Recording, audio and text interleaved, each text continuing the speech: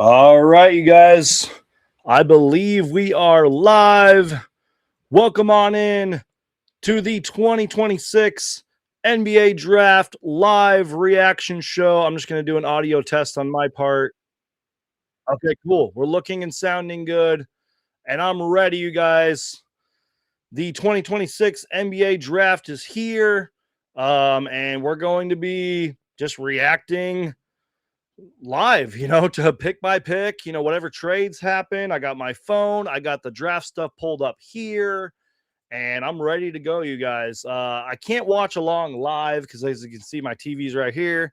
And believe it or not, you can get copyrighted for that, which I think's a little silly. But yeah, so we're just going to be live, you guys, reacting, talking. There's so much to talk about, like, the Giannis trade, the Julius Randle trade, what the Suns are up to, all the picks. So strap in, you guys. This is going to be a long show.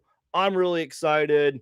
Like I said, we have so much to talk about. I'll be reacting to your guys' chat questions and comments too. But before we get into that, I meant to post this on my Instagram earlier. I'll probably do it while I'm live. But I got some Starbucks because, yeah, I'm going to need some caffeine for this. But don't worry, you guys. I got more. I got, sorry, I meant to show this earlier. I got water and electrolytes. And like I said, I got my Starbucks. I'm caffeinated. I had a little bit of a power nap earlier. I had breakfast. I had lunch. I am ready to go, you guys. So cheers to the 2026 NBA Draft. Cheers.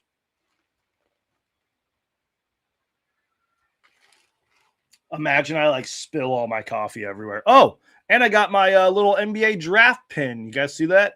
So I'm so ready for this, you guys. I'm ready. I'm caffeinated. I'm hydrated. I'm full. I'm blessed. I'm happy. And I'm ready. Brian, you're a real one. Yeah, I should have gotten some Sprite. I don't have any Sprite currently, but I do have this Phoenix Suns Sprite can. So, yeah, Sprite, if you're watching, please sponsor me because I have this. And I used to drink, I still kind of do, but I used to drink Sprite all the time while doing these live shows. So, yeah. It's time, you guys. The NBA Draft is here. I'm ready. I'm excited. Let's freaking go. And the Washington Wizards are on the clock, you guys. Remember, there might be a little bit of a delay because I'm not technically watching live. You know what I mean? But still, so excited to be reacting to everything. And the fact that you guys are watching me live do this means a lot because there's a lot of great draft shows that are currently on right now with a lot of people who are a lot smarter than me.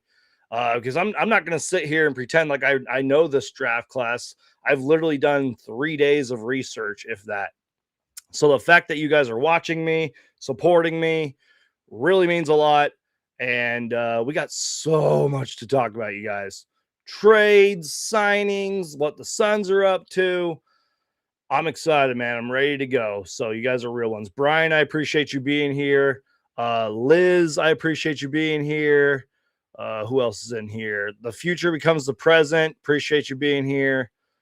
And JSJ, appreciate you. And you guys are real ones, man.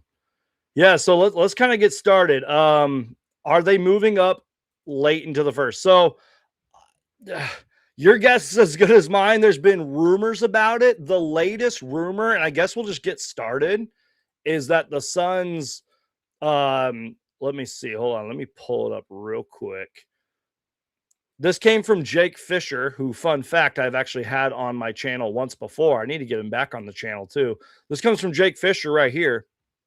And it says the Suns would target Arizona's KOA PEAT if they trade into the first round, per Jake Fisher. And I trust Jake Fisher's reporting. Like I said, he's a great reporter. He's a nice guy. He's been on my channel. And the timing of this is interesting because a lot of insiders like Mike Scotto from Hoops Hype, Jake Fisher, I'm sure Mark Stein, a lot of those guys drop their intel and stuff kind of closer to the draft. And this came out at 1:30 Arizona time. So, and it's currently 5 o'clock Arizona time. So it's we'll have to see, you guys. The Suns could make some trades. I got the Shams noties and everything ready to go. Yeah, But the Wizards are on the clock, you guys. And I think it's probably going to be AJ DeBonsa, but it wouldn't shock me if it's Darren Peterson. The clock, I'm just going to share my screen. I'm on the ESPN thing. We can always change that if you guys don't like this. I can zoom in, but you can see the clock going down. The Washington Wizards are about to make their pick. So it's probably going to be AJ DeBonsa or Darren Peterson. I'd be shocked if it's Cam Boozer, and Cam Boozer's a really good player. I think maybe a lot of these guys are going to be like all-stars, great starters in the league, great role players. But Cam Boozer could kind of be like the safe pick. And I mean that for like long-term. Like I feel like he's just going to be a long-term great starter in this league. But like AJ DeBonsa is probably going to be a superstar. Darren Peterson's probably going to be a superstar all-star. You know what I mean? So we'll have to see. But the Wizards are on the clock, you guys. And this show is already off to a great start. Let me know if we're looking and sounding good. I would really appreciate that. And I'm so excited, you guys. Again, this is just kind of a chill, relaxing, like we're just kicking back, answering questions, reacting to the chat, reacting to all the trades and everything. And it's going to be a fun show. I'm checking my phone. Also, you guys, I might be going live later on TikTok as well. Because I do have a TikTok. It's down on the ticker if you guys want to follow me, but just search Suns Geek and you'll find me. And yeah, so I'm really excited, you guys. Can you guys hear me okay if I like put the mic down a little bit right here? Yeah. I'll make sure to highlight some questions too, so that way I don't miss anything. Oops. Some questions I'll try to answer later, but yeah, we'll get to the Devin Booker jersey stuff and all that. We already talked about if they're going to move up. I really don't know. And I don't know who I want the Suns to pick. I've seen some names here and there. And I don't mean to sound negative, but I'm just even if we draft somebody at 47, because the Suns have the 47th pick, I'm just I don't know where the minutes are going to be for that player. I really don't know. I really don't know. Yeah, I'm doing well, Brian. It's been a really great day. I have a draft day vlog, and I put that in quotations, vlog coming out later. It's just been such a fun, great day today. I'm very blessed. I'm very thankful, and I appreciate you guys. Adrian, appreciate you being here, man. Thank you guys for letting me know we're looking and sounding good as well. Appreciate you guys. Let me know what you guys are eating or drinking in the chat. Like I said, I got some Starbucks. I need my caffeine. I got 2 shots of espresso in here. I got my electrolyte water. And yeah, we're doing good, you guys. We're good, man. We're good.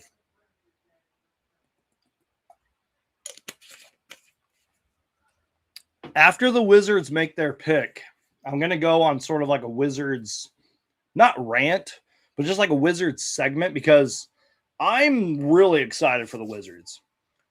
All right, guys, the pick is in. Hold on, let's see. Again, you guys, it's kind of on a little bit of a delay because I'm just reacting. I can't really watch it live on TV because I'll get copyrighted. I should have moved my TV over here or something, but even then maybe I can pull it up here somehow. I don't know. Yeah, let me know what you guys are eating for dinner too. I had kind of a big lunch and I had some breakfast, but might do some kind of dinner later as well. Let me know how everybody's doing in the chat. Yeah, bro, it's so hot here in Phoenix, man. I went to Fry's earlier, and it's right down the road from my house. And just walking from the parking lot to inside the store was just oh, it was so brutal, man. All right, you guys, the pick is in. And the Washington Wizards. Wait, I got to do this again. I got to do this full screen. I got to do my Adam Silver impression. Ready? With the first pick in the 2026 NBA draft, the Washington Wizards select AJ DeBonsa out of BYU or Brigham Young University. AJ DeBonsa is the #1 pick, you guys. Breaking news, AJ DeBonsa is the #1 pick going to a Washington Wizards team who, I'm really excited about. like I said, after the pick, which it was just picked, I'm going to talk about the Wizards because I feel like that's rightfully so. You guys, I'm telling you, I really think this Washington Wizards team is going to be a lot of fun next year. I'm not saying they're going to make the playoffs. I'm not saying they're going to win a championship in 5 years.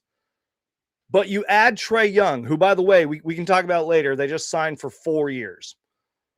He got a huge contract too. I think it was like $228 million or something. So you got Trae Young. And like, in all fairness, they didn't even really trade that much to get Trae Young, in my opinion. So you get Trae Young. You have guys like, what's his name? Keyshawn Johnson. I totally butchered that. We'll get back to it. But you have a stacked roster of young talent.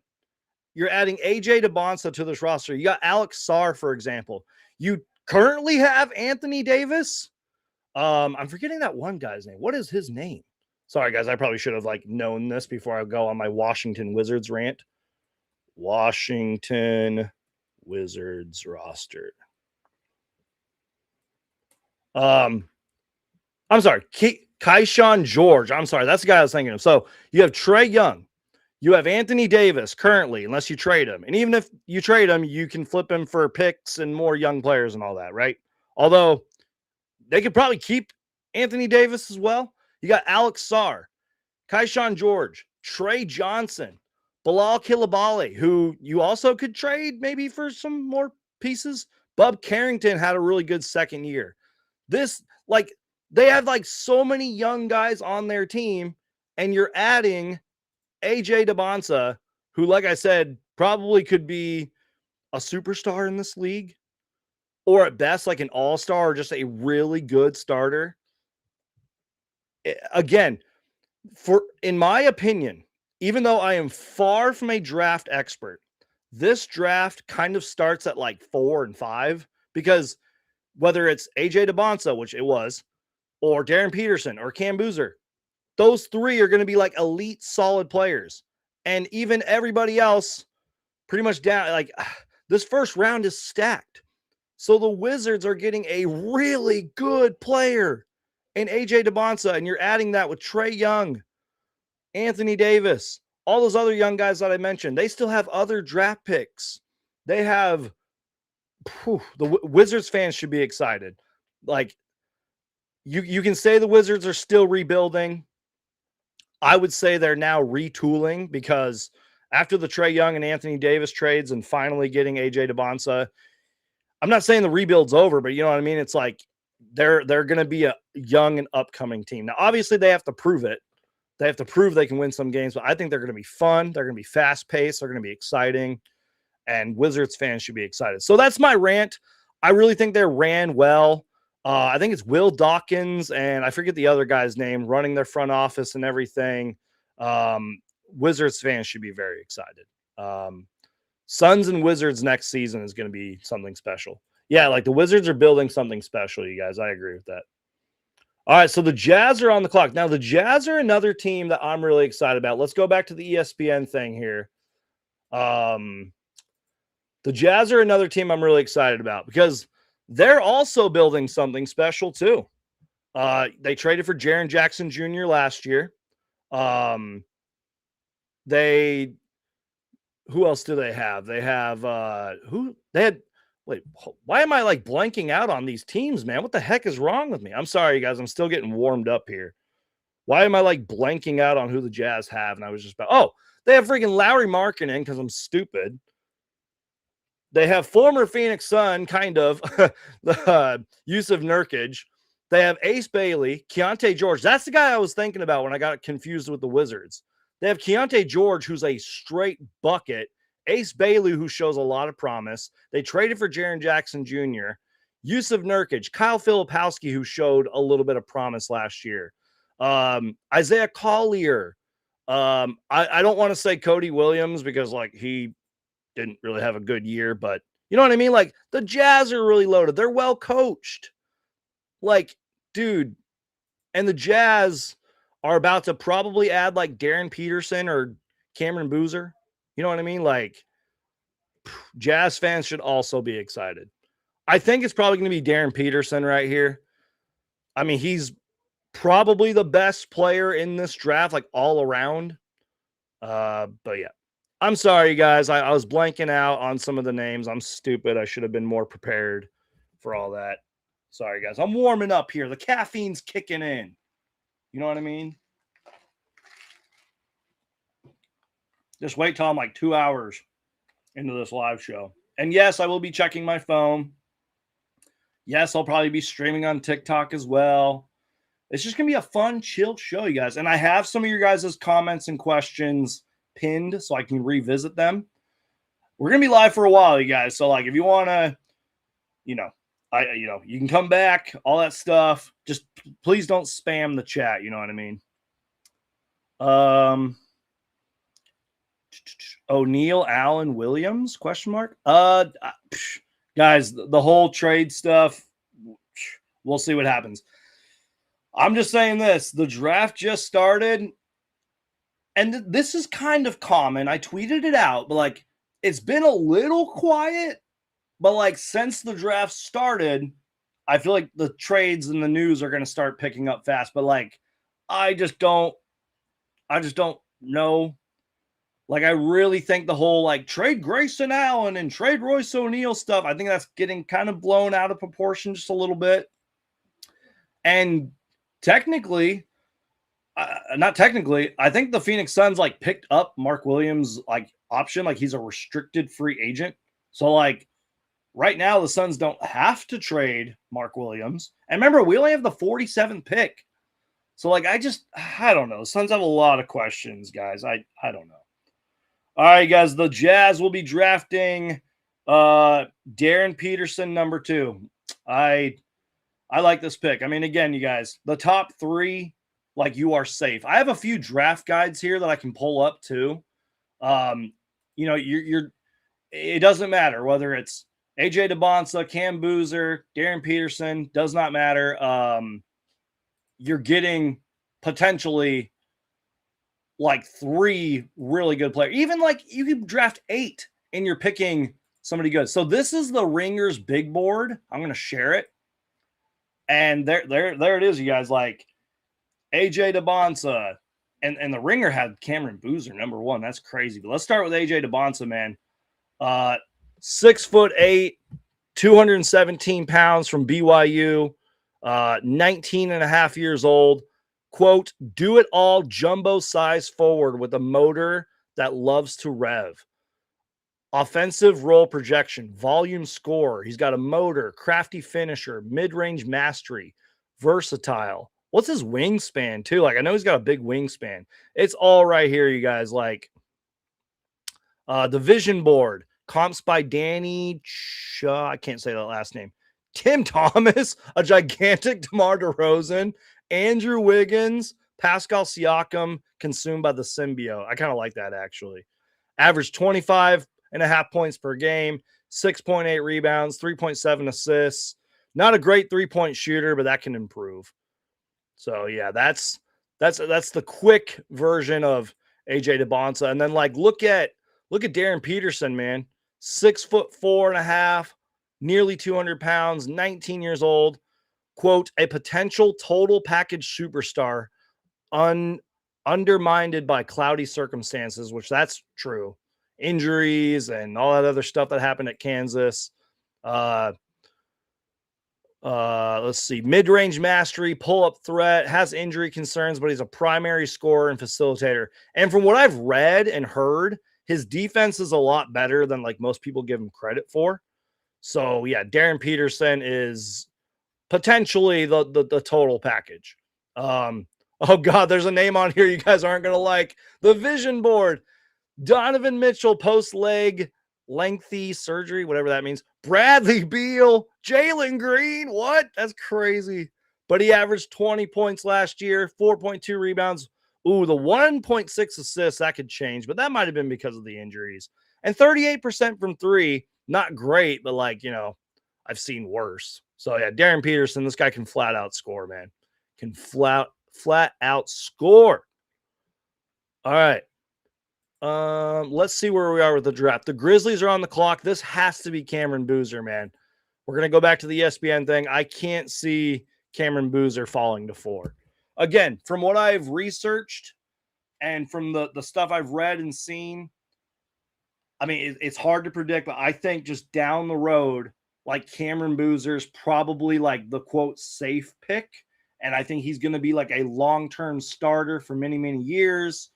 Probably will be an all-star. And Memphis should be good here. Like, you know, Memphis truly is in a rebuild. Whether you trade Ja Morant or not, I think Memphis is in a rebuild, but they have a lot of young, exciting talent. And they should definitely be excited too, you guys. Yeah, if I have another coffee, I'm going to go on like 20, 30 rants. So just to recap, you guys, pick number 1 goes to the Washington Wizards, and they get AJ DeBonsa. Pick number 2 goes to the Utah Jazz. They get Darren Peterson. Both of those teams should be very excited. They should be thrilled with their young cores and the potential that they all have. And both of those teams are going to be fun and exciting to watch next season. Same thing with the Grizzlies too, man.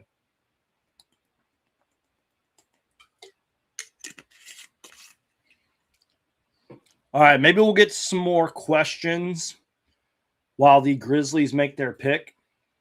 That way it's not too backed up.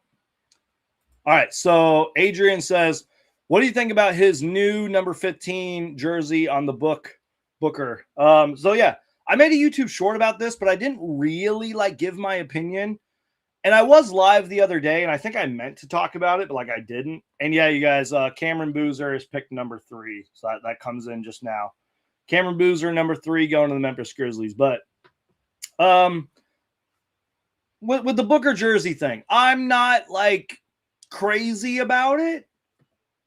It would have been cool to like see Devin Booker stay number 1, because he is like, you know, he's been the number 1 player for many, many years for the Phoenix Suns now. He's been the Suns' best player for many, many years now. He's our all-time leading scorer. Whole bunch of other records, blah, blah, blah. And I know he's never won an MVP like Steve Nash did, blah, blah, blah. But, like, he's one of the greatest Phoenix Suns players of all time. It would have been cool to, because, like, I truly believe that Devin Booker will be a Phoenix Sun for many, many years. So, it would have been cool to see him, like, finish out his career wearing the number 1. But, like, you know, the Suns released, like, that video, and, you know, he's honoring his dad. He's honoring his Olympic number, et cetera, et cetera. Like, the whole quote where he's like, I've been chasing 15 my whole career. That's great. And, you know, there's the Kobe Bryant stuff, too. Like, Kobe Bryant did it 10 years later in his career. I get it. But at the end of the day, man, does a jersey number matters, but, like, does it really matter in the grand scheme of things? As long as Devin Booker can lead us to a championship and play his entire career with the Phoenix Suns, Devin Booker could wear jersey number 99 for all I care. Who cares? As long as he wins us a championship and becomes the greatest Phoenix Sun of all time. So, yeah, that's just my opinion. I don't know. Let me know what you guys think about it. So, yeah, Cameron Boozer is going number 3 to the Memphis Grizzlies. Yeah, Sean says, why are people wanting to trade Royce and Grayson? I'm glad you said this, man.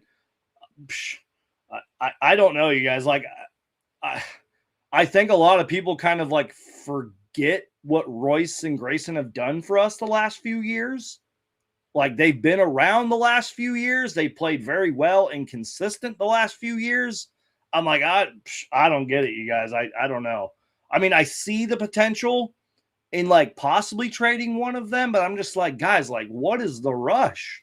Like, I don't know. Like, I'm going to keep this comment because I just really don't know, you guys. All right, let's see. Cam Johnson, baby. Yeah, I don't know if Cam Johnson's coming to the Phoenix Suns. That'd be cool to get him back, but yeah.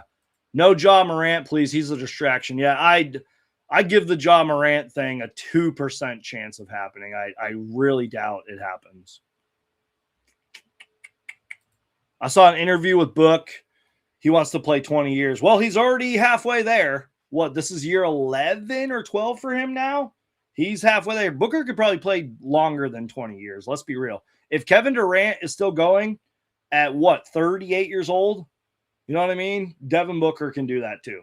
James Harden is getting up there. Chris Paul played a long time. Like, Devin Booker can play more than 20 years. All right, the Chicago Bulls. Eventually I'm going to get my guy Super Mario Hoops on here, who's a real Bulls fan, has a lot more insight and intelligence when it comes to the Bulls than I do. The Bulls are another team that should be excited, you guys, because they finally got rid of their GM or president of basketball ops. They got a new head coach. They traded away a bunch of their old guys, and they're like starting fresh. They got Montes Buzelis, maybe Josh Giddey if they keep him. They're going to probably draft one of these two guys, Caleb Wilson or Keaton Wagler or somebody right now, literally in the next 2 minutes. They have, I think, 4 picks. They have 2 in the first round and 2 in the second round. Like, Bulls fans should be excited too, you guys. Let me know if we're still looking and sounding good as well. I'm going to do a quick little check on my end. Okay, cool. We're looking and sounding good. We're good, you guys. Oh, man. Yeah, this is going to be a fun show, you guys. We got lots to talk about. By the way, we got like 11 people in here. So just crush that like button. Seriously, Hulk smash that like button. Just crush your micro. Oh, man, the coffee's kicking in. The coffee's kicking in, you guys. Just crush that like button right now, you guys. Even if you're watching from your phone, just crush that like button and do me a favor because it really does help you guys. I don't know if you guys understand. Like, it really helps us content creators, including myself, when you share the show. Click that share button. Tweet it out to your followers. Share it on Instagram. Like, take a picture or something. Tag me. Do something. It really helps. Please, I beg you. I don't beg you guys, but it really helps you guys. I'm sorry. The coffee's kicking in, man. Giddy ? Yeah. I wasn't crazy about this because, like, I remember like a month ago, it came out of like nowhere. And I was like, no, that rumor's probably just fake. But then, like, we had some recent reporting, and I talked about it last live show, where I was like, oh, this Giddy stuff could be really real-ish. But then John Gamador shot it down, and I feel like it's been quiet ever since. It's not impossible, but I think it's unlikely. Hey, Mug, I appreciate you, man. Thanks for being here, bro. What's up, Geek? Not much, man. The Chicago Bulls just picked Caleb Wilson at number 4. And this is another player, man, who could be really, really good. I'm telling you guys, like, from the very little research I've done, and I'm not a college basketball guy, I'm not a draft expert, but from the little research I've done, trust me when I say this could be a loaded draft class. Like, guys that are like late in the draft could be like not stars, but like starters for many, many years in this league. Like, this could potentially be one of the deeper draft classes in a very long time. Hopefully that's the case. And that's why I'm like, I don't know if we're going to see many trades, because I had a tweet, and I can pull it up. I had a tweet where I looked at every team's draft picks, like whether you have like 3 picks or more, or if you have 2 picks. And I'm just going to share it real quick while we wait for the Los Angeles Clippers selection. This should be an interesting pick, by the way. This is kind of where the draft starts, in my opinion. Pick number 5, the Clippers. But look at this, you guys. And I have a whole point to this. The teams with 3 picks or more, like I mentioned, the Bulls have 4. 2 in the first round, 2 in the second round. The Spurs, who just made the NBA Finals, have 4 freaking picks in this draft. And then, like, the Wizards, Grizzlies, Kings, Hawks, Mavericks, they all have 3 picks. And then I have a follow-up tweet. OKC, who made it to Game 7 of the Western Conference Finals, has 3 picks in this year's draft. Brooklyn, the Clippers, all have 3 picks or more. And my point being is, if this were like just kind of your average draft class, I feel like a lot of teams would probably package these picks, and we could still see that. There still could be a lot of trades.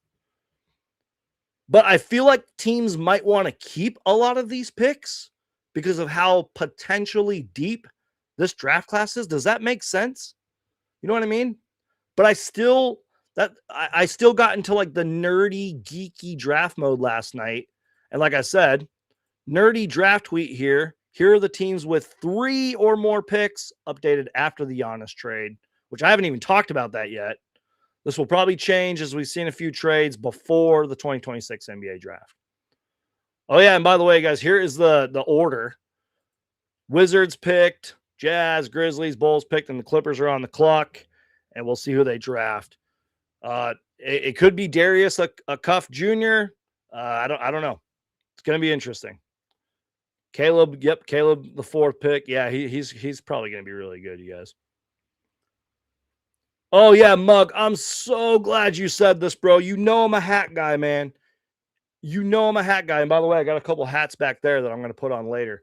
Man, I don't know what they were thinking with the hats this year. And no disrespect, if you're a fan of this hat, that's great. I'll probably pull it up and we'll react to it live because this is a live reaction show, you guys. But as a lover of hats, as somebody who has paid a lot of money for hats, like NBA basketball hats, I'll pull one up right here. Probably one of my favorites. As somebody who loves to wear hats and buys them and has spent a lot of money on hats, when I saw the draft hat this year, man, I was like, that's not it at all. That's not good. Let me just go to like Fanatics or something or Lids. The draft hats this year are not good. Maybe they look cooler in person. I don't know. But hold on. Let's see. Let's type in NBA draft. We're literally going to do this on the fly, you guys, because that's what we do on this channel, man. Oh, man, I'm not feeling it. Let's go to the Suns version. I don't know what they were thinking, man. Hold on. Let's see. Hats. Boom. I mean, I literally have to scroll down to find it, so that's probably not a good sign. Do the Suns even have a draft hat? Are they even going to make a pick this year? Here it is. Damn, $58? Okay, hold on. As the Bulls, no, not the Bulls, as the Clippers make their pick, the Clippers are still on the clock. What the heck, man? Yeah, the Clippers are on the clock. They got 2 minutes left. But yeah, thank you, Mug, for pulling this up. Welcome to Suns Geek, where we blah, blah, blah. I can't talk. Welcome to Suns Geek, where I can't talk. I forget the names of role players on lottery teams. And welcome to Suns Geek, where we react to NBA draft hats. Anyways, like I'm trying to say, I'm on Fanatics. I'm going to share my screen right now. This is this year's draft hat, you guys. I'm not feeling it, man. I mean, look at that. $58? And I'll show some different angles of it. It's got the little like connecting, what is that, like a chain or a necklace on the side? The pin's kind of cool. Speaking of the pin, I have a similar pin like that. I don't know if you guys can see that you can put on your shirt.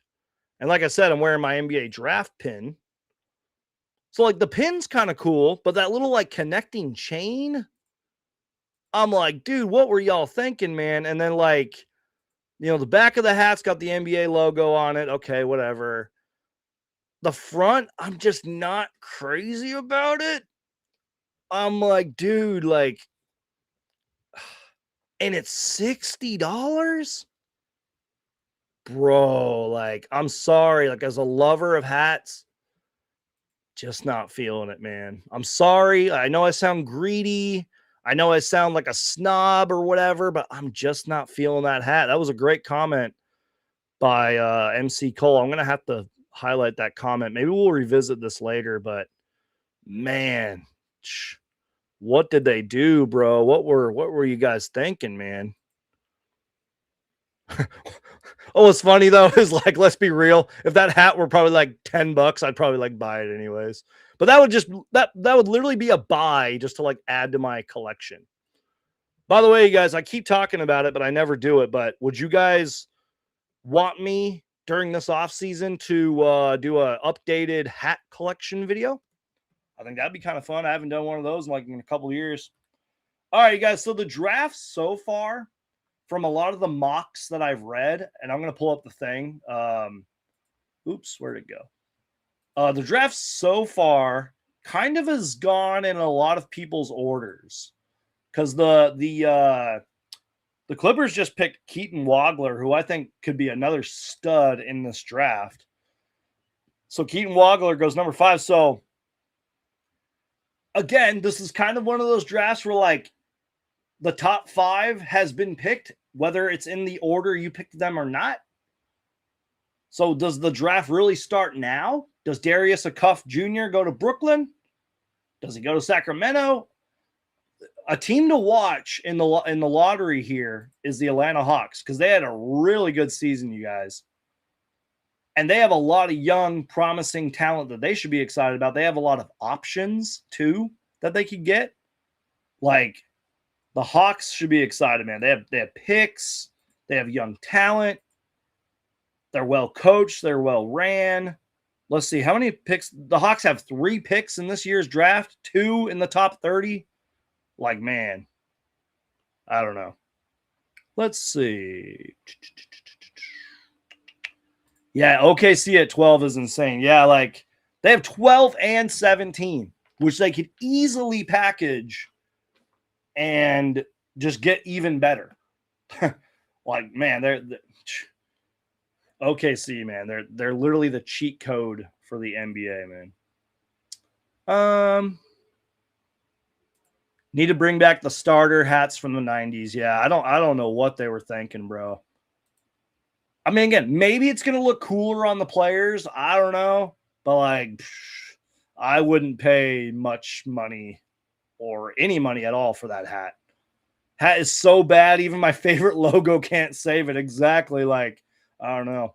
Thanks, Adrian. I appreciate it, man. Yeah, I'm rocking my Steve Nash 1996 draft shirt. As you can see right here, he's on the phone, thumbs up. I got my draft pin as well. Oops, on this side, I got my draft pin. Suns trading up, Geek. I don't know, man. We've heard some things. It's kind of felt like the same rumor for a while. Again, right now, and I kind of talked about this earlier, not much is really going on in terms of trades. Like, there's a lot of rumors. I'm sure a lot of people are on the phones literally right now calling and trying to swap picks and all that. And of course somebody's doing yard work during the freaking draft stream. But yeah, I don't know, man. Sorry if you guys can, I don't know if you guys can hear that or not. Someone's doing yard work. Come on, man. We're in Arizona. It's like 1,000,000 degrees outside. Why are you doing yard work right now? Come on, man. Sorry. Starters hats had the right look and fit with smaller crowns. Yep, you guys know your hats, man. All right, what are the Brooklyn Nets going to do? They got 2 minutes and 30 seconds to pick. Is this going to be Darius Acuff Jr., Mikal Brown Jr., somebody else that we're not thinking of? I don't know.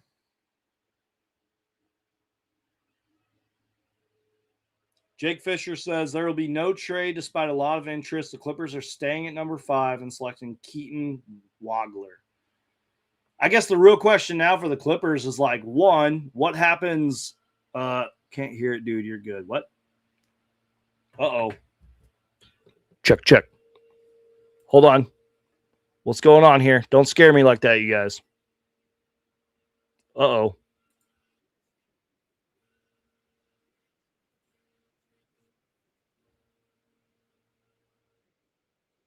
Okay. I don't know what's going on. Sorry. We good? Check. All right. Anyways, what was I talking about? Oh, yeah, the Clippers. So, there's that whole Kawhi Leonard, like, investigation stuff. So, one, what happens with that? 2, are they going to trade? Oh, yeah, I'm sorry, Mug. My bad. I'm stupid. He says the yard work. I'm sorry. I'm so stupid, you guys. That coffee's already getting to me. But yeah, so what happens with the Kawhi thing? What happens with Kawhi Leonard? Do you trade him? Because the Clippers are kind of like rebuilding, kind of. You still have Darius Garland and some other young talent like Ben Mathurin, but like, what do the Clippers do? They get Keaton Wagler, could be a very promising, really good player. But like, I don't know, you guys. I don't know what the Clippers are going to do. Cole says, would you be mad if we traded Ryan Dunn and Grayson Geek? No disrespect to Ryan Dunn. I'd be a little madder. Not really mad. I mean, one, I would have to see the trade. I would have to see the trade first. But I would be a little madder if we traded Grayson Allen, because I think Ryan Dunn, no disrespect to him, I think is, I mean, look, he's going on to year 3. Let's say the Suns don't trade him. Let's say he comes back and he plays really well. Great. The Suns have a versatile wing for the foreseeable future, along with Rasheer Fleming and whoever else we have, right? Great. But like, Ryan Dunn just really wasn't that good this year. And I'm not trying to pick on him. I'm not trying to scapegoat him or anything, but he just wasn't that good. Is he on a good contract? Yes. He's on his rookie deal and all that. Does he seem like a good guy? Yes. But like, I think we drafted Rasheer Fleming for a reason. So again, I would have to see the trade. I'm reacting to MC Cole's question. I would have to see the trade if we traded Ryan Dunn and Grayson Allen, but I don't know, you guys. I really don't know. I think I'd just be a little madder if we did trade Grayson, because I think Grayson has been spectacular the last 2 years. Been one of our better leaders, one of our better consistent players, can shoot the skin off of the ball, great three-point shooter, helped win us a lot of games, has never once said he wants to be traded. So, yeah, I don't know, you guys. Again, I would have to see the deal, though. Win or lose, Suns Geek, you already know. Yep, win or lose, Phoenix Suns for life. I'm not kidding. The Suns could go 0-82 next year, and I would still be doing these videos, still be doing, content, still be a huge Phoenix Suns fan, you guys. I'd be rocking Suns gear. I'd probably be doing a bunch of rants and be mad all the time. But the Suns could go 0-82, and I would still be a huge Suns fan. Win or lose, Suns for life, baby. Let's go. No, Mug, that's my fault. I'm stupid. You said you can't hear the yard work. That's my bad, you guys. Sorry. I thought you guys were able to hear it. Yep. I'm also okay with trading Williams, I think. That's funny. Yeah, the Mark Williams stuff, I'm just kind of like, he was good for us last year too. Let's not forget about him. But like, again, I won't be shocked if we trade him. But I don't know. You guys are too harsh on Grayson Allen, man. You guys are funny. KTAR also reported the Suns targeting KOA PEAT. Is that how you say his name? KOA PEAT from U of A. Speaking of U of A, Braden Burries is probably going to go top 10, top 15, and he could be a really good player. But yeah, KOA PEAT. It'd be cool if somehow the Suns either trade up and KOA PEAT lands to us. That'd be great. The U of A connection and all of that, the Arizona connection, that'd be awesome. I don't know, you guys, but that's kind of why we're live too. Like, what if we're like at pick 20 or something, or pick 22, and all of a sudden it's like, oh, the Suns have made a trade. They're trading into the top. They'll get the 28th or 29th pick. That'd be insane. Because if the last 2 years have shown us anything, it's that the Suns are going to make a trade or trades and trade up. They could trade higher up into the second round. Remember, pick 47, it's kind of like in the middle. The Suns could trade up into tomorrow's draft. And if they do, I'll probably be live again. So, yeah, I don't know, you guys. Let's get back to the draft board. The Brooklyn Nets selected Mikael Brown Jr., and there's still a lot of good players on this draft board, you guys. Darius Acuff Jr., Kingston Flemings. I think his name's Ade Maya. he seems like a really good player. Man, there's a lot of. Let's go back to our draft board here from the Ringer. Let's see who's still available. Braden Burries is available, like I said, from U of A. He probably won't be picked next. Kingston Flemings, Yaxel, what's his name? Lendenborg from Michigan. I'm just going to share my screen so you guys can see what I'm looking at. Darius Acuff Jr. I've heard good things about Jaden Quaintance, although I think somebody recently said his stock was falling. He kind of looks like Kevon Looney with that hair and everything. Heinz Steinbach has some promise. Mortz Johnson. What's his name? Labarion Phil. I can't say that name, man. These guys have hard names to pronounce. Cameron Carr, I've heard good things about. Nate Emmett. Man, there's just a lot of talent on here. So the Ringer, and I have some other draft things that we can look at, but the Ringer has KOA PEAT at 23. But we have other, sources that we can look at. Oh, and speaking of the sources, you guys, holy cow. SUNS Twitter, man, never disappoints, brothers. There's always drama, and there's like every day there's somebody new who's like a new inside reporter, and there's drama between media members. I'm like, dude, like, what is going on, bro? Like, that's why, like, I've never, at least not to my memory, I don't think I've ever once claimed that I've had inside information, or I'm hearing this, or my sources are telling me this. Like, sometimes I'll have other people tell me certain things, but it's from people that they've heard it from. It's like a rumor, But even then, it's not like anything huge. It's not like I'm like, oh, I'm SUNS Geek and I have all this inside information. You guys should all follow me. No way, man.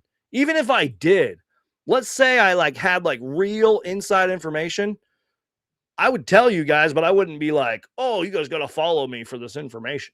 No, I'd just be like, hey, this is what I heard. I got a text message, or this one dude told me this. All right, so The Athletic has KOA PEAT going 16. Holy cow. Developmental swings. Check this out, you guys. This is from The Athletic. KOA PEAT. The jump shot is a concern, but he's a proven winner who will do whatever his team needs. 6'7", 245 pounds. That's the thing, you guys. I'm like, is KOA PEAT even going to fall that far? I'm like, dude, I don't know, man. I just really don't know. All right, let's see. Ooh, Sacramento getting Darius Acuff Jr. There's a lot of really good comparisons with Darius Acuff Jr. This is one of the more exciting players. Like, he could be a straight up scoring combo point guard for many, many years. I've heard and seen so many good things on Darius Acuff Jr. and the Sacramento Kings get him at 7. Oh, man, and don't get me started on the Kings, you guys. They are a wreck. Just trade Domantas Sabonis already. Trade DeMar DeRozan. Just completely rebuild, which they kind of are. Like, you get Darius Acuff Jr., probably could be a star in this league. You can kind of build around him. Keegan Murray. What's his name? That dude they drafted last year who made the all-second rookie team. I'm forgetting his name, but dude, they're a wreck right now, man. You know how we were talking about the Bulls earlier and how they got rid of their front office people and got a new coach? That's what the Kings need to do, man. They just need a full-on reset, dude. Michael says, Geek, did you enjoy the $2 hot dogs at the Suns game you went to this year? So I went to a few games. I was pretty fortunate and thankful to go to a few games. But I actually didn't do the $2 hot dog deal. What I might do this upcoming season is go there and film a video, get the popcorn, get all that. I think the only $2 thing I got there was water, because it kind of comes in a can like this, a little smaller, which is cool. But it's a little smaller than this. But you get the water. I might have gotten the popcorn. I usually get other food when I'm there because they do have some really good restaurants and stuff in there. So yeah, I don't know. I haven't actually tried it. But before that $2 hot dog thing, back in the day, I used to get a hot dog and it was pretty good. But yeah, I don't know. I don't know. Let me know if you guys have tried the $2 hot dog at the Suns games. I have not. Not yet, anyways. OKC is already set. They don't need pick number 12. For real, man. Yeah, OKC. Sam Presti, if you're listening, bro. Sam Presti, do me a favor, bro. Just call me right now. We'll work out a deal for pick number 12. You know what, Sam Presti? Just give us 17 as well, bro. You guys don't need it. You guys made it to game 7 of the finals. You guys won a championship last year. Just you call me. I'll call Matt Ishbia. We'll work out a deal, and we can get picks 12 and 17. You guys don't need pick 12, man. You guys are good. I was hoping the Suns traded Jalen Green for Ja Morant plus pick number 3 and 1 or 2 first-round picks. No, that's not happening. Even if the Memphis Grizzlies were like, "Oh God, we can't stand Ja Morant. Get him off our team right now." That would never happen. They're not doing that, man. They're not doing that. What position do we all want/need to fill? Is Gillespie going to be the starting point guard? That's a great question. Yeah, I love that question. I'm going to pin that question. I don't really know.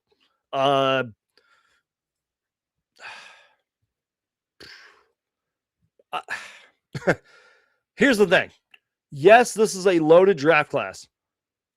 But, like, are we really going to, like, draft a point guard and be like, hey, you're going to start over Colin Gillespie?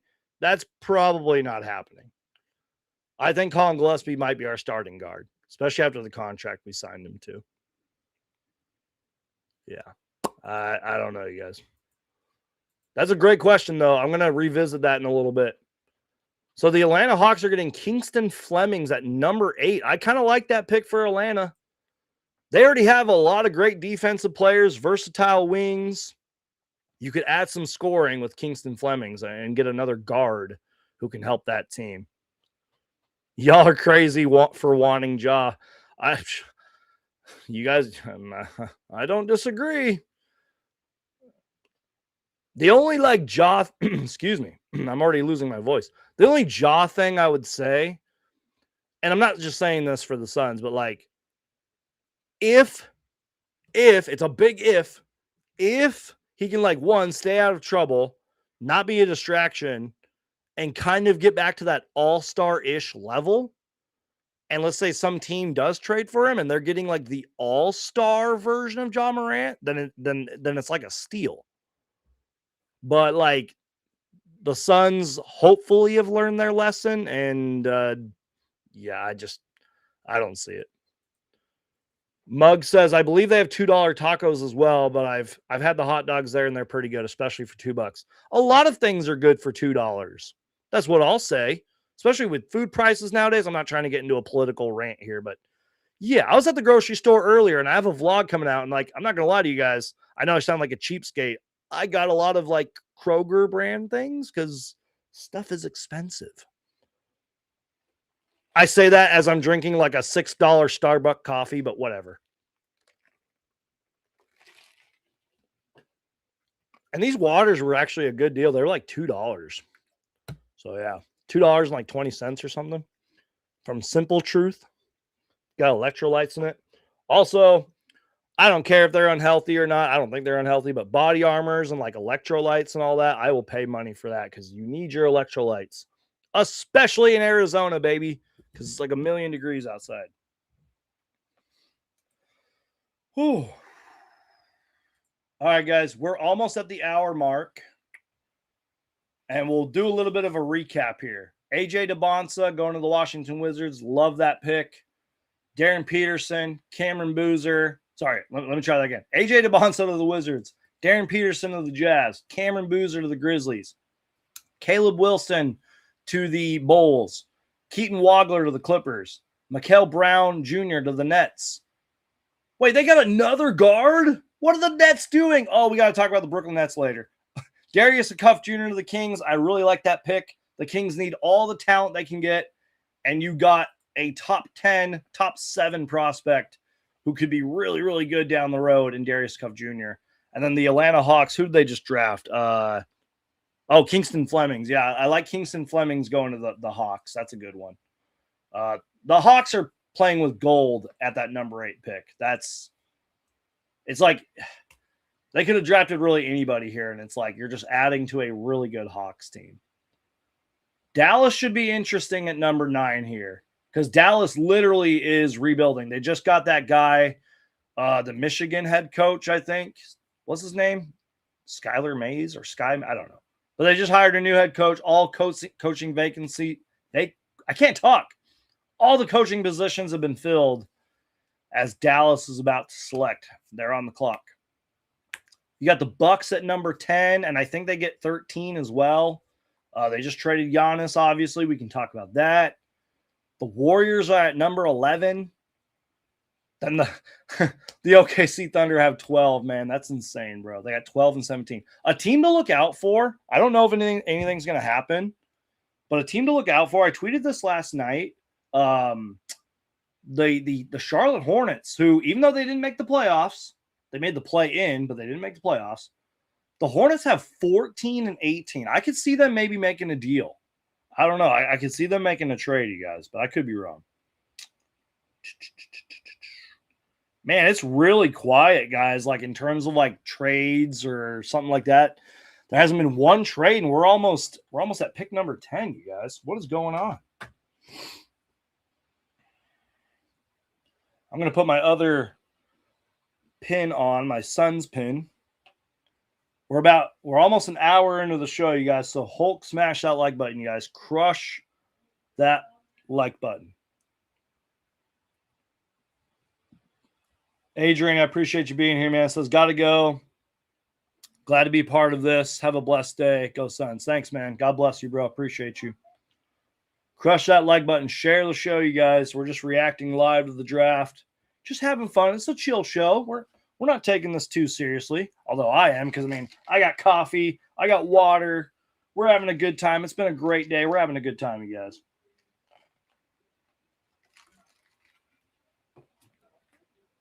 Speaking of water, I need more water.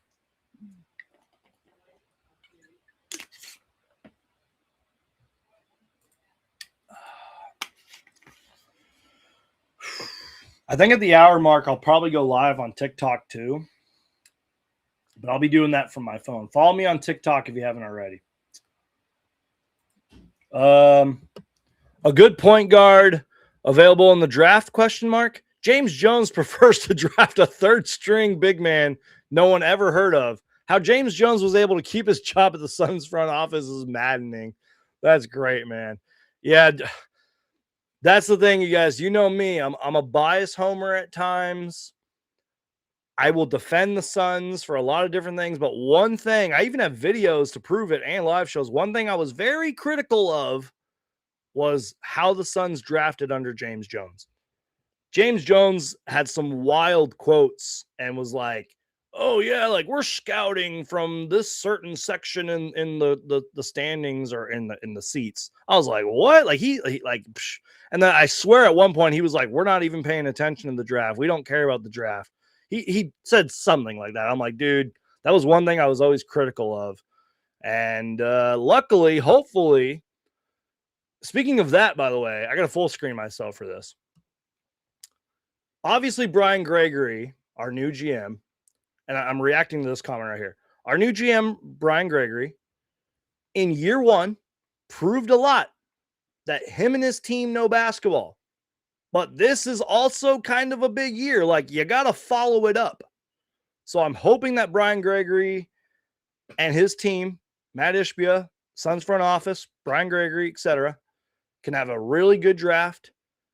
Obviously, the offseason's off to a good start. I mean, Colin Gillespie and Jordan Goodwin are on great deals, are on great contracts.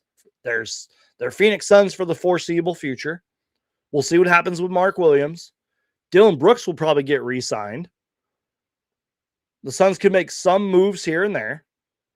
So my point being is, like, you look at this comment right here, how James Jones did things in terms of the draft, which was not good at all. Hopefully Brian Gregory and his front office and Matt Ishbia can continue some of that magic and have a follow-up good, second off season. Because it's their second off season. At least Brian Gregory's second off season, All right, you guys, we are at the 1 hour mark. So do me a huge favor. Hulk smash that like button. We just crushed it. 1 hour in, crush that like button. Hulk smash that like button. And make sure to subscribe if you aren't already. We just hit the 1 hour mark. Do me a huge favor. Hulk smash that like button. Share the show. We're going to be going live for like a couple more hours, if not longer, because we're barely at pick 10.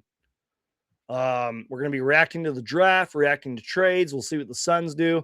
But I do want to play the sponsor of this live show, Learn a Note. Make sure to check out Learn a Note, and let's hear from our sponsor. Want to learn piano notes faster and actually remember them? Then it's time for Learn a Note, the powerful, easy-to-use app designed for piano beginners, music students, teachers, and anyone ready to build real note-reading skills. With Learn a Note, you can practice treble clef, bass clef, or both with random note exercises that train your brain for true recognition, not simple memorization. Play using the on-screen keyboard or connect a USB or Bluetooth MIDI keyboard for real hands-on practice. Get instant visual feedback. Turn hints on or off. Track session stats, lifetime progress, first try accuracy, and the notes that need more work. Perfect for home practice, classroom teaching, sight reading, adult learners, and kids learning the fundamentals of piano. See the note, find the key, build the skill, gain the confidence. Learn a Note. Simple, visual, effective piano note learning.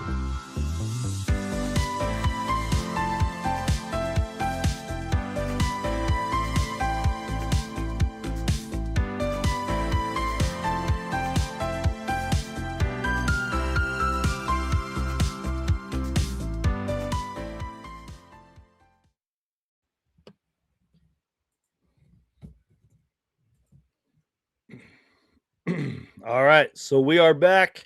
Make sure to check out the sponsor of this live show, Learn a Note. Links down below in the description. Go check out Learn a Note for the price of a cup of coffee in the App Store. So while we were gone, you guys, the Dallas Mavericks, and it was Dusty May. I hope I said his name right. Dusty May is the new head coach of the Dallas Mavericks. I think he just agreed to the contract. Was it yesterday or this morning or whatever? That was Micah Nori, I believe, with the Blazers. But yeah, new head coach Dusty May from Michigan is getting his former player forward, Morris Johnson Jr. from Michigan. That's awesome. That's a great thing to be walking into. Oh, and he's got Cooper Flagg from Duke, who was the rookie of the year. And the Mavericks have a lot of things they can figure out too. Like, do you keep Kyrie Irving? Do you trade him? The Mavs are in a full-on rebuild, man. But they got to be excited. They have some options too. And they're getting a new head coach who just won the national championship. A player from that championship team, Cooper Flagg. They could probably trade away some of their older guys. Like, the Mavs are good. And the Mavericks, by the way, have 2 more picks after this. They have picks 30 and 48. And I cannot say it enough, you guys. You're going to get sick of me saying it. I love the draft being 2 days. I love it. Because you can make your day one draft moves, which hopefully you planned in advance and you had backup plans, contingency plans. But you can literally the draft will end at whatever time it is. And you can literally go home and sleep and then see what happens during the day. And then the draft starts at 5. You can make some moves before, during, and even sometimes after. I love the draft being 2 days, you guys. Gives teams time to process more and look at more film and get to know these guys just a little bit better. You know what I mean? That's just my opinion anyways. If they would have extended it to 3 days, that probably would have been a little bit of an overkill, but So yeah,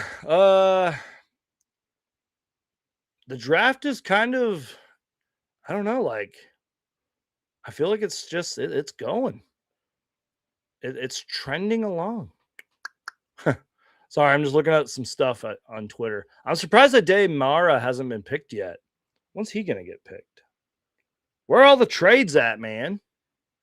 I know this isn't like the NBA trade deadline, but like where's the trades at? We had like a whole bunch of trades before. And it's like, I don't know, man. So yeah, maybe while these like picks are rolling in, we can talk about like the Giannis trade. We can talk about the Julius Randle trade. We can talk about all the other NBA news. We had a busy week in the NBA, man. Busy week. We can talk about what the Suns are doing, although the Suns aren't really doing much, at least right now.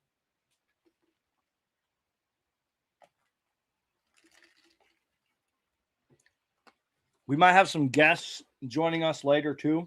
Sorry, I'm chewing on some an ice cube. But we might have some guests joining us later too, because I'll need a break from all the talking that I'm doing.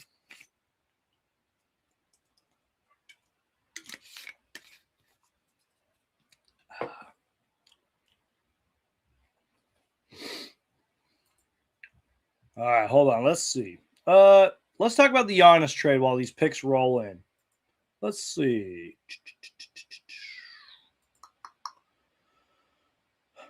Sorry, guys. Let me just pull this up. Boom. Here we go. So, yeah, this happened late last night. I believe it was like around 12 Arizona time, so like midnight. Giannis Antetokounmpo got traded last night. Oh, there's our first U of A product too, you guys. Hold on. Braden Burries. Braden Burries is going to the Milwaukee Bucks, who have a whole bunch of young talent. So I guess the Giannis topic is kind of perfect timing because the Bucks just made their pick. And again, I know a lot of people have a lot of different thoughts and opinions on the Giannis trade. I'm not crazy about it, but as you can see, sources, the Milwaukee Bucks will be selecting Braden Burries out of the University of Arizona with the number 10 overall pick. And speaking of Braden Burries and the Milwaukee Bucks, and Braden Burries going to a young, rebuilding talent, well, I don't know about talented, but potentially talented team. Look at this trade that happened late last night, you guys. Blockbuster. The Milwaukee Bucks are trading franchise icon, and he really was an icon, you guys, Giannis Antetokounmpo and Bobby Portis to the Miami Heat. And trust me, you guys, the Bucks got a haul, and I mean a haul. They got Tyler Hero, who had a really good season. You know, he was an all-star, good player, good scorer in this league. I think he won the three-point contest too. Kel Ware, who was drafted a couple years ago, I believe. A lot of talent. You know, he's a promising big man in this league. He's got good size. He's athletic. Jaime Jaquez, who I don't know if he won Sixth Man of the Year, but like he's a Sixth Man of the Year like candidate a lot. Probably not anymore because he'll probably be starting. Yakachonis, who has a lot of promise and potential. And not just that, you guys. They got 3, count them, 3 first-round picks.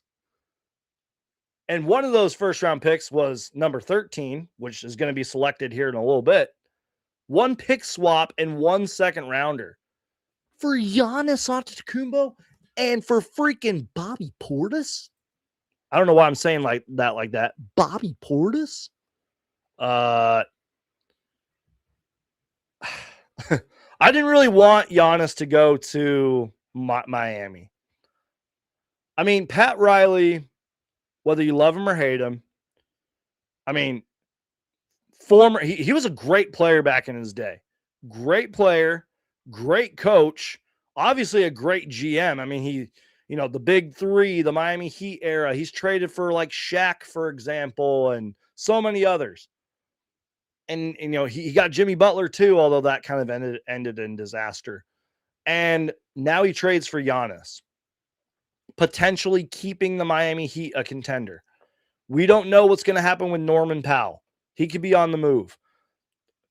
What is the Miami Heat's bench going to look like? But you're pairing Giannis Antetokounmpo, who's a future Hall of Famer, and Bam Adebayo, who's an all-star, scored 83 points this season. Great defensive, good player in Bam Adebayo.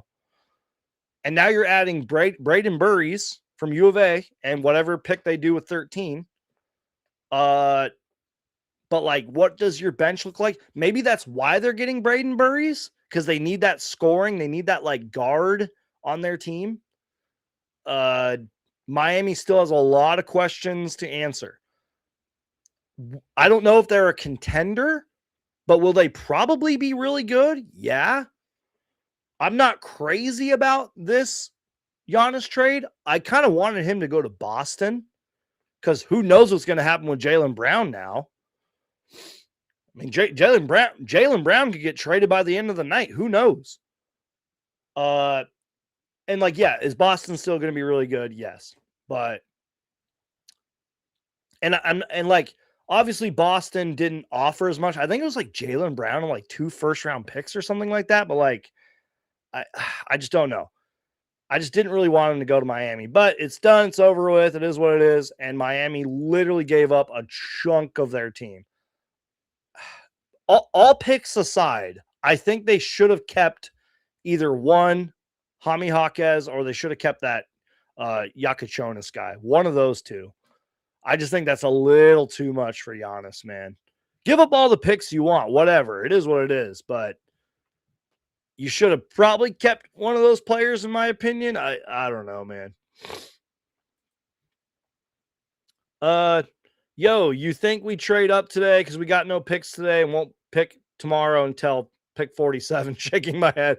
I don't know, man. That's the question of the day. Like, I don't know. Right now it's just a rumor and rumors. And it's like, I know a lot of you guys have like your targets, if you will. Like that Baba Miller guy or whatever, and Zuby something, and KOA Peat, and all these other guys. But I'm like, are these guys even going to be there at 47? Which is why the Suns might have to trade up. That's sometimes how teams get you. They're like, hey, we know you want this guy. Sorry, you're going to have to pay. You're going to have to trade up and pay to get him. That's sort of it's unpredictable. Your guess is as good as mine. I have no clue. But yeah, Giannis traded to Miami. And yeah, I agree, MC Cole. He says, better Miami than LA. Exactly. Oh, dude, if Giannis would have went to LA, I would have went on the biggest rant video. I would have went on the biggest Lakers hater video of all time, man. Mug says, speaking of Hulk smash, did you see the new Spider-Man trailer, Geek? I did, man. I love those Spider-Man movies. I own all 3 of them on Blu-ray, and I consider myself a pretty big Spider-Man fan, but what's kind of like ironic about that is those MCU Spider-Man movies, I've only seen each a few times. I've seen like the Tobey Maguire and the Andrew Garfield ones a little more. But the reason I'm saying that is because every time I watch those MCU Spider-Man movies, I'm like, why don't I watch these more? They're like incredible Spider-Man movies. You know what I mean? Like, they are great movies. I'm like, why don't I watch these more? So I'm definitely going to be watching those ones, probably ASAP, because I think the Spider-Man movie comes out soon. And then I want to do like a whole MCU rewatch ASAP because Avengers Doomsday comes out in December. I can't wait. So yes, can't wait for that. I consider myself a big Spider-Man fan. I consider myself a big MCU fan. I'm a huge X-Men fan. Yeah, I can't wait. So this draft so far, you guys. Oops, what just happened to my camera? Oops, hold on. Sorry, guys. Oh, I don't know what's happening. Okay, sorry. So no real like surprises, in my opinion, from this draft. Out of all the mock drafts and stuff that I've read, there hasn't really been anything too surprising yet, which could be a good thing. You know what I mean? Because Yaxel Lendenborg, is that how you say his name? Also from Michigan, just got picked at number 11. And so many mock drafts that I read had him going to the Warriors at 11. So really no surprises. Maybe Morris Johnson going top 10 is one, but I don't know. Maybe another mock draft had him going top 10. I don't know. There's been no trades, not yet. There hasn't even been like a trade rumor-ish. Nothing like, hey, this potential trade could happen. But that's okay. We still have lots of picks to go. And like I said, stuff could happen in the middle of the night. Stuff could happen tomorrow morning. Stuff could happen before the draft tomorrow. And I wouldn't blame these teams if they don't trade these first round picks. I wouldn't blame them because this draft class is loaded. This draft class is loaded, you guys. I don't blame them if they don't trade these picks.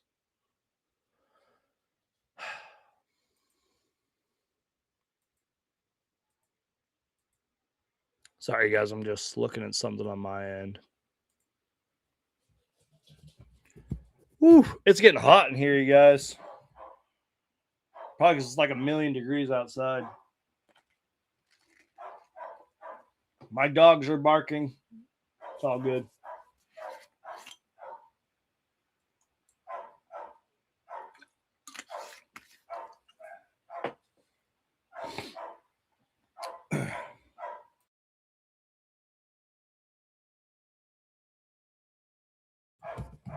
Okay, so this pick should be interesting right here. The OKC Thunder. As of right now, there's no trade yet. And they're picking literally right now. They are on the clock. This trade could potentially get traded. Like, is OKC going to package 12 and 17? As of right now, probably not.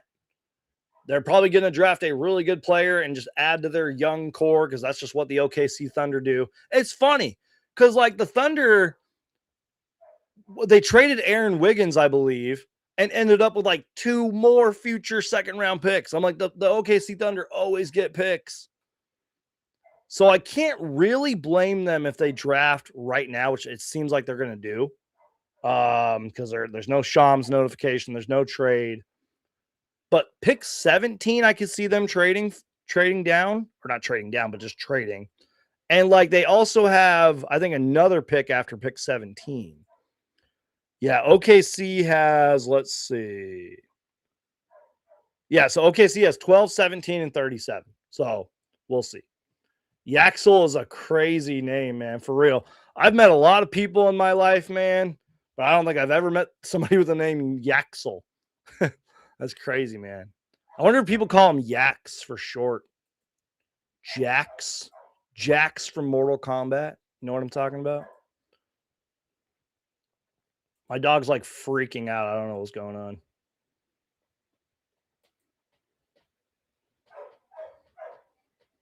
Yeah, and like I see this tweet right here. Let me show you guys my tweet. Not my tweet, but the tweet I'm reading. The Warriors select Yaxel Lendenborg at number 11 overall. Lendenborg could be an immediate starter for Golden State next season due to his versatile fit in their system. That's great. I mean, in the NBA, you want versatile players that can start for you, that can produce for you. That's awesome. You know, he won a national championship this year too. That's great. But like the Warriors, I think, like they were in the play-in tournament for a reason. Yeah, you can blame injuries, blah, blah. Steph Curry, Draymond Green are getting old, blah, blah. But like the Warriors aren't what they are anymore. So like, I just, like, are they just kind of writing things out until Steph Curry, Draymond Green, and Steve Kerr retire? Because, and like, I can't blame them if they do that. I mean, they've won, what, 3 or 4 championships? That's great. I can't blame them if they're like, hey, Steph Curry, look, we're not going to be good for a while. We're probably a play-in team at best. Do you just want to ride this thing out until you retire? Maybe that's what has happened. And then they can just rebuild afterwards, after Curry is gone, after Draymond's gone, after Steve Kerr retires. I feel like at this point, because I think Steve Kerr re-signed a contract or whatever, I think at this point you just ride it out with them. But it's like, I think at best the Warriors are a play-in team. Like I don't know. I don't know. Why are you saying Jalen Brunson, man? Did he get traded? I don't see a trade. Jalen Brunson. Finals MVP Jalen Brunson. I think I said this last live show, speaking of Jalen Brunson. I love Jalen Brunson. Great player. Dropped that 45 piece in the finals when it mattered. Blah, blah, blah. Great player, all-star, true winner, et cetera, et cetera. But, like, I think OG Anunoby should have gotten finals MVP. That's not just me. I know a lot of people agree with me too. But, like, I don't blame, I guess the NBA for giving Jalen Brunson. I almost said Jalen Brown. Jalen Brunson the finals MVP because, 45 in Game 5 to win you a championship, that's pretty damn good. Pretty damn good. All right. Let's go back to the draft board here. Is there anything you guys want me to look up or talk about or discuss while we're oops, I didn't mean to do that. While we're reacting, you know what I mean? Let's see. Hold on. Let me just fix something on my end. Sorry, guys. Okay. I did not mean to do that. Let's fix that. Let's see. Sorry, guys. You already know the drill here. One-man show. Let me fix the screen. Let me zoom in a little bit. Let's zoom in. Boom. Hopefully you guys can see that. Can you guys see that okay? Boom. OKC's on the clock. Boom. Okay. Can you guys see that okay? Oh, I got to scroll down a little bit too. Let's see. So yeah, pick number 12. Who's OKC getting? Ooh. OKC gets Ade Mara. I like this pick, man. I like OKC getting this. Okay, so Ade Mara, I've done a little homework on him. Not because I thought the Suns are going to be able to draft him or anything, but just I was trying to get familiar with some of the picks. You know what I mean? And I kind of like this for OKC, you guys. So let's see. Where's Ade Mara? I took some notes on him. Check this out, you guys, right here. We're going to look at a tweet right here. Boom. Ade Mara. Now, look, I know it's easy to shoot well in an empty gym when you're just practicing and all that. Oh, wait, that didn't work. What's going on? Here we go. Ade Mara, NBA draft workout. Absolutely lethal from three. This cultures. But this is the guy that the OKC Thunder just drafted at pick 12. And this guy could be really good. We're going to look into his draft profile too. Because this was one guy that I thought would have been picked already. I'm kind of surprised he fell. Not really fell, but dropped as far as he did. So you see him and again, I know it's easy to shoot in an empty gym when really nobody's guarding you, but I like this pick for OKC because if you look at my screen right here, Ade Mara coming off a national championship with Michigan is 7'3". 7'3", Ade Mara, 260 pounds, 21 years old. Quote, imposing rim protector and finisher with some helpful playmaking nuance mixed in. Defensive anchor, manipulative passer, vertical spacer, rim finisher, and playmaker. Defensive role projection anchor. And if the video we were just watching, I'm sharing my screen right now. If the video we were just watching is, if he can do this at the NBA level, then the OKC Thunder just got a steal. Ade Mara. Is it Mara or Mara? Ade Mara goes 12 to the Thunder, man. Again, I can't blame OKC for keeping this pick. I wish this was NBA 2K. I wish we would have had 5 trades by now. But this could be good for the Thunder. Because there's been the whole Chet Holmgren stuff. He had a horrible what was it, game 7 or whatever, but he was an all-star. He's still a young, good player in this league. Isaiah Hartenstein, maybe you can move off him, maybe, and get some players, but like maybe Ade Mara is like insurance for them. Maybe he's somebody that they're going to keep around and develop. But like I like this pick for OKC. So let's kind of do a little bit of a recap here. Again, I am not a college basketball expert. I am not a draft expert. But from the little research I've done and factoring that in with the teams that selected these players and their current state of the team, like the Thunder, for example, won the championship last year, made it to game 7 of the NBA Finals. They were dominant all season long. They drafted Ade Mara at 12, and they still have picks 17 and like another pick later. I like this pick for the OKC Thunder. This was a smart pick. But let's kind of recap here. Let's go back to ESPN. Obviously, the top 6 and 7 are pretty 6, 7. Even the top 8 is, you know, a lot of people had this in their mock drafts. That's great. But I will say, even though the Kings are a mess right now, I love Darius Acuff Jr. going to Sacramento. They just have to be smart after that pick. They have to draft well after, and they have to trade well and rebuild well.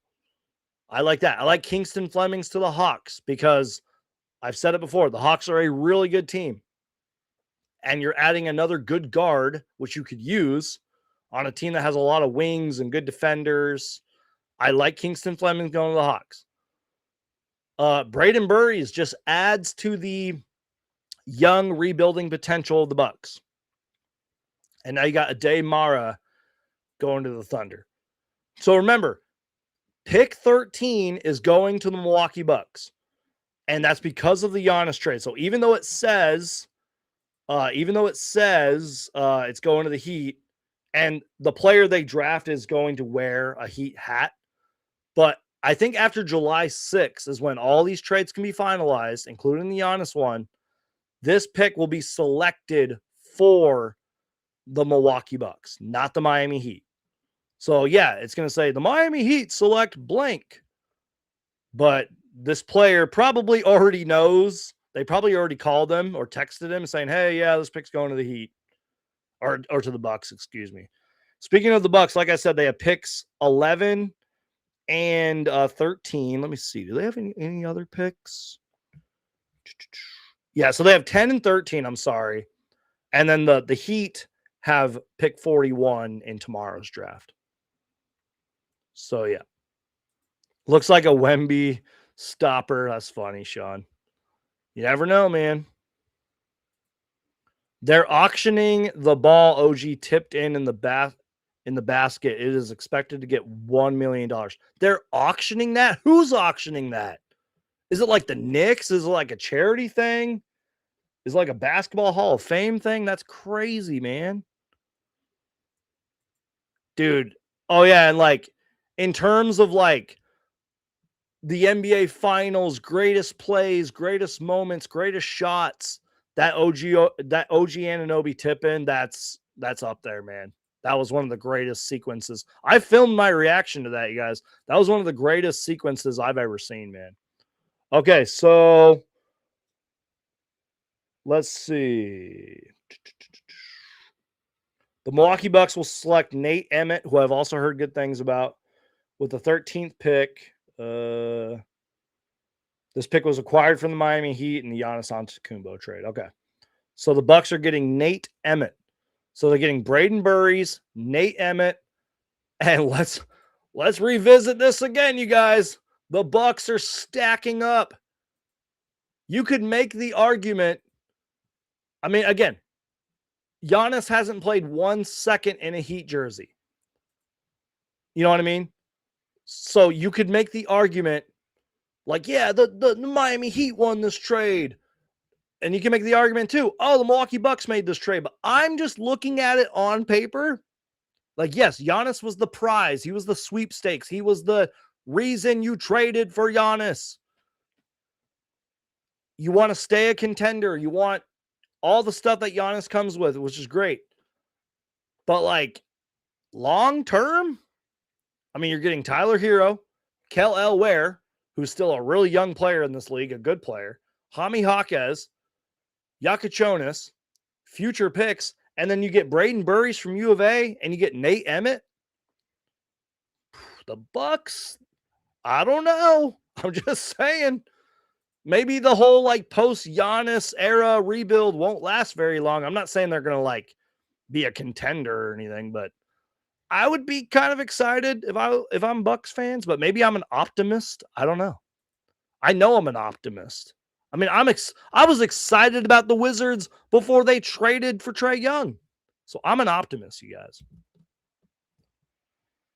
All right, guys, we are at the hour and a half mark. 1 hour, 30 minutes in.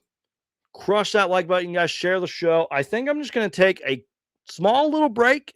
I'm going to leave the stream up, obviously. But I'm just going to take a small little break. Not really. I'm really just going to be like standing there drinking my coffee and just standing up. But yeah, just take a small little break. Let you guys look at the draft board. And then we'll kind of get back into the swing of things. No big trades yet. Wouldn't shock me if there isn't a big trade today, but you never know. Now that we're getting into like the teens, the 10s, the 15s, the 20s. You know what I mean? We're getting there, you guys. All right.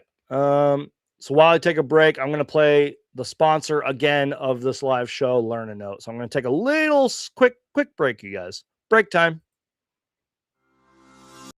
Want to learn piano notes faster and actually remember them?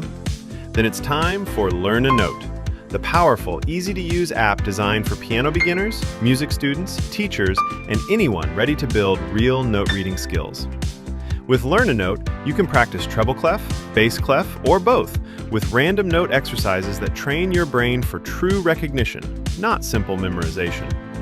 Play using the on-screen keyboard or connect a USB or Bluetooth MIDI keyboard for real hands-on practice.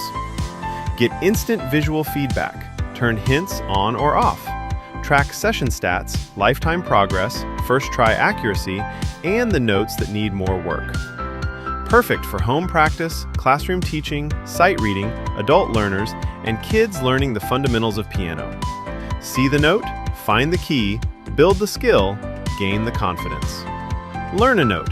Simple, visual, effective piano note learning.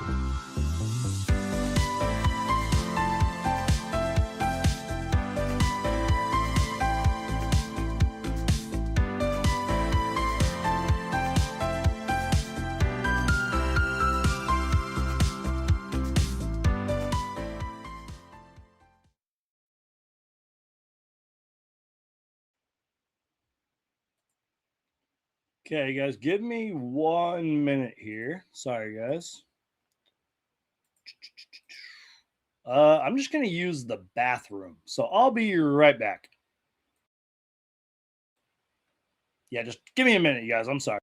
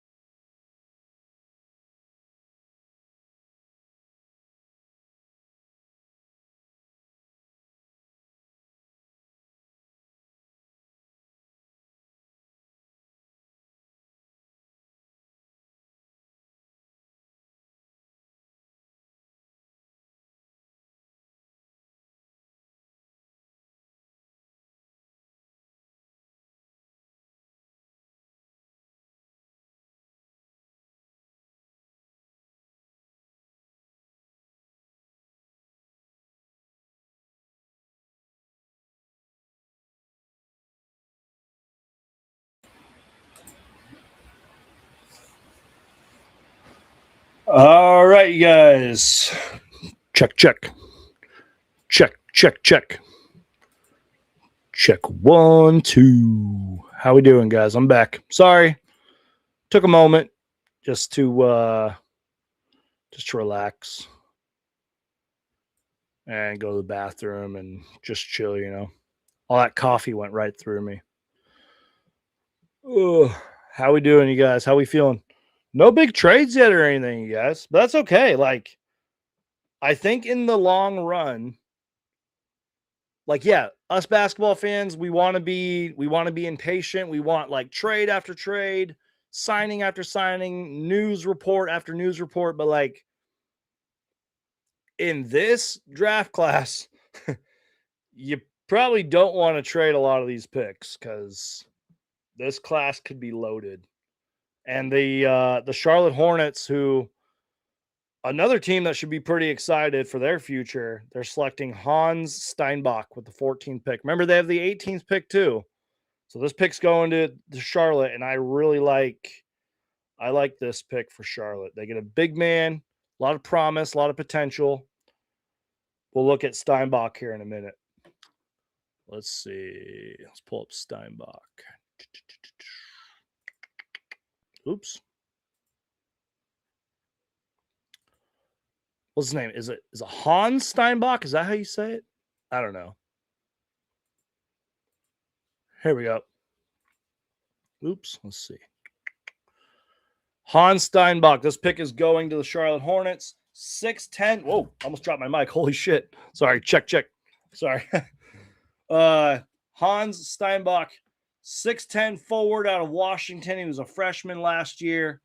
And let's read his profile. Mangler in the paint with I can't read. With a big frame, tractor beams for hands, and also three-point range. Immovable object, post moves, and rebounding. So the Hornets get a big man. And this, I'm not saying he's going to start or anything, but this is a nice pick for Charlotte, man. Remember, you know, Charlotte's got LaMelo Ball, Brandon Miller, lots of other young, promising talent on their team. I think they started off the season, like 500 or so, and they kind of started going down. Then all of a sudden, I think after the new year, they were like one of the best teams in the league. And yeah, they kind of flamed out in the play-in tournament, but the Hornets were like really damn good. Like once the calendar year turned to 2026. So, yeah.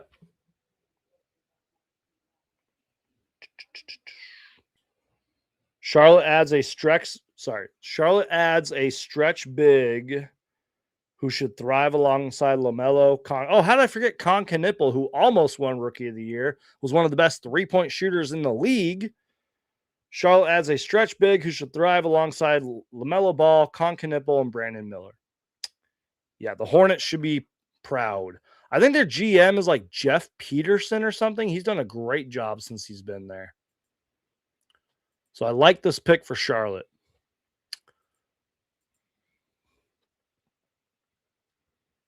Man, you guys are real ones if you're sticking around for this draft show, because there's like really not much going on.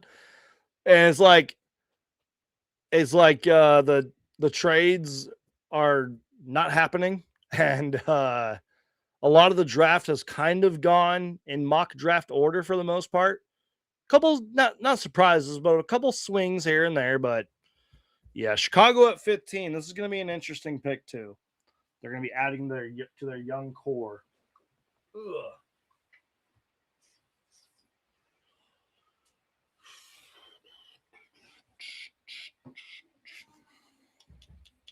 I feel like if the Suns make a trade, it's probably going to be like later tonight or tomorrow. You know, I don't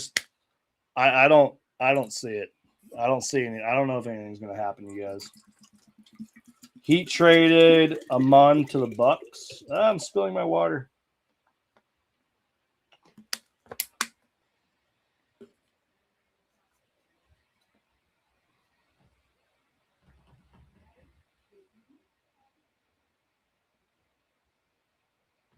Yeah, The trade, are you talking Nate Emmett? Yeah, Nate Emmett. Yeah, that trade was that was a part of the Giannis trade.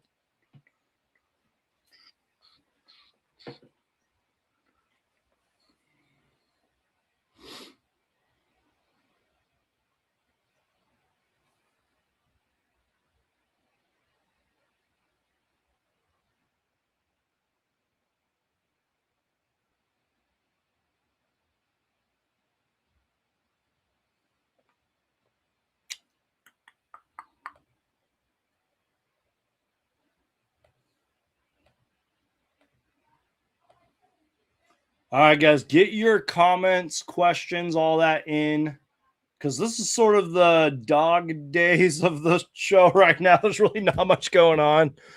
We could probably talk about the Julius Randle trade. Let me see. Let me find that real quick.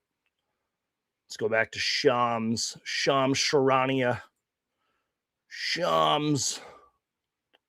Let's see. Let's talk about the Julius Randle trade.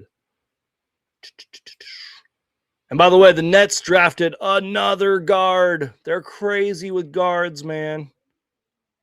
All right. And let me pull up the Brooklyn Nets roster too. Let's see. Hold on. Brooklyn Nets. Where are they at? Here we go. Brooklyn Nets. Boom. Okay.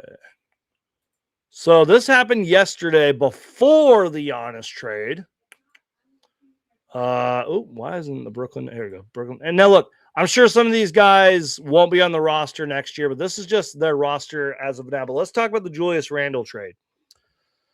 Remember, this was before the Giannis trade, a few hours before. Although I'm sure Shams Charania probably knew about the Giannis trade, but just didn't report it. Just in, Minnesota is sending Julius Randle and the number 28 pick in the draft to Brooklyn. So Brooklyn will have the 28th pick to the Brooklyn Nets in a 3-team trade that sends Nick Claxton to Chicago, and the Timberwolves will acquire Brooklyn's number 33 pick for Julius Randle and 28. So pretty much they traded 28 for 33 and Julius Randle, but that allowed the Minnesota Timberwolves to sign what's his name? Ayo Dosunmu, I believe. And it opens up a roster spot to my knowledge as well. So but Brooklyn Brooklyn Nets, oh boy. Another team that needs a lot of work. But do they have potential? Yeah. I like Nick Claxton going to Chicago. Nick Claxton's a serviceable center in this league. So I like him going to Chicago. But like, again, the Brooklyn Nets, I'm sure a lot of these guys probably won't be on the roster next year. But you got like Igor Denham, who's their guard, who was drafted, I think, last year.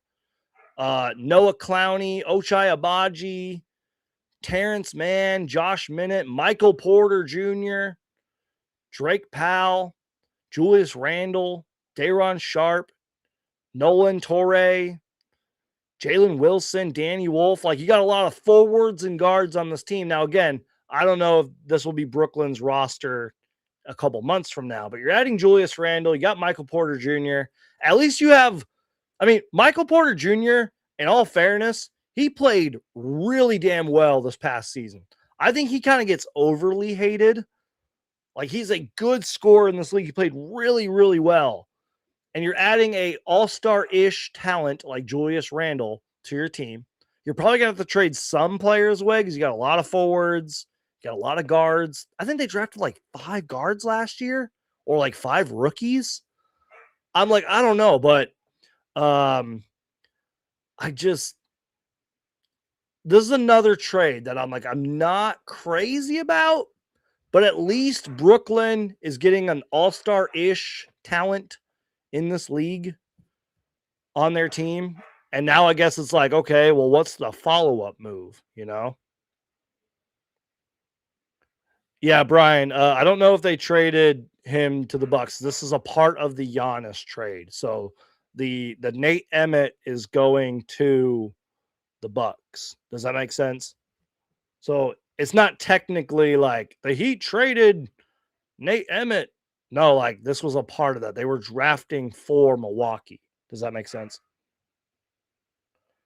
So I've kind of been talking about this during the whole live show, but a tweet from Jake Fisher here. I hope this I hope this is where it gets fun, you guys. Jake Fisher, again, who I've had on this channel, NBA Insider, halfway through the first round of the 2026 NBA draft. We've yet to see a trade of picks outside of Miami sending 13 for Giannis Antetokounmpo. That was already done. That already happened, whatever. Again, they were drafting for Milwaukee. But we're expecting plenty of movement in the second half, particularly across picks number 20 through 30. Let's go, baby. Please, at least give me a couple good trades. Give me some trades to react to, man. Please. I hope we get some trade-ish or trades. That's what I'm thinking, man. I hope this is real from Jake Fisher.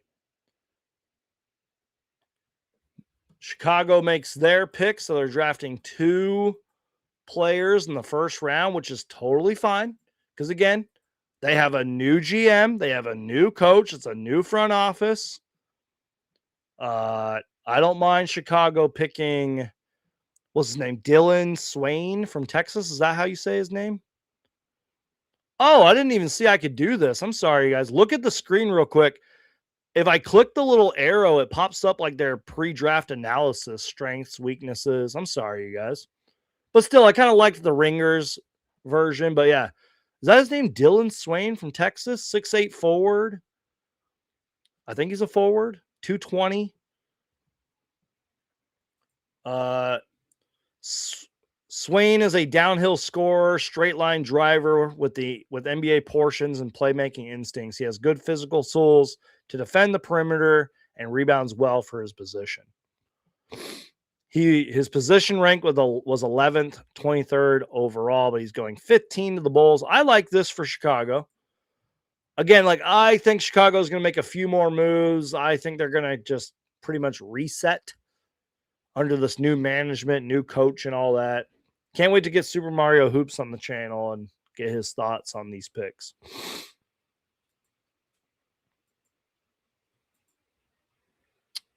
I think maybe after the 2.5 hour mark, maybe I'll get some guests on here. We'll see. I feel like I might have to go live tomorrow too. Maybe not during the whole draft, but like closer to the Suns pick. Unless the Suns like shock us and make like a trade midway through the day. I don't know. We'll see. We'll see what it looks like.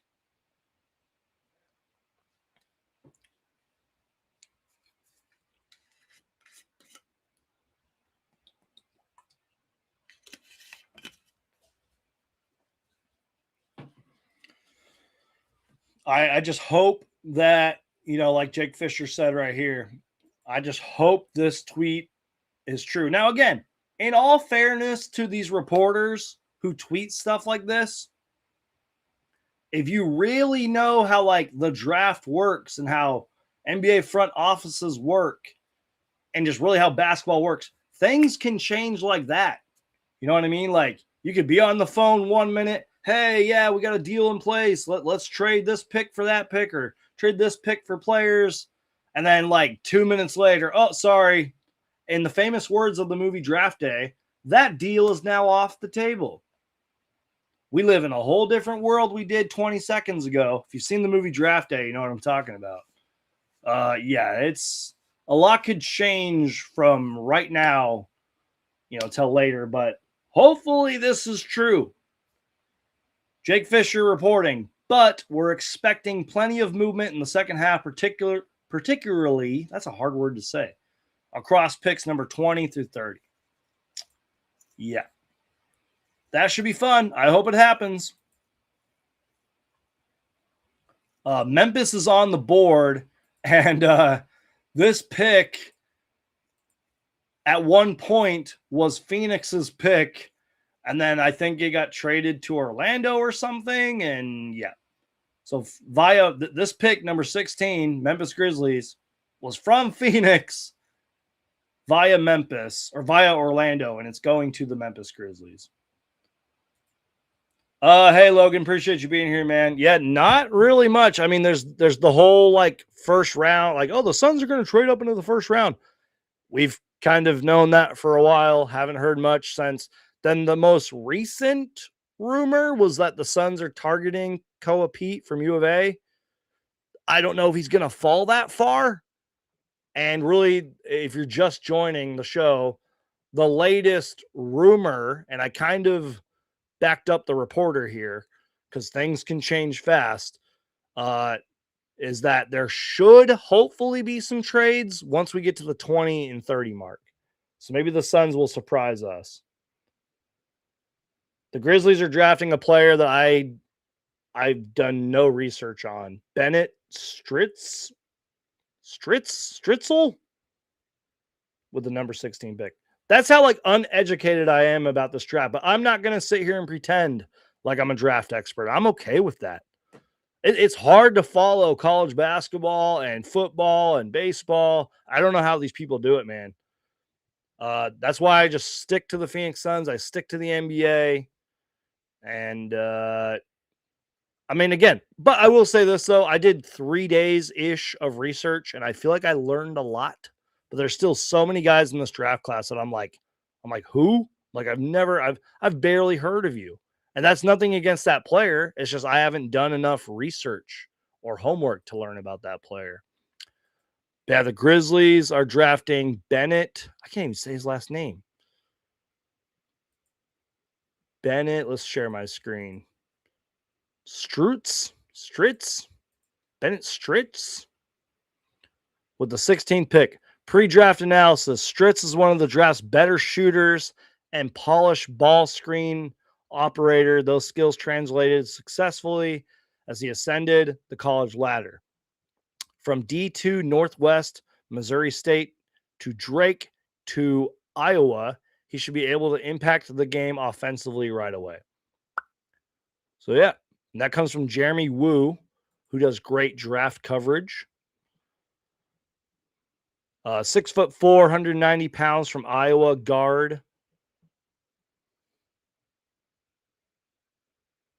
Whoa, we have a trade. We have our first trade.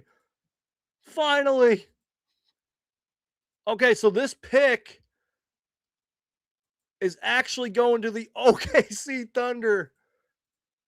We have a trade. The Thunder have acquired Bennett Stritz, the guy's name who I can't pronounce, in a trade with the Memphis Grizzlies for number 16 overall. OKC sent multiple seconds. Holy crap. So remember, they acquired two extra, I believe it was 2 extra second round picks. They acquired 2 in the Aaron Wiggins trade. And they have a million trillion draft picks. And now they got rid of some of these second round picks. And they're getting this guy, Bennett Stritz from Iowa. And they just drafted Ade Mara at 12. Holy crap, Sam Presti. Sam Presti's cooking, man. If this guy's as good as a shooter as they say, they get a guard who can shoot, and they're getting a promising, talented big man in Ade Mara. And they still have 2 more picks later in the draft. Unless one of those picks was a pick in tomorrow's draft. Holy crap, you guys.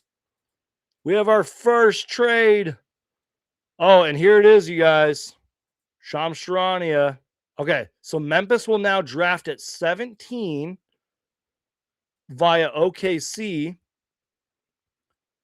So the Grizzlies get 2 second-round picks. Okay, so it's pretty much 16 for 17. 16, 17. Okay, so I like how he kind of summed that up. Remember, the Thunder had 17, pick 17, and they're swapping for the Grizzlies' 16th pick, and they're also sending the Grizzlies 2 second-round picks. I like that trade because that's the thing. Yes, OKC's loaded. Yes, they're deep. They were 1 win away from the finals. They won a championship in 2025, et cetera, et cetera. But eventually you have to start trading some of these picks because you only have 15 roster spots. And yeah, you can probably do the draft and stash thing, but like, come on, you're gonna have to eventually pay all these guys. You're gonna have to find roster spots. I like what OKC did here. I really like what they did here. And again, like from the small, quick draft analysis that I read, Bennett Stritz could be a really good shooter. And Ade Mara, that's a guy that I've done a little homework on, and I'm excited about him. That's interesting, man. I like that. OKC, man. Look, even Bennett Stritz was 16 on the Ringers draft big board. Let me share my screen. He was the 16th guy, and ironically got drafted at 16. 6'2", 186, 22 years old. Crafty offensive orchestrator who makes quick decisions and shots while playing in a slow-mo pace. Want to know who else plays very slow? Luka. Pull-up threat, catch and shoot threat, savvy cutter, manipulative passer, dynamic shooter, second side facilitator. The more I look into this guy, the more I really like him. I can see why OKC did this. Yeah.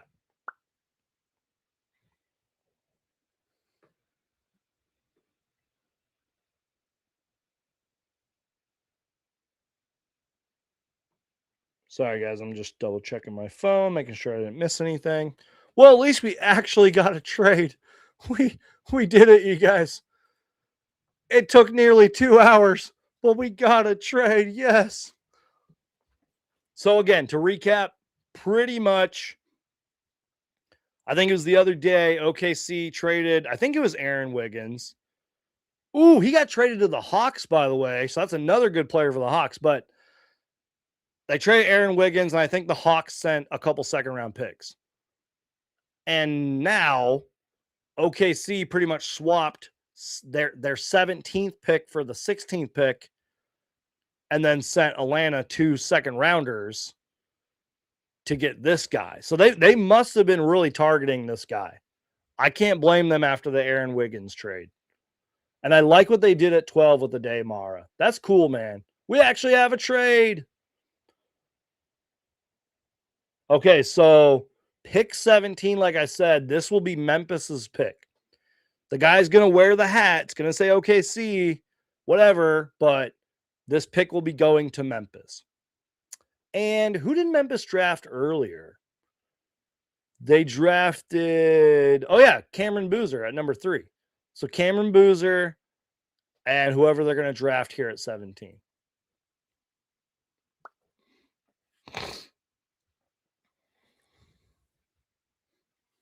We are officially at the 2-hour mark, baby. Crush that like button.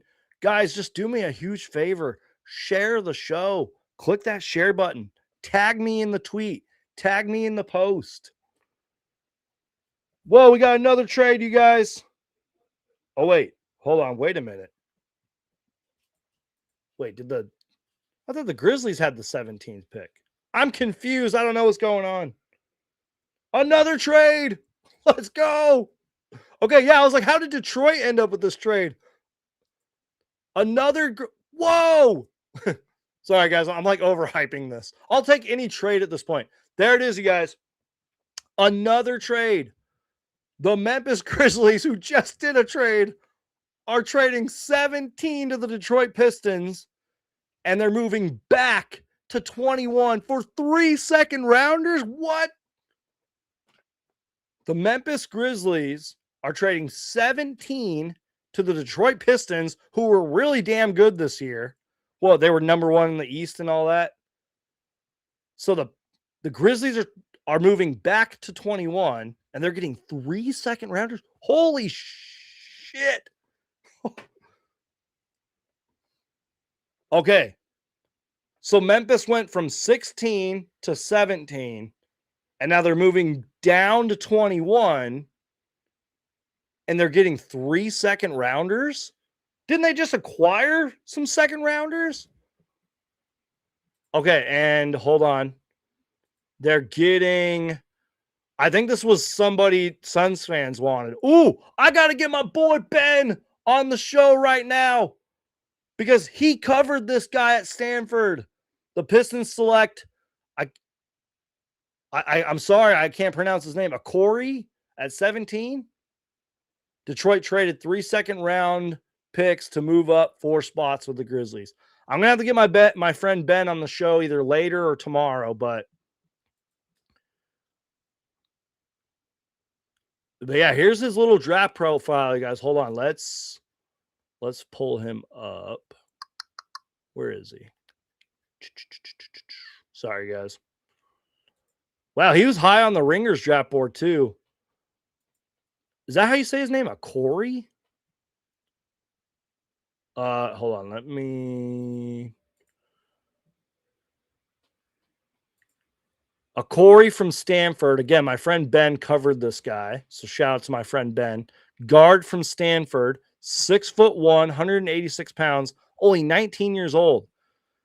What would it look like if an elite kick returner played point guard? Downhill domino. Lather score, foul magnet. Supplementary creator. Point of attack is his defensive projection. Strengths. Undersized at the NBA level, but has lengthy, long, wiggly limbs with a defined frame. Even that picture right there, he looks like he has a long wingspan. Athlete, however you want to slice it. Explosive in terms of pedal to the metal speed and short darting movements when he's changing directions. Can angle his legs lower than almost anyone in this class off the dribble to create some violent movements and leave defenders overextended and recovering. Has impressive vertical pop without running start. So that's from the Ringer. And then if we go to ESPN, pre-draft pro analysis from Jeremy Wu. Strengths. Corey is an elusive guard who plays low to the ground, changes pace effectively, and has a good feel for getting to his spots. Although he's on the smaller side, he can be disruptive defensively. So he's got some potential defensively. What were his numbers last year? They're comparing him to like Colin Sexton, Dennis Schroeder, Rod Strickland. Rod Strickland was a really good point guard back in his day. He averaged for Stanford last year 23 points, 3 rebounds, 3 assists, and 1.6 steals. So what, like a versatile-ish scoring attacker, crafty, shifty guard? I kind of like it. I don't mind this for Detroit. So remember, if I'm correct with all the trades, this pick's going to the Pistons. Wow. The Pistons could use all the scoring they could get. Cade Cunningham's got to have some help, man. I got to text my friend Ben. We're going to do this on the fly, man.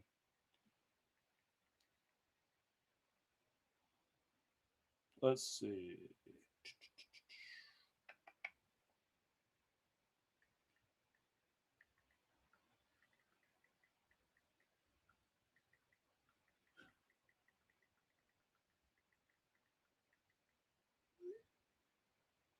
Again, this was one guy I didn't do too much homework on, unfortunately. I mean, I don't even know how to pronounce his first name. Yeah.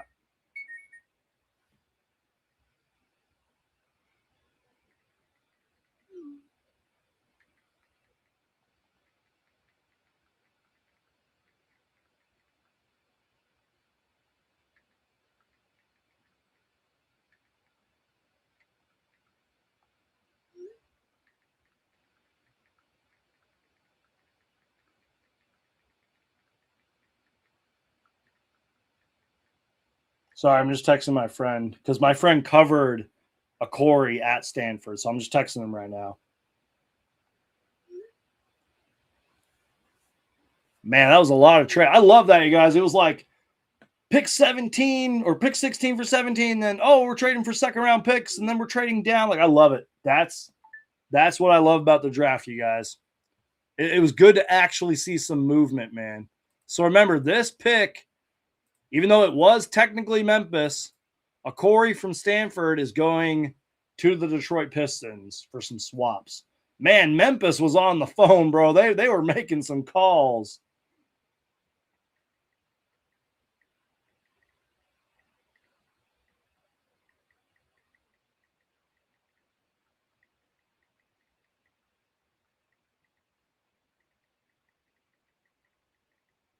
So how many picks does Memphis have now? Like, how many second rounders do they have now? Like, for real, like, that was a lot of picks in a short amount of time, man. Did they like just acquire like 5 second rounders? And speaking of Memphis, before that trade, they already had pick 32 waiting in the wings. Like, holy cow, dude. Like, Memphis just stacked up on second rounders. I'm going to tweet that out. Like, how many picks to the. Hold on. Okay, so how many second round picks did the Memphis Grizzlies acquire? Like, for real, like, that was a lot, man.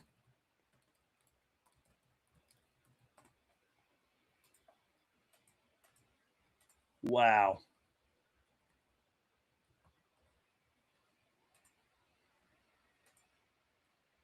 I don't know how to spell acquire because I'm stupid.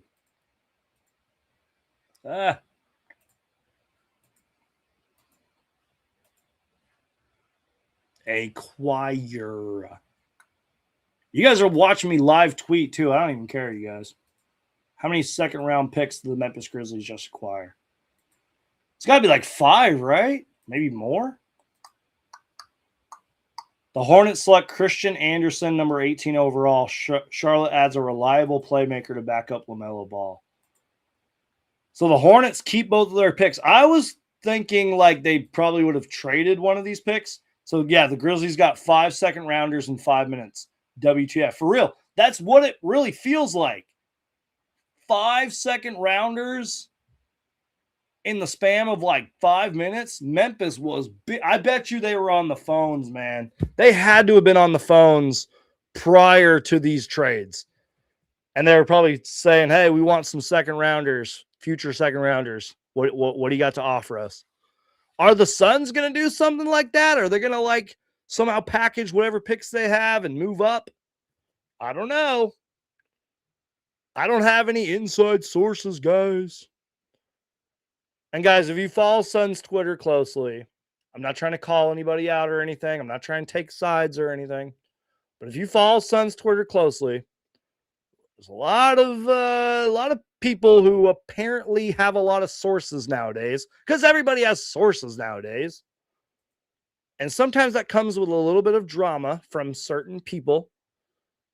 People taking shots at people on Twitter and quote tweets and all that. But I'll just say this. Don't believe everything you hear. And just because you hear something, whether it's true or not, doesn't mean that that's what the Suns are like thinking. And sometimes, whether it's true or not, doesn't mean it makes sense for the Phoenix Suns. That's why, like, I feel like I'm kind of, not that I'm trying to like copy Gambo, and not that I'm trying to be like devil's advocate or anything, but that's why sometimes I'm like quick to shoot rumors down, because it's like, does that make sense for the Suns? You know what I mean? Like a lot of these like trades that I see, I'm just like that. I'm not crazy about that for whatever reason, man. I don't know. I'm not trying to like copy anybody. I'm not trying to be like an insider. I'm not trying to do any of that stuff, but just like, don't believe everything you see and hear, especially on Suns Twitter. Everybody's an insider nowadays, man.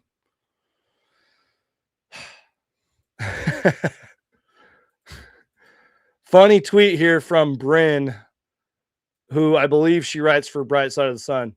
I had asked how many second rounders the Memphis Grizzlies just acquire. She says all of them. They're going to call off the second round and they'll roll around in ping pong balls like Scrooge McDuck. That's a great tweet. I love that. And yeah, that's pretty much true. The Memphis Grizzlies literally acquired like every second round pick in the span of like 5 minutes. Like, that's insane, dude. How do you keep track of all that, man? I will say, Real GM does a great job of tracking all of this stuff. I don't know how they do it, but yeah, they do a great job of that. All right, let's get back to the draft board here. Maybe we'll see some more trades now that we're getting into like the 20s. The Raptors are picking at 19. I need some water, you guys.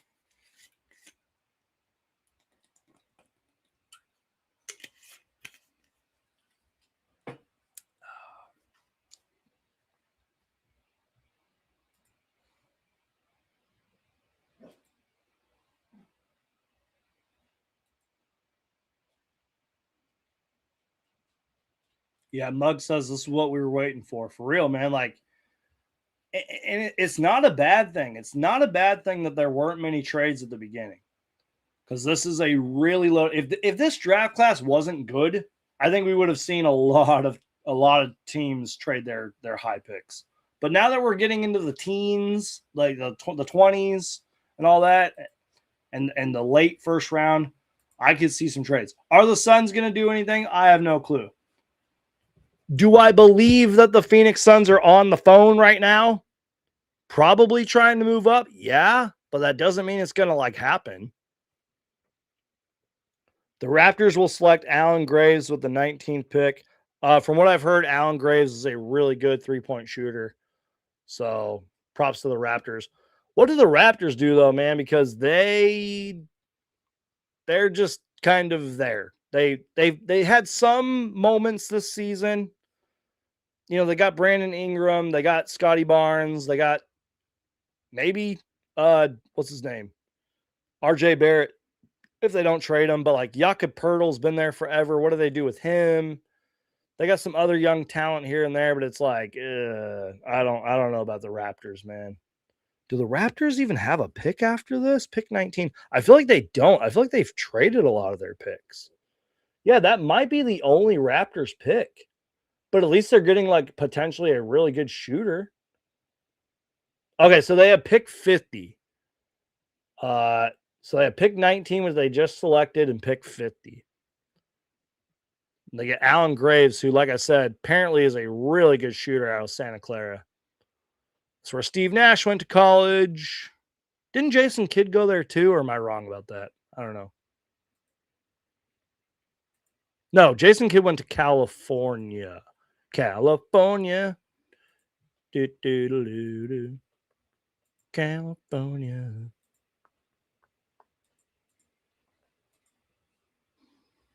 Yeah, Alan Graves is apparently a really good shooter. He's 6'9", 225 pounds.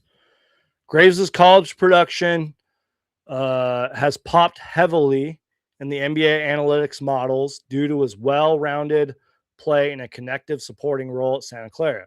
He's a smart passer who is comfortable on the perimeter and made 41% of his threes last season. He has good defensive awareness that helps compensate for his lack of quickness. I try to mainly read the positives when it comes to draft stuff, because it's like these guys are young, they can develop, they can grow. I try not to read the weaknesses.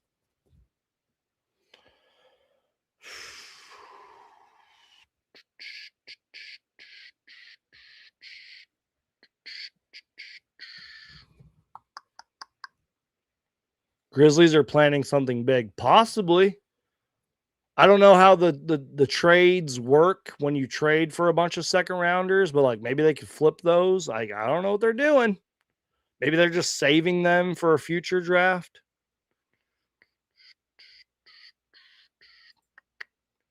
Do do do do.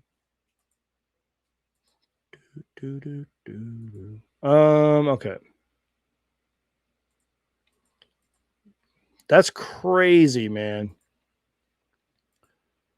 To recap, the Grizzlies moved back from 16 to 17, and then they traded 17 for number 21, accumulating 5 second rounders to move back 5 spots. Guys, look, I know they're just second round picks. I think that's kind of smart. You know what I mean? I mean, Memphis already has a lot of young talent. Who knows what they're going to do for Ja Morant?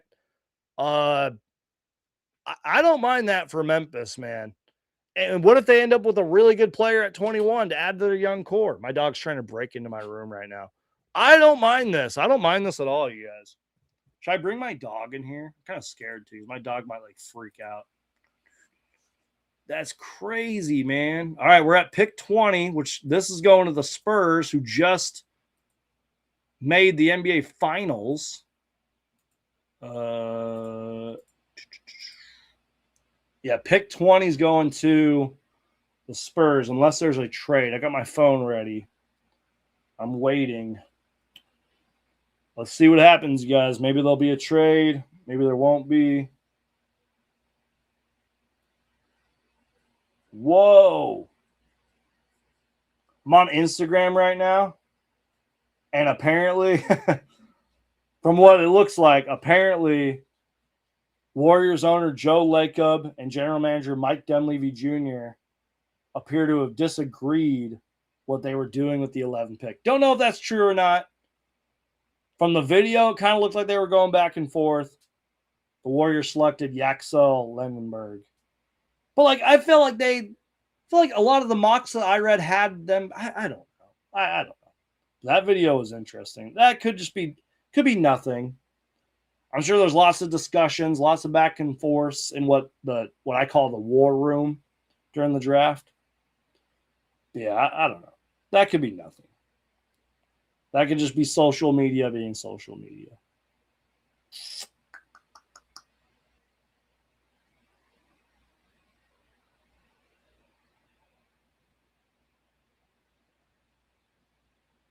I feel like I was supposed to go live on TikTok and I totally didn't do that.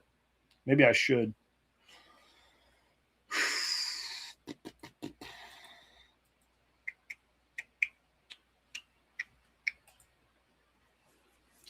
Yeah, you guys, I mean, we're at pick 20 and like it's just been Suns rumors, man. Again, you guys, I mean, don't get me wrong, like as a fan and as a content creator, sorry, I got to full screen myself for this. As a fan and as a content creator, like, yes, I would love the Suns to make trade after trade, move after move, signing after signing, and all that. But with how the Suns have sort of retooled and restructured their team, and even though we got swept in the first round, because the Suns made the playoffs and surprised a lot of people, and because the Suns are trying to build this like continuity and keep their team together, it's not really surprising that there's not a lot of moves. You know what I mean? Like, yeah, as a content creator, oh man, I wish we could like have all this Suns news and trade and signing. But it's just like, I feel like because the Suns have learned their lesson and because they're trying to not only make the playoffs, but go far in the playoffs, I feel like they're like, hey, we have to kind of like keep our team together. I could be wrong on that. Who knows? The Suns can make like 10 trades tomorrow, but I don't think anything's going to happen, you guys. Tomorrow could be a whole different story, though. Tomorrow, the Suns could let the dust settle on round one and then pick up the phone and be like, hey, we want to move up. Please help us move up. What do you got to offer? And then I could be sitting here reacting live to all the trades the Suns do, but I don't know, you guys. The Spurs are selecting Jaden Quittens with the 20th pick. I think his draft stock fell from what I kind of read, but I don't really know much about Jaden Quittens. But the Spurs are adding another young talent to their finals team, to their already exciting young core with Wemby, Stephen Castle, Dylan Harper.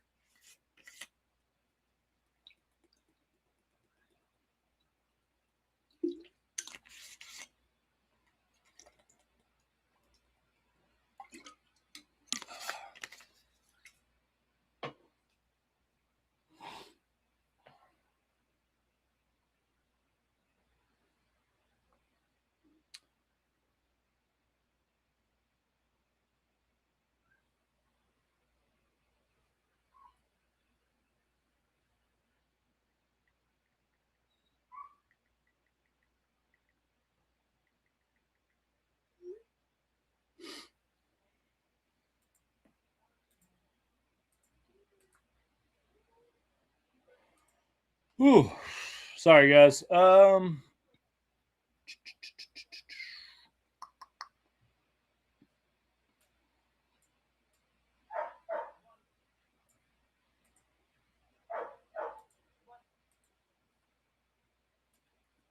Sorry, guys. I just decided to take a little bit of a vocal break there.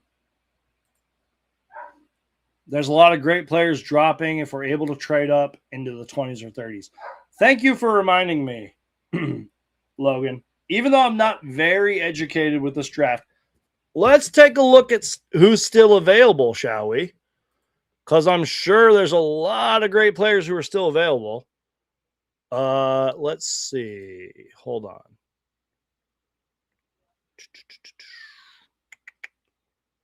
So the Pistons are on the clock, but I think this pick's going to Memphis. Yeah, this pick is going to Memphis. So let's see. Who's still available? Let me just pull up. No, I don't want that. Mock draft, no. Big board. Okay. Hold on. Let me go to some of my draft resources here. Draft guides.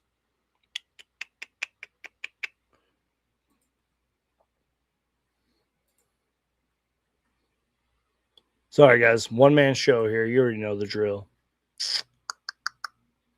Okay. Let me share the screen from The Athletic because I got like at least the top 30 on here.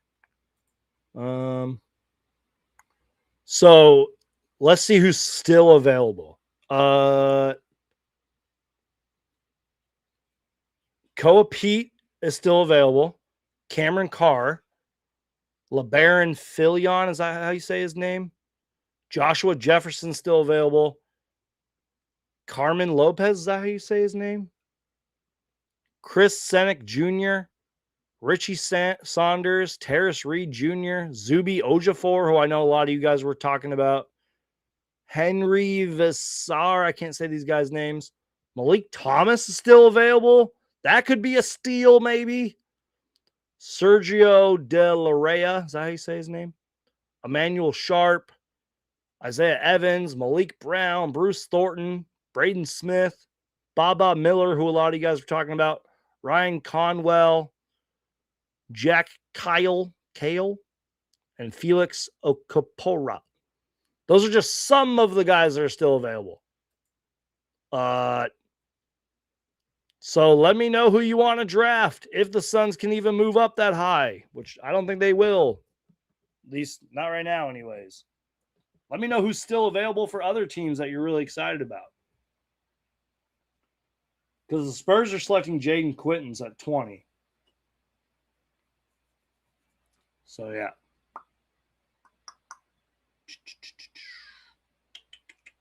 Maybe I'll get some guests on here in a little bit, kind of make the show more interesting. Do, do, do, do, do, do, do. Do, do, do, do.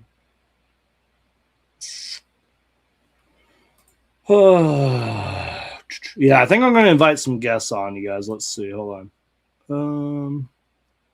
Boom.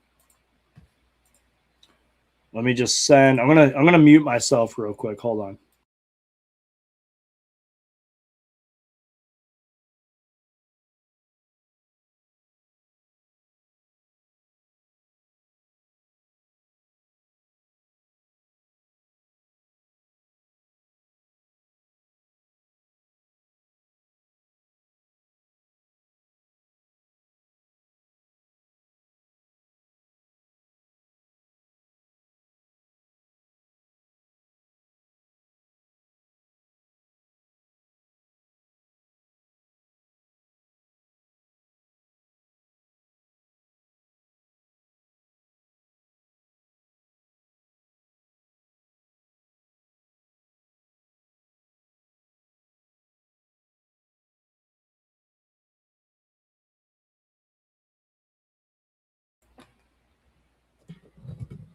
Check.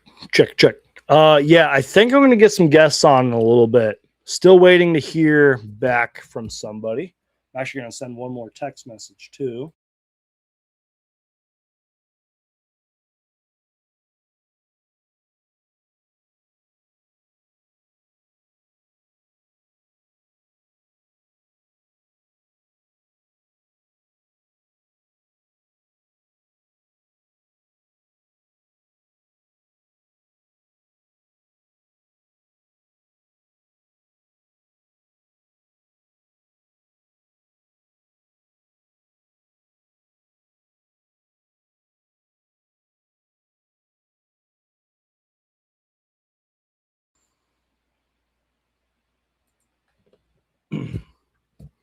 Check, check, check, check. The Suns worked out Cameron Carr, even though he was projected as a top 20 guy. Um, yeah, I mean, that's not surprising. I mean, the Suns probably worked out a lot of these players. Probably not guys in the top 10, but they probably worked out a bunch of these guys, which is fine. That's their job to do that. Talking to you, James Jones. But you know what I mean. That's cool though. I mean, I saw Cameron Carr in a lot of mock drafts. I think going at least top 25. That still could happen. But yeah, I know that he was on the list. Yeah. So I don't know. Let's see. Gambo said they're looking at Baba and Jacoby Gillespie. Is that how you say his name? Colin Gillespie? Jacoby Gillespie, and a couple other guys. Watched some of Jacoby's highlights earlier. He looks like a pretty solid point guard. So are the Suns looking at a point guard? I've heard good things about Baba Miller. I've done a little research on him. Don't know much about Jacoby Gillespie. So would the Suns have two Gillespies on their team? I don't know. But yeah, we're definitely going to get some guests on. I'm texting a friend right now. We're going to get some guests on to make the show more interesting because we're sort of at the dog hours right now of the live show. There's just really not much going on. We had the trades that got exciting, but yeah, I need some guests on. So give me a minute here, you guys. Let's see. That's so good. I'm sorry. I'm just reading the text message. That's funny.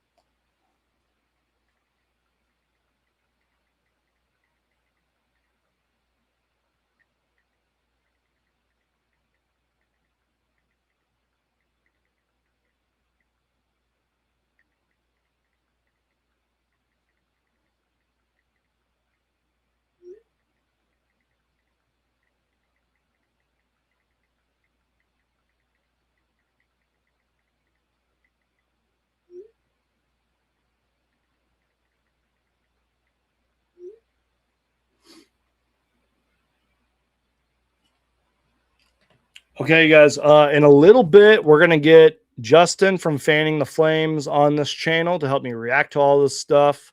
Maybe talk some Suns, and we're gonna get maybe some other Suns podcasting friends of mine. We'll see.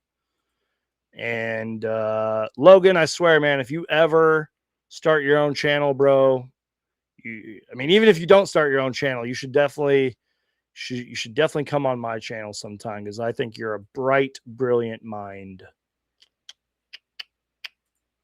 Yeah, Mug, that's a topic we can kind of talk about later. I wish they would just wear the hat of the team they actually go to. So annoying. I get it. It is annoying and all that. There's the whole draft hat swap thing and all that. But I just think technically they can't. Because again, a lot of these trades aren't even official until July 6th, which is like maybe they should move the draft, but you don't want to do that with free agency and scheduling and all that. But you know what I mean? Like, I don't know. I get what you're saying though. Like, I get it. You know, like I think Luca was drafted by the Hawks, so in his draft day pictures, I think he's wearing a Hawks hat. You know what I mean? I don't know. Okay. Give me a second here, you guys. Gonna just take a quick break. Won't be gone long, I promise. Let me just start getting some guests on here, take a quick break. And yeah, give me 1 minute.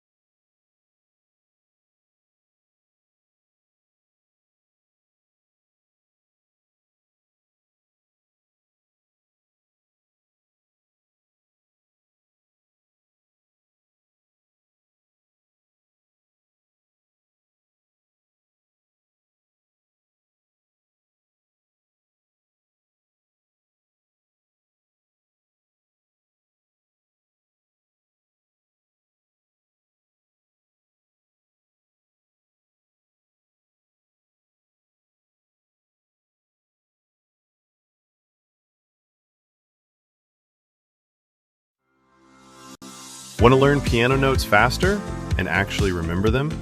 Then it's time for Learn a Note, the powerful, easy-to-use app designed for piano beginners, music students, teachers, and anyone ready to build real note-reading skills. With Learn a Note, you can practice treble clef, bass clef, or both, with random note exercises that train your brain for true recognition, not simple memorization. Play using the on-screen keyboard, or connect a USB or Bluetooth MIDI keyboard for real hands-on practice. Get instant visual feedback, turn hints on or off, track session stats, lifetime progress, first try accuracy, and the notes that need more work. Perfect for home practice, classroom teaching, sight reading, adult learners, and kids learning the fundamentals of piano. See the note, find the key, build the skill, gain the confidence. Learn a Note. Simple, visual, effective piano note learning.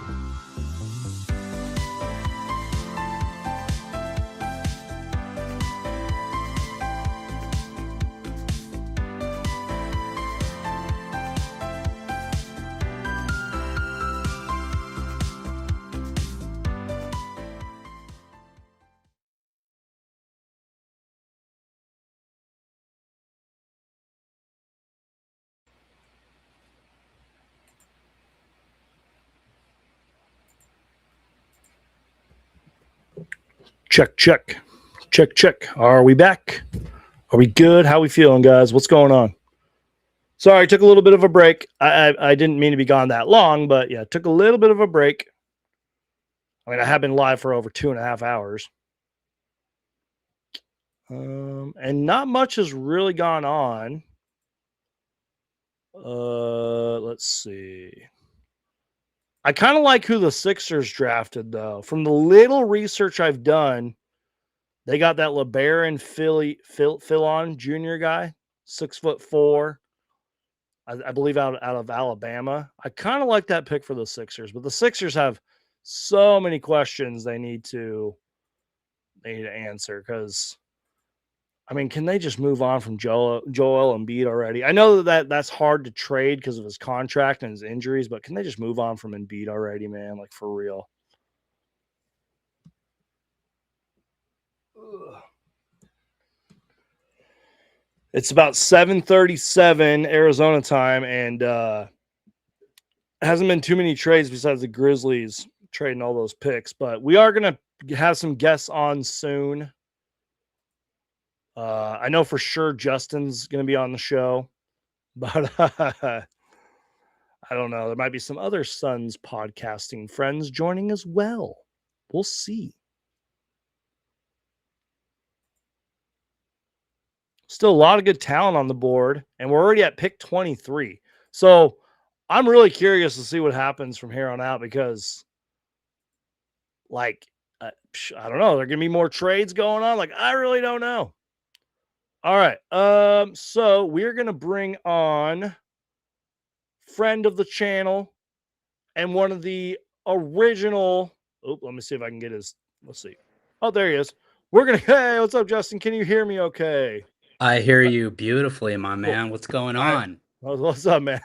I can hear you beautifully as well. So I'm bringing on Justin. So says Jay from the Fanning the Flames podcast, the original Suns podcast. I think even before I started this channel, man. So what's up, Devin Jay? Booker's second year is when we kicked off. All because of a random DM by Paul to Mr. Dave King. God rest his soul. Miss that man. Yep. But yeah, hey, what's up, buddy? How are you? I'm fantastic. You asked me first, so I'll answer first. I'm fantastic. Well, actually, here's a funny story. I'm gonna just do what I do and just start dominating the conversation right off the bat. So I say I'm doing fantastic, and normally that would be true because, as you know, Geek and I were texting earlier. He knows this. I had the pleasure of buying my 16-year-old daughter her first car today. So proud and also kind of like sad dad moment because it's just like, all right, now I got to go. Like, okay, we're doing this on a Tuesday, but I have to go to work. So, but my oldest right now, who just got the car, she's off at cheer practice. My youngest, my wife and I went to the gym, and I don't know if you know this, Geek. I operate in extremes, right? So I decided that I wanted to run some sort of race, right? So I signed up for a ultra trail race, which is 100K trail race that starts in like Maher, Arizona, if you know where that is, and Damn. runs down into the New River. Now this is in February. Yeah. I've never run. I've That's never ran in my life. right. That can be the sentence. I've always hated running, but I've actually started trying to get myself into shape for this and what have you, because obviously I don't want to die. And I've been coming along pretty well. I mean, for me, right? I ran, now maybe this isn't impressive to anybody. Like I did like a 6.5 mile run / walk like last weekend, which is definitely the farthest I've ever traversed in one, like, you know, I don't know, instance of travel. Actually, I hiked the Grand Canyon when I graduated law school, but I guess that doesn't count because I was 25, so it doesn't count. So today we're at the gym, and my youngest daughter plays soccer. She's doing the speed and agility training. I'm like, oh, hey, I'll hop in with you and do it. So yeah, I plant my foot and push off, and there's a pop. And a pop that I like go down into the ground, grabbing my foot, and my daughter goes, "What was that noise?" Yeah, that was in my foot. So this is about like an hour and 15 minutes ago. So per my best friend, my new best friend, Claude AI. I don't know if you use Claude AI. It's phenomenal. You should. But it appears that I might have torn my plantar fascia, which apparently could be a lot, like isn't the worst thing ever. But I bring this all up because I'm doing fantastic, and you know what? I still am, because I'm here hanging out with you. How about that? Notwithstanding all of that. Holy crap, man! But yeah, right, dude. Hey, you want a pro tip? Try do your best to not get old, because shit sucks, man. My body keeps like it's like, hey Justin, remember you're 44, dude. No, what are you doing? Well, you've been on the show for like 5 minutes, man, and you've already made it more entertaining and brighter than what it was, because we hit a little bit of a lull there in my show. I was like, well, I'm happy there's nothing that happening, and I know nothing about these picks. It is a super boring draft, right? Like, you know what? In fact, I blame this draft on my foot injury, because had this draft been more interesting, I would have been like, you know what? I'm going to stay here and like work, but actually been like watching the draft. But but no, I mean, outside of what the Grizzlies getting like five second round draft picks to literally move down 5 minutes. Yeah. That was interesting. The initial confusion thinking that OKC just traded 2 second rounders to get into the middle of the first round was also kind of entertaining, because it was maybe like a few moments of chaos there on Twitter for Suns fans being like, I thought we were going to trade into the first round. How come we didn't do exactly? Okay. Like there's more. We're going to talk about that. I want to pick your brain about that, because I've been sort of on and you know me, I'm a very positive, optimistic guy. I've kind of been on the whole like, yeah, the Suns probably aren't going to trade into the first round, especially since we're at pick 24 or something, and they haven't done it yet. Yeah. I guess I'm trying to see what we're at. I guess I'll put you on the spot. What do you think, man? Like, do you think they're going to do it, or do you think they'll trade early into the second round, like literally tomorrow? I think it's going to be the latter. I think we're looking at them trading more early into the early part of the second round. I'm sorry, I have to take my glasses off because of the glare. I'm looking back at me. I have to say there's a reason for it, not just because like I want to have my glasses off. Anyway. Okay. I like how I'm like, I'm sorry, I'm talking, but you've been streaming for like 3 hours, right, bro? You guys, so you're like somebody else saying words. That's fine. You just say whatever you want. Man, that's a long ass time to be streaming. You like? I was dedicated to it, man. Have you gone to the? Yeah, I took a few breaks. I've had my caffeine. You know, I took a few breaks. I played the sponsor of the show, Learn a Note, which I'm sure you remember from last time. I do. Here. I literally got up at one point and I was just like, I'm just going to go chat with my family and pet my dogs and just chill, you know, because it's a long ass show, dude. You know, well, you brought the right guy on because I can just bullshit about anything. Like, in fact, if it's like we're talking about a draft that nobody, including any Suns fans, have really paid attention to, so nobody cares. So we can literally just talk about anything. Like, you give me an Yeah. open forum, forget it. Well, I was gonna say that too. I'm so sorry about your injury, man. I hope you get It's better also it took me a soon. little while to get on here, because I Yeah, was I like saw those hobbling all over the place. crutches in the back, and I was like, I Oh probably yeah. should have like asked about that right Well, the away. funny But thing is, it's like good thing like we're a family that's been through this before because, well, as a matter of fact, funny story. So this race that I signed up to run, I didn't just do this as a whim on my own. My wife, she's a runner. She'd probably be mad at me for saying she is a runner because she'd be like, I don't even run anymore. But she's a runner, and she has actually attempted this race twice. The first time was like right after COVID, and she actually got through. So 100K is about 62 miles. And again, it's not on the road. You're going through the mountains, like pitch, but it goes through the night. But she got through 51 miles the first year that she did it and tore her calf. damn. So we got those crutches back then when she did that. So it's like, hey, good. She's like, I got crutches around somewhere if you need them.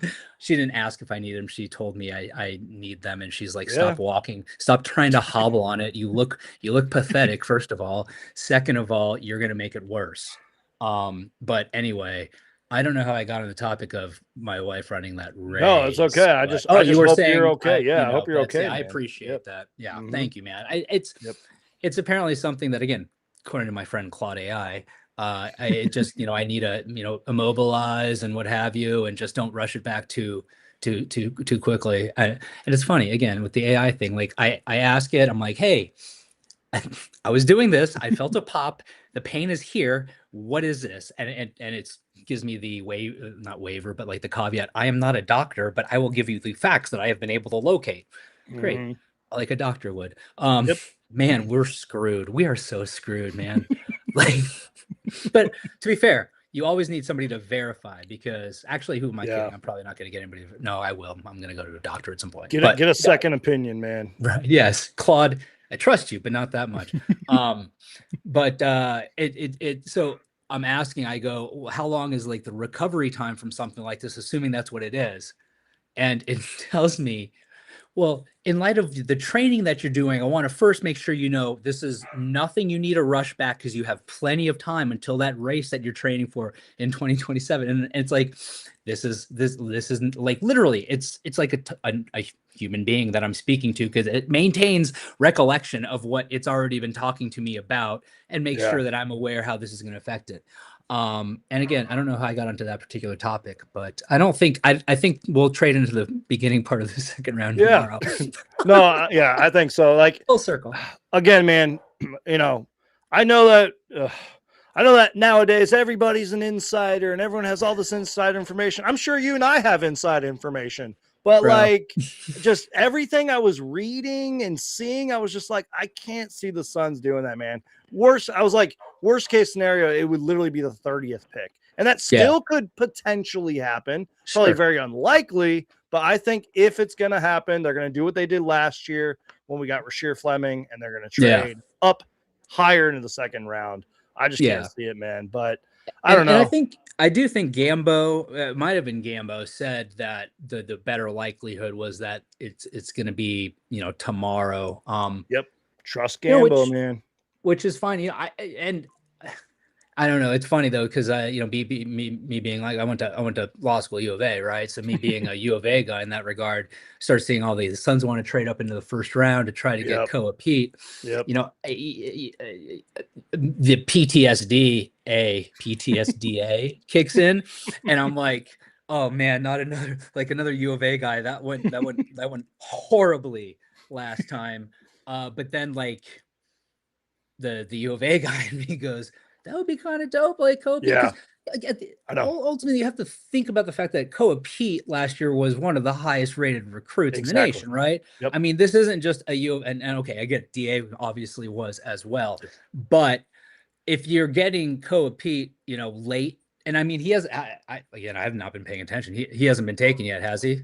Nope. KOA PEAT, has he gone yet? Nope. So I mean, Nope. he could slip into the second round. Maybe the Mhm. Suns trade up at the beginning part of the second round and get KOA PEAT. Exactly. Would I hate it? Absolutely not. Because at the end of the day, you're getting a guy that very well might be top end talent. I mean, just kind of like Rasheer Fleming last season, Mhm. right? Wasn't it? If he had a jump shot, he would be, you know, in the. Oh, that was also Ryan Dunn, right?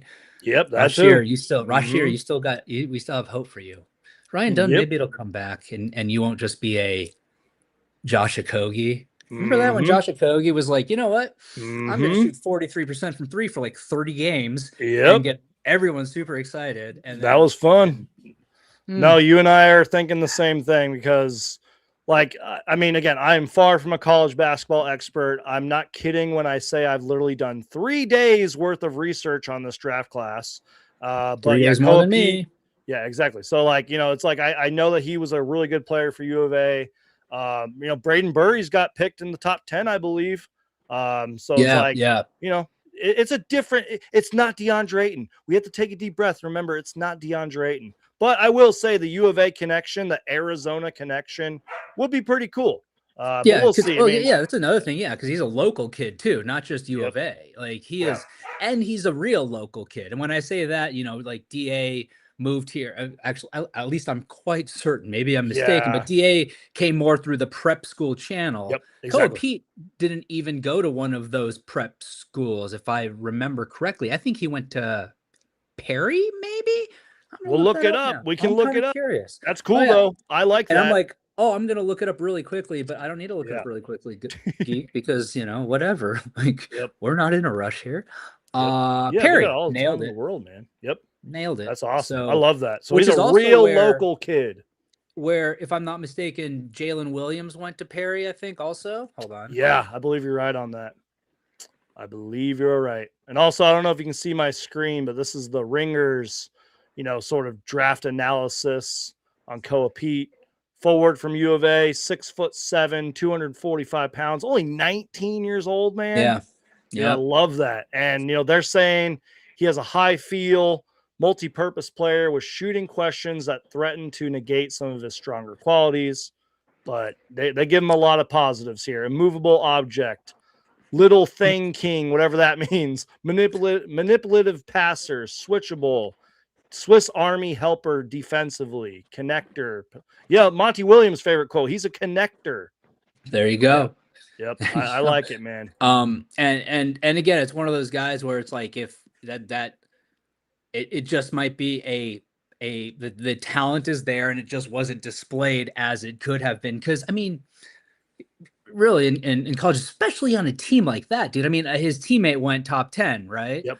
And Jaden Bradley's still on the board too. right there you go. That's a dude that the Suns have been tied to, I think, second with where they are in the second round right now, right? Exactly. Yep. But dude, KOA PEAT will bring some I would like to think rebounding to the table as well, which obviously is a big hole that somehow gets a little bit filled by Jordan Goodwin, because that guy's such the greatest rebounding guard ever. But still that gap seems to still be there. And look, KOA PEAT would also give us somebody that's actually a 4, right? Yeah, that will put actually a 4 that we will put at a 4. So, man, I'm getting myself. Wait, what just happened? Did I get excited about the 2026 NBA draft somehow? I think I might have. Get excited, man. We need it. But watch, the Lakers are going to take KOA PEAT and just rip my heart out. I know, right, dude? If the Lakers do that right now, like, oh my God, don't do that. Because they did make a trade. I think New York and the Lakers swapped 24 for 25. Oh, yeah, you're right there. I can see that. Oh, and hey, I should say, where did I see it? Mug 8122. Yeah, appreciate that. I didn't see that before, so, or if you put that up, I don't know if you did, but thank you, man.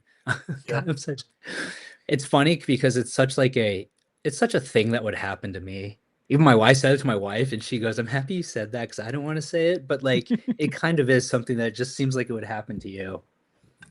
But hey, KOA PEAT's from Chandler. I didn't know that. Hometown Chandler, Arizona. I love that. Yeah. See, that's what I'm saying, dude. Yeah. Like a true local. Like, you know who else is a true local that played in the NBA and for the Suns? Channing Frye. Yep. That was a that Those were kid, the but days. that was like my they literally like those were the days. That was like my high school time. Oh, he's actually like 2 years younger than me, 3 maybe. Anyway, I digress. 6'7", 245, 6'11", 1/4 inch wingspan. So 8'8" standing reach. He's only 19 years old, dude. That's insane, bro. Like, this is the athletics like profile on him, but I'm not Yeah, gonna sit yeah. there and read all that. But yeah, like they pull up his stats here: 36 games, 14 points, 35% shooting from three. But like, whatever, that can change. 52% from the field. He's not much of a scorer, if you will, but like looks like a versatile forward with good size. And again, a hometown kid. So hopefully they'll trade him and Trade draft for him. Yeah, Yeah, trade for but him. and I Yeah. think it's one of those like kind of you can't. I mean, I guess it always depends on who develops and how folks develop in terms of players drafted around that spot. But you can't really say, oh, that's a bad move if they were to get him somewhere in that top of the second round, because again, you're getting somebody who clearly has the talent level and maybe just needs the opportunity. And I mean, I guess then the question is, but does he kind of become redundant with Rasheer? Or you know what, man? This is like super hypothetical. Hey, hold on. You want me Yep. to keep going? Was that Yeah, okay? I please, wasn't sure. because I have something. Yeah, I've been Oh, talking sort of. I think I've been talking a lot about what you're about to say. So please, I okay. encourage it. Well, I was gonna say, like, if the Suns were to look and get somebody like KOA PEAT, does he become redundant? Maybe redundant's not the word, but if we're looking at him at the 4 and Rasheer is as somebody looking at the 4, like those are two people in one spot, right? Is that Yep. going to cut into potential minutes there? Is there a way for them to, maybe Pete's more of a 4 or a 3 in the NBA? I don't know. 6, I don't know, Like a 6'7", six small, eight. like a true small forward, not a slashing forward. Although I'm sure he could Right. do that, but a small forward. Well, and that's you bring you kind of bring up a good point, at least in the implication there, and that's like he's 240, 245, but the Yep. dude's an athlete, right? Yep. So maybe he could. If that's I guess that wouldn't be a terrible problem to have. How about that? Yep. I Exactly. think. Because if we look at I was going to say the idea of a true point guard, but I think we've got to the extent we ever need a true point guard, quote unquote, starting, then Colin Gillespie, Yep. right? Mm-hmm. We're there. And I don't know, is there anything else? Well, I guess at the end of the day, also I have no clue who else is worthwhile in this draft, or anybody that could even be in that early second round area that we could be targeting instead, just because I haven't paid enough attention. I'm not sure if this was what you were talking about, like if that was sort of your point. And I don't mean to sound like a Ryan Dunn hater, and I don't mean to sound like negative here, but like, you know how you said, like, if we draft KOA PEAT, is it like redundant? Here's Yeah. my thing. This is what I've been talking about lately. Let's say the Suns draft KOA PEAT at 47 or whatever. Let's say they trade up and draft KOA PEAT, whatever. Let's say they draft the next LeBron James. Who cares? Doesn't matter, right? Here's the thing. What if we draft somebody? Where's this player going to get the minutes from? I know some people are like, oh, he'll go play for the Valley Suns. But I'm like, dude, if Rasheer Fleming and Kaman Malawach barely got minutes, I mean, Rasheer got more than Kaman Malawach. I'm like, I don't know where this pick is going to play. Now, granted, the offseason's not over. There's still free agency. There's still trades. We still have the second round of the draft tomorrow. But you know what I mean? I'm not sure if that's kind of what you were talking about, but like, I don't know where this player is going to play, man. I think our thought processes are at least parallel, because where are the minutes, right? Yep. Yeah, where are the minutes? And either way, yeah, there's only a certain amount of time you have for these players in a game.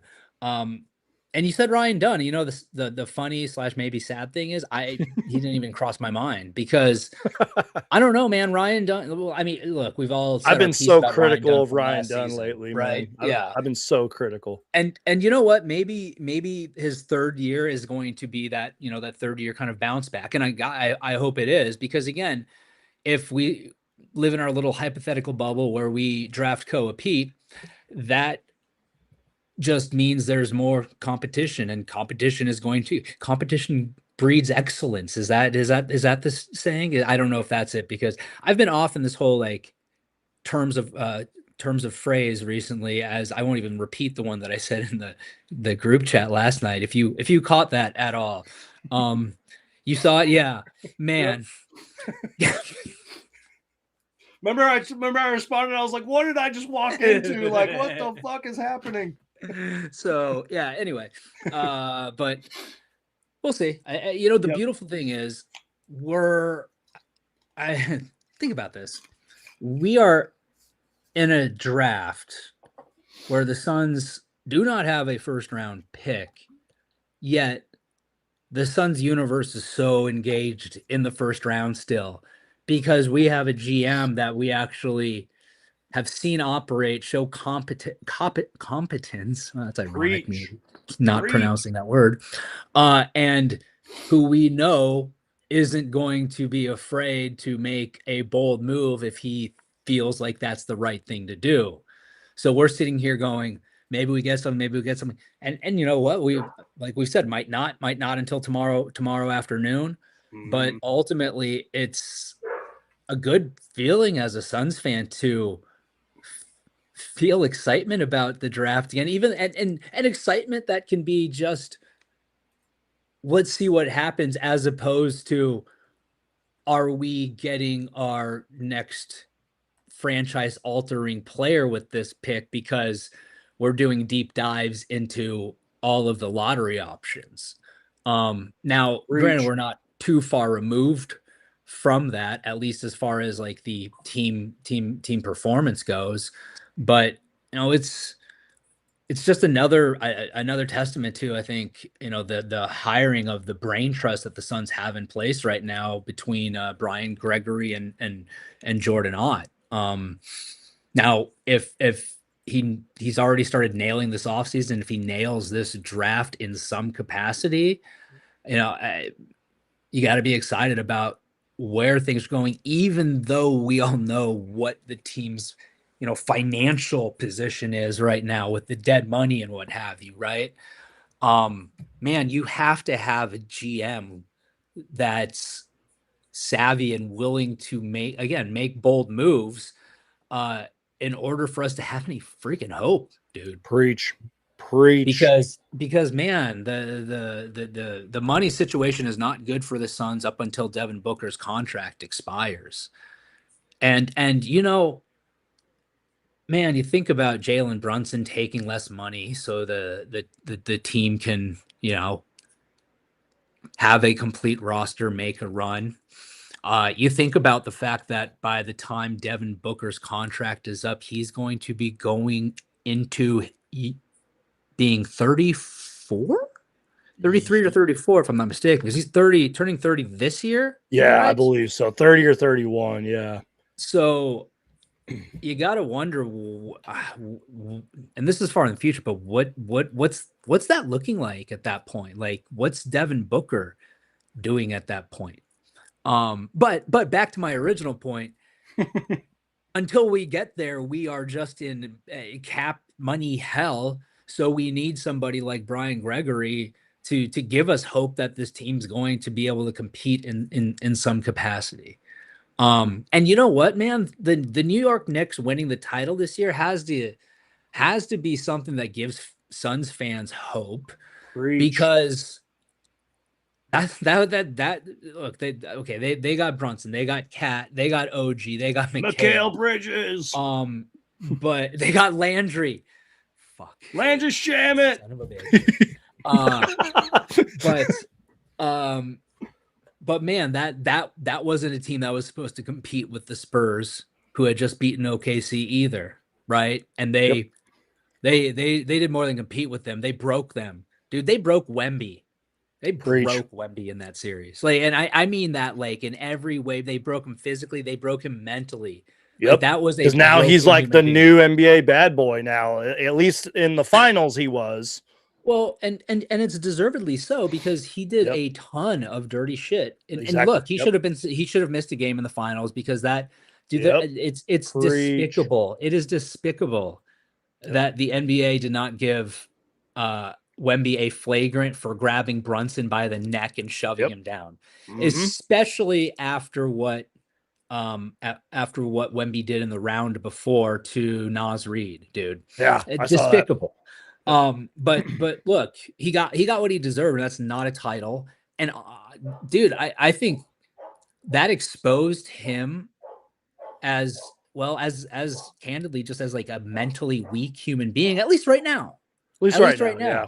Yep. And teams are going to go at him like with all sorts of physicality next season, as they should. And you know what? And then we might just have a whole year of what we saw in the finals, because if teams go at him with that physicality, the Spurs are going to do what they always do and just be dirty as fuck. And that's going to piss teams off. And the referees aren't going to know what the hell to do because they're a bunch of morons and they're like headed up by an absolute moron. But hey, that'll be fucking entertaining, I guess. Speaking if you guys didn't know, I'm sorry. If you guys didn't know, So Says Jay has many battles and opinions and great opinions, strong opinions on the NBA officiating. And you're right, because the NBA officiating is very bad and it needs to be addressed. But go on. What were you going to say? Speaking of officiating, I don't know if you saw this in the group chat, but I am in fact now a registered official for the AIA in the state of Arizona. I will be starting my training on August 1st, I believe, for football season. And then we got basketball season. And you know what? I mean, I don't know now, actually, now that I think about this with my foot. I wonder how long this will last. Is it better? Thank you, kiddo. It's feeling much better, yes. It looks a lot better. Great. My wife just came in. She's done some full-on research, and she believes I've ruptured say it again? I've ruptured it fully. Whoa. We got injury breaking news here on Suns Geek for my guest and good friend, So Says Jay. How long am I out, babe? She actually looks very concerned and serious right now. I'll try to be serious. Suns Geek, be serious. Be serious. How long am I going to be like? In a boot, probably like 3 months. 3 months? Damn! No way. There's like barely any pain. How is that possible? Welcome to Suns Geek, where we have breaking news, injury news on So Says Jay. Oh my God.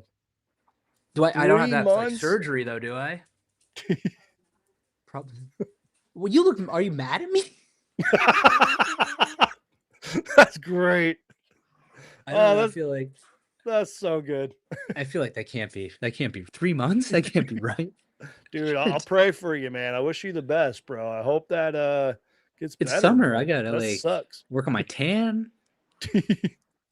I mean, the fact that you showed up for this my dogs are podcast, going at each other. No, it's okay. My dogs do that all the time. The fact that you showed up for this podcast after being injured means you're more of a manly man than me, because if that were me, I would not be doing this live show. I would have canceled it, or I would have had you guys do the show. Well, if you think about it, like, what else am I going to do? I'm just sitting around right now. Right? I can't go anywhere. I can't go running. Your life is a lot more entertaining than mine, because congratulations, you bought your daughter a car. I know that's bittersweet and all that, but you bought her a car today. Then you ended up getting injured, and now you're on the Suns Geek podcast. What a day. This is great, man. What a day. Literally nobody has ever had a day like this ever, and nobody ever will again. But if I'm glad we got to document it though on this channel. Right? We got documentation of it. Is this will you record too? Do you record? Will there be I feel like we need to have the clip the moment I got my diagnosis from my wife. Dude, I'll clip that if you give me permission, man. Man, 3 months, I'm just gonna be like, my hair is gonna be like a week longer. I won't shave. I'll just be depressed. I'll send you the clips so you can like upload it to the Fanning the Flames podcast channel. Right. Dude, Yeah. it's funny. We got to the point. I was texting with Voida and Paul the other day. And Voida said something about podcasts, and I go, "Hey, speaking of podcasts, Paul, we should do an episode." And Paul just literally responds to me. He goes, "Nah." Oh my God. I love that though. That's what makes Fanning the Flames so great. Because I like you know. guys don't really upload. It is. No, dude, we But did. I love it. This was actually our least, like, I think this is the season we did the least number of episodes like ever. I was definitely on way more other people's podcasts this season than I was on my own. But hey, but you whatever. guys are still, everybody else is fantastic at it. We're terrible. So no, you it's guys like, are seems still right. part of the SUNS community. You're still part of the SUNS podcasting community. And according to that one website a while ago, you guys are we're the number greatest. one. Yeah, that's right. I was like, what? That had to have been AI or something, bro. That was Dude, nuts. no, I went to whoever sent that in our chat sent the link. I went to the link. It's real. It was, I don't know how. I know. There's something's clearly mistaken. Either that or maybe like I don't know. I don't look at our statistics ever anymore. Maybe some of those old episodes just caught fire in the Philippines or something. Who knows? Maybe that Brian Gregory episode you guys did when you guys were right about that. Hey, home run higher. Luke's exact words were home run higher. I actually texted him the other day. We don't like text often, but I was like, by the way, bro, Brian Gregory is knocking it out of the park again right now. I believe you said home run higher. I would just like you guys to know my foot is kind of up on a chair right now. My wife is over here off screen, like inspecting it with like her flashlight. If you need me to move it in any particular like direction, dear, you just let me know. Shout out to Keith Nettles, who says, my wife said, quote, is that guy in the blue Devon Booker? So apparently you're Devin Booker's brother, man. You know what? I've been like called a lot of things, and like I don't mean it like that, but that's not one that I've been mistaken for before. But I thank you. I he's a good looking guy. So wait. Anyway. Yeah. I don't know. What are we talking about? I was gonna say something, but now you have Devin Booker up here for maybe for some reason? Okay. Real quick. Yeah. We were talking about Devin Booker's age. Well, I mean, yeah. Do you have any thoughts on that? Yeah, he'll be 30 this season. That's what. That's what I was going to talk about. He's going to be. That's crazy though. He's gonna turn 30 later this year. So we still got a few years of Devin Booker to go. Hopefully, the better years and greater years. Yeah, well, okay, hold on. I do have an opinion on his number change, actually. And I know what you're gonna say too. I won't call it an opinion on his number change because the number change thing I love. I guess I can't say I don't love it because for the reasons he did it and the meaning behind it, like you can't dispute that, you can't argue with that, you can't say anything but like that's fantastic. Now I still think it's weird that he's no longer number one. But that's, you get used to somebody in a number, and so be it. But man, I love Devin Booker, right? Like there's no like doubting that I'm a huge Devin Booker fan. I sneakily hung like a Devin Booker portrait that I bought from an artist. His name's escaping now, but he's on Twitter. He's fantastic. I'll have to look it up. I know who you're talking about. I'm forgetting his name too. But yeah. Yep. Mm-hmm. But I hung it over my fireplace until my wife took it down. And she even indulged me for like 3 days with that, right? So this comes from a place of love, I guess, is what I'm saying. But I like, can we get less of Devin Booker, like the marketing guru, and more of Devin Booker, the dog, like ding, back. Ding, ding, ding, ding. Yep. And one reason why the whole number change kind of triggers that thought with me is, and maybe there are reasons that I'm unaware of that, this is true, but he said something about how like it's been in the works for like a year or what have you. And I'm like, okay, when you say it's been, I assume that changing your number in the NBA basically means you probably have to give like a year notice because they produce jerseys and what have you, right? Yeah, probably. So, but the way when you say it like that, you frame it like that, it makes it sound like there was a whole bunch, and maybe there's a lot of stuff that goes behind it. Maybe I'm off on that, but it just seems like it's over dramatizing even like what I assume is probably not an overly complex process. And maybe this is me overthinking things like I tend to do in life, but like I went through that thought process and I was like, everything that we see about Book these days is about some other type of marketing thing. And Yep. look, man, I like the dude deserves it, right? Like he Yeah. deserves every flower he gets. He deserves all of the attention he gets. He deserves to be a brand because, you know, and I think Nike's brilliant for making him a brand because he's a marketable guy. He's a good looking dude. And it's good that the Phoenix Suns have a player that has that Right. brand and marketing to an extent.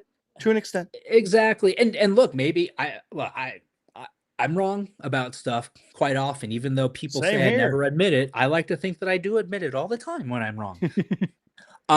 But I don't know. It just feels like too much. And maybe I'm not even doing a good time. Good time. I'm not good job articulating it. But No, you are. I don't know, man. It just like book. Like, remember what he did? He's like with Kendall Jenner. Was it Yeah, Kendall? Kendall. Yeah, Kendall. Man, see what happens? You get old and you forget such important stuff like that. I'm not even joking. I think that's super important. But and when I say that, here's why. Wasn't that the best version of Devin Booker we had? Wasn't that the Devin Booker that led the Phoenix Suns to the finals? All NBA, All Star, multiple games Look, where he was maybe just great. Yep.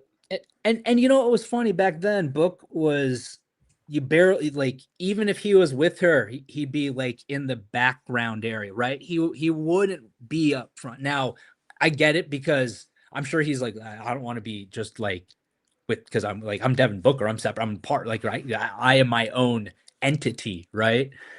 But it's almost like that. Oh, what's the word I'm looking for? Oh, the gravitas, is that right? That would be around that family is now like on him, and it's I don't know, his aura is different. um and look, maybe I'm misreading and people think, wow, dude, you are just like way out there.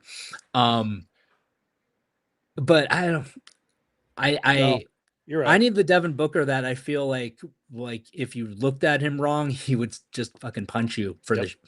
for the shit of it, right? I'm glad you said this, man, because I was gonna put you on the spot if you didn't bring this up about because you mentioned it in the group chat. You were like, Yeah, I want to see less Devin Booker the brand and more Devin Booker like the dog. You know what I yeah, mean? And I love that. When you said that, I was like, oh my gosh. I was like, I gotta get So Says Jay on here and talk about that. Because look, obviously I'm a Devin Booker lover. I have his poster right behind me. there I you have his go. shoes, which I'm thankful and fortunate enough to buy. Got his shoes right behind me and his Funko Pops. Like, I love Devin Booker, man. I've been on this dude. Like, I've been supporting him, loving Devin Booker since the day we drafted him. But I've been kind of like with Ryan Dunn. I can be critical when I Yeah, need to be. I've been critical of Devin Booker a lot. And that's coming from like a Devin Booker homer, a very biased Suns and Devin Booker fan.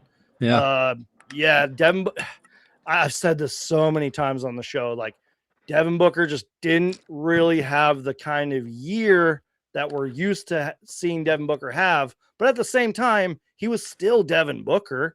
It was just kind of a weird year for Devin Booker. But like, yeah, less brand, more Devin Booker the killer. Let's get Devin Booker the all-star, all NBA, 50, 60-point games. You know what I mean? Like, let's yeah. get that Devin Booker. Like you said, let's get the Devin Booker back where, like, if you even look at him wrong, he's going to, like, punch you in the face, Right. man. You Let's know get what? that Devin Booker back. And maybe wearing the 1.5 will inspire a new I won't say the next version of Devin Booker.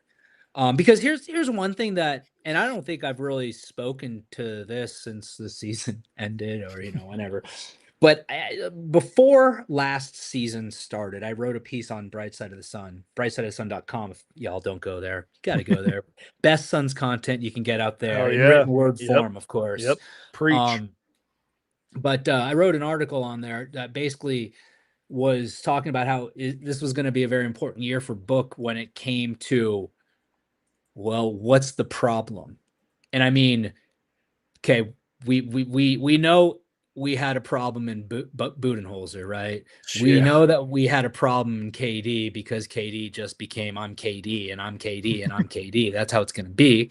Mhm. So we could look at Vogel. We can look at the 2, 3, 4 prior seasons that didn't go how we wanted them to go and say, yeah, but Devin Booker was dealing with. Yeah, but Devin Booker was dealing with, right? Now, this past season, going into the season, got a new coach that Devin Booker signed off on. KD was gone. For the first time since the bubble, really, Devin Booker was the dude from a leadership perspective without any questions, meaning there wasn't a Chris Paul, there wasn't a Kevin Durant, there wasn't a Ricky Rubio even Yeah. back Yep. then, That's a right? good name drop. Yeah. Uh, A Tyson and the Chandler. Suns, Tyson Chandler was big with his career early on. Yeah, I mean, like, and if you go back early, he even had those vets, like, Dudley, it's right. Yeah. So, oh yeah, him and Jared we're Dudley gonna are like best see, friends. but then if things, now we had very low expectations, right, going into the season, but if things blew up, went terrible, then you have to start thinking, well, was it those external forces, or is there something within Book or within whatever he brings to a team that is suddenly toxic, suddenly an issue? But I think the fact that the Suns exceeded expectations, showed out as they did, shows that Devin Booker as a leader can command what he needs from a team and can lead a team.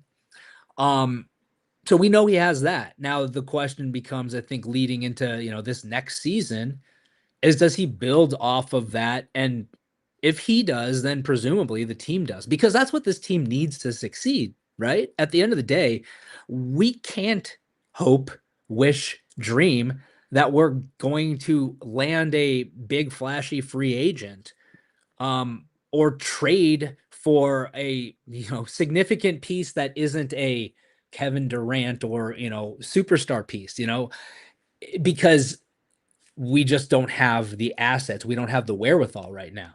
So if this team's going to succeed, it's going to succeed through improvement. And that's, again, going back to what we talked about before, guys like Malawach and Rashid are really taking that next step.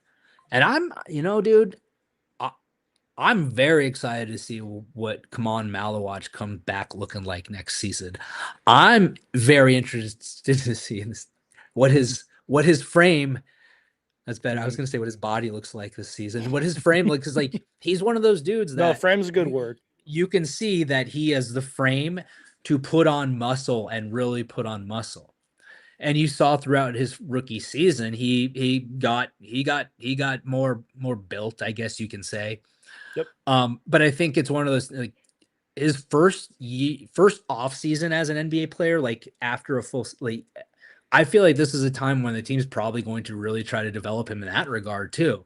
I don't know if have there been like pictures or anything floating around of Mel? I haven't seen much. Yeah, I haven't seen much.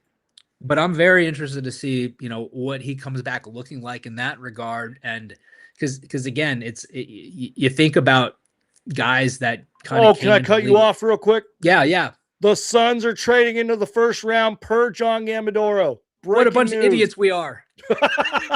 Holy crap. Oh, dude, this is great. Hold on. Dallas. I got to share my screen. Sorry. Per John Gambadoro. Let me yell. The Phoenix Suns are trading into the first round. What is going on with my screen? Okay, good. Here it is, you guys. Holy crap. This is per Gambo, and apparently it's with the Mavericks. Yeah. Okay, hold on. The Mavs. Let's see. Checking my phone. Okay. We're waiting on the details of this, but we have breaking news here on Suns Geek, you guys. Per John Gambadoro, The Suns are trading into the first round. They did it. We were talking about it. I was wrong. I mean, We were so wrong. I was wrong, but I was kind of also right. I was like, maybe they'll get a top like 29, 30. I kind of called it, sort of. There you go. Want to know I'll give why, that to you. Justin? Want to know why I was right about that? Because I have inside sources. I have information. I'm the new Suns insider. You know what I'm talking about? I saw you had your earpiece in. Yep. So I got people texting me left and right. Man, dude, I'm loaded, man. I got all the Suns information you need.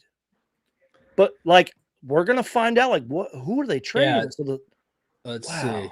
And by the way, when we were both on our little rants and segments, there was a lot of like teams swapping picks and trading in the second round and trading up, but it wasn't like important enough to like stop the show. But this is what we're here for, man.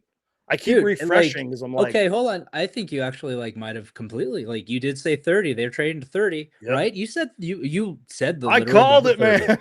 I called it. It was a lucky guess. I'm going to humble myself here. I'm not a Suns insider.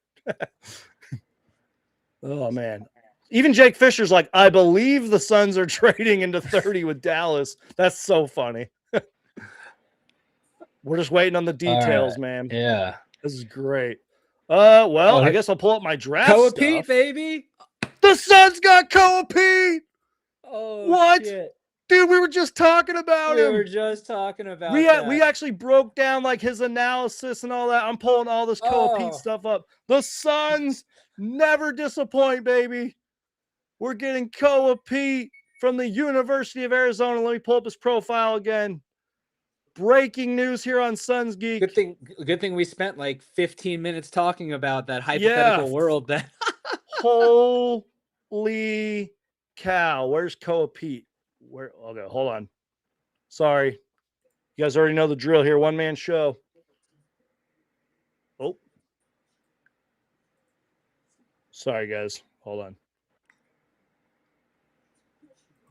Where did his thing go? I had his profile pulled up and everything. No, I don't want Braden Burries. My dogs are barking, so that means they're excited too.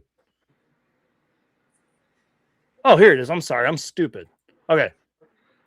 So, breaking news, you guys. The Phoenix Suns. Okay, That's we got great, the picks. dude. We got the information. Hold on. Mike's, wait, where'd that tweet go? I'm so sorry, you guys. Dude, that's wild. The Suns are trading number 30 in the 2026 draft from the Dallas Mavericks and will select KOA PEAT, league sources say.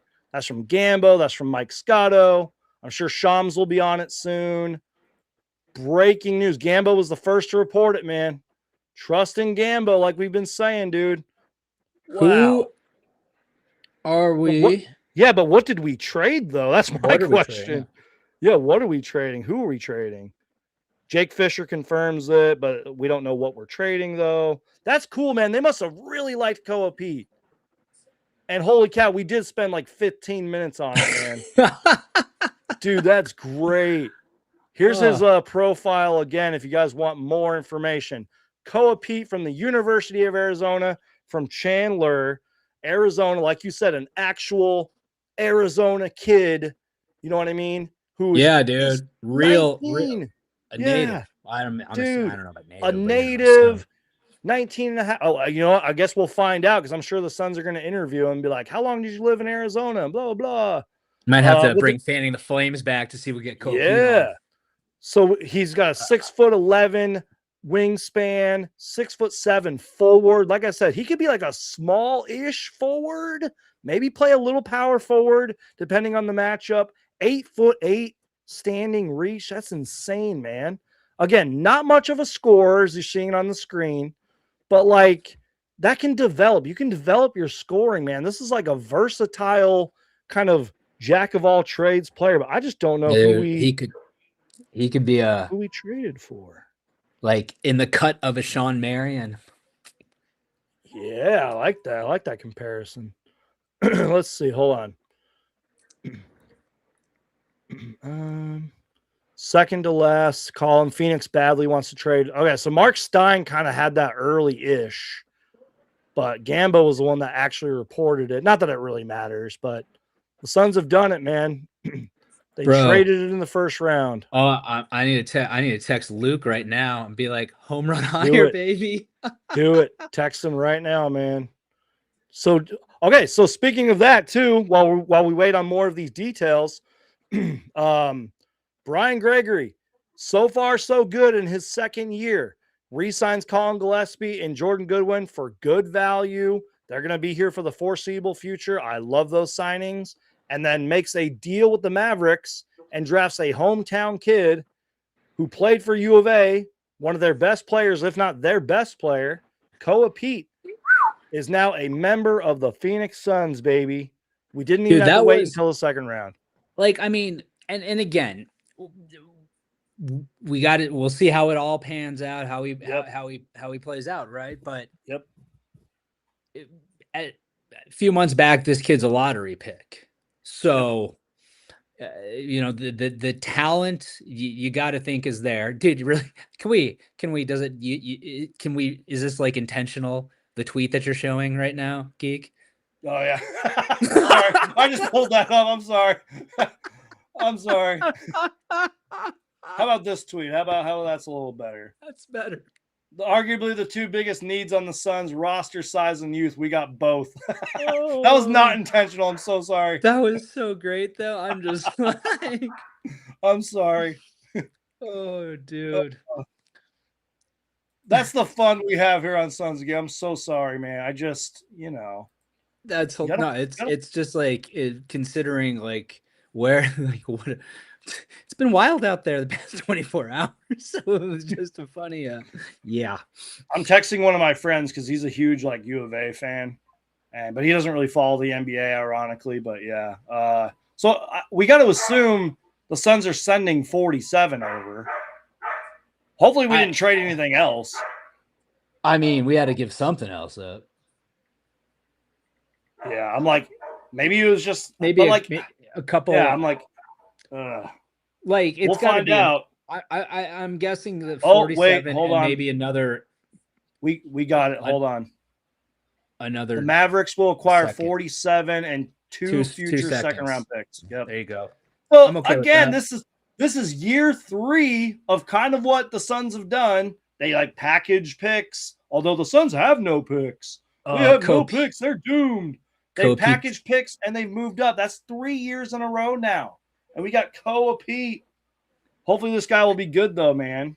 You know, it sucks. He's got to go up there and wear a Mavericks hat though for the draft. I know. Anyway. Dang, dude. That's great. That's great. You know what? We don't need those future second round picks. Just like the New York Knicks. F them picks, man. F them picks, bro. That's why we have them, to get rid of them, to use as assets. What a day. What a day. Dude, what a day. What a stream, man. It took long enough. Took 3.5 hours. Well, the Suns did it. They moved up into the draft. They got somebody they were targeting. So that report was true too.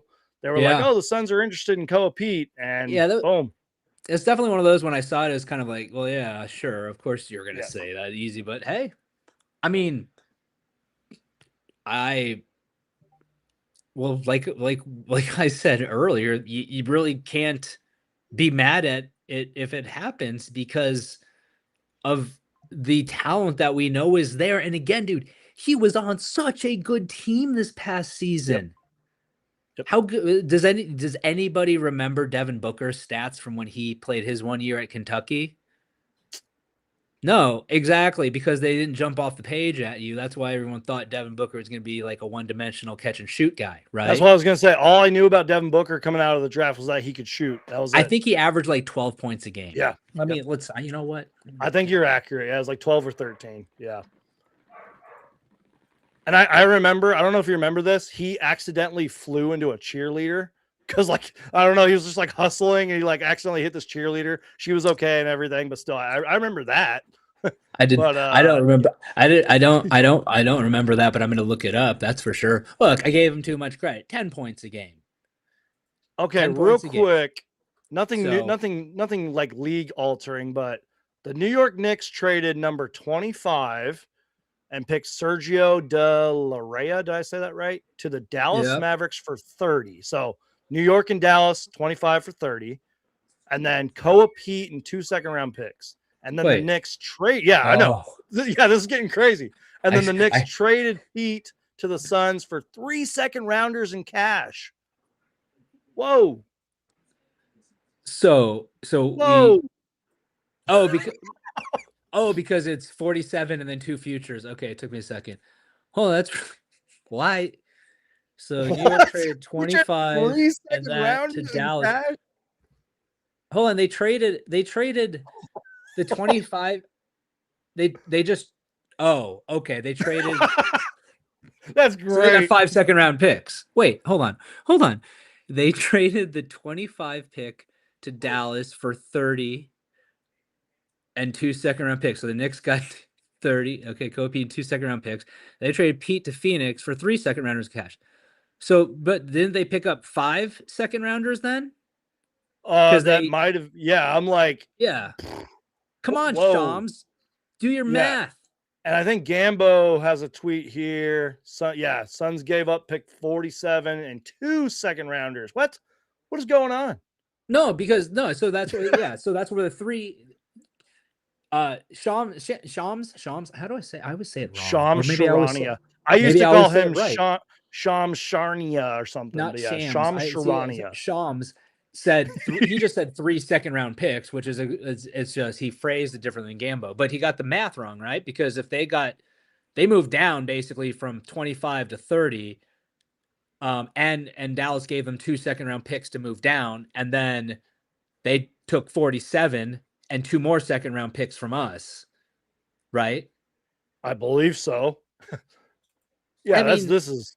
It's a draft, Kochoa. Of course, we don't know about him, but like, I don't know. Maybe he will be great. Right. He's also taking the 30th pick. I mean, I also don't know about the 2 future second-round picks, but I'd rather have KOA Pete. Right. Yeah. Or the 3 future second-round picks. I'd rather have, right? Like, that's one thing I've been talking about a lot on this. Unless you don't know about him, like you mean I don't know, like he's gonna suck. Then I feel yeah, like no, I think I just think he meant like I think he knows about KOA Pete, but like I just don't think he'd think I mean, there's so much we can talk about, because like I want to hear though. I want to hear like it's the I don't know if that's you don't know if trading 3 second-round picks to get to the 30th to take KOA Pete is the right move. Like, is the right move just keeping those 3 picks and not knowing what they're going to turn or like if they're going to be used for anything? It just seems like you can't really you can't. I don't see how you can, with any good faith rationale, be upset about the move, because at the end of the day, we got rid of 3 second-round picks to get KOA Pete, and how often do second-round picks pan out anyway? Exactly. That's what I was gonna say. Like, and I've been talking about this so much on my channel. Everyone's like, we don't have any draft picks. We don't have any draft picks. I'm like, guys, look what we've done the last 2 years in the draft, and look what we just did now. We don't need future draft picks. At least right now, we don't. You know what I mean? And as we have seen in this draft, this was really the second round of the draft because so many second rounders were traded. Memphis acquired 5 second-round picks in the span of 5 minutes, and the Suns traded away a bunch of picks in the span of 5 minutes. I'm okay with this. I am okay with this. And I feel like our friend Kochoa is yes, so my guy DJ Ocho. Pete's not a. Thank you. I'll just call him DJ Ocho then. No, DJ Ocho. I don't think Pete's gonna interfere with Malawach or Williams if he's back, because he's not a center, dude. He's gonna play. He's gonna play the 4 at most. He's not playing the 5. Hell no. Yeah, no way. Nope. Even against the smallest team in the league, he's not playing the center, man. That would be that'd be chaos. I think this was more of the Suns are trying to get a versatile sort of best available player in the draft, especially if you are giving up extra picks and all that. KOA Pete's not playing center. He is a versatile forward. The scoring can come later. I think the Suns have plenty of scoring. They need more defense. They need more size. They need more rebounding. And hopefully that's what we got with KOA Pete, man. But now I think we've got some competition there amongst those three youngsters that we were talking about. God, Yep, fucking old three we youngsters. called it. We called it, man. But yeah, dude, like between look him and Rashir, I think, dude, that's a long athletic Maybe that's duo what the right Suns are there. trying to do. Yeah. Maybe even though I've been like trashing on Ryan Dunn, maybe they're like, you know what? We're going to keep Ryan Dunn and we're going to have a bunch of defense and versatility, length, size. I'm like, maybe that's what they're trying to do. I don't know. Yeah. Sorry to interrupt you, but I just had to go on that little tangent there. Oh no, I was done. I like it. I'm sorry. I'm sorry, DJ Ocho, if I got too aggressive. Also, No, that's he's my guy right there, man. That's my guy right there.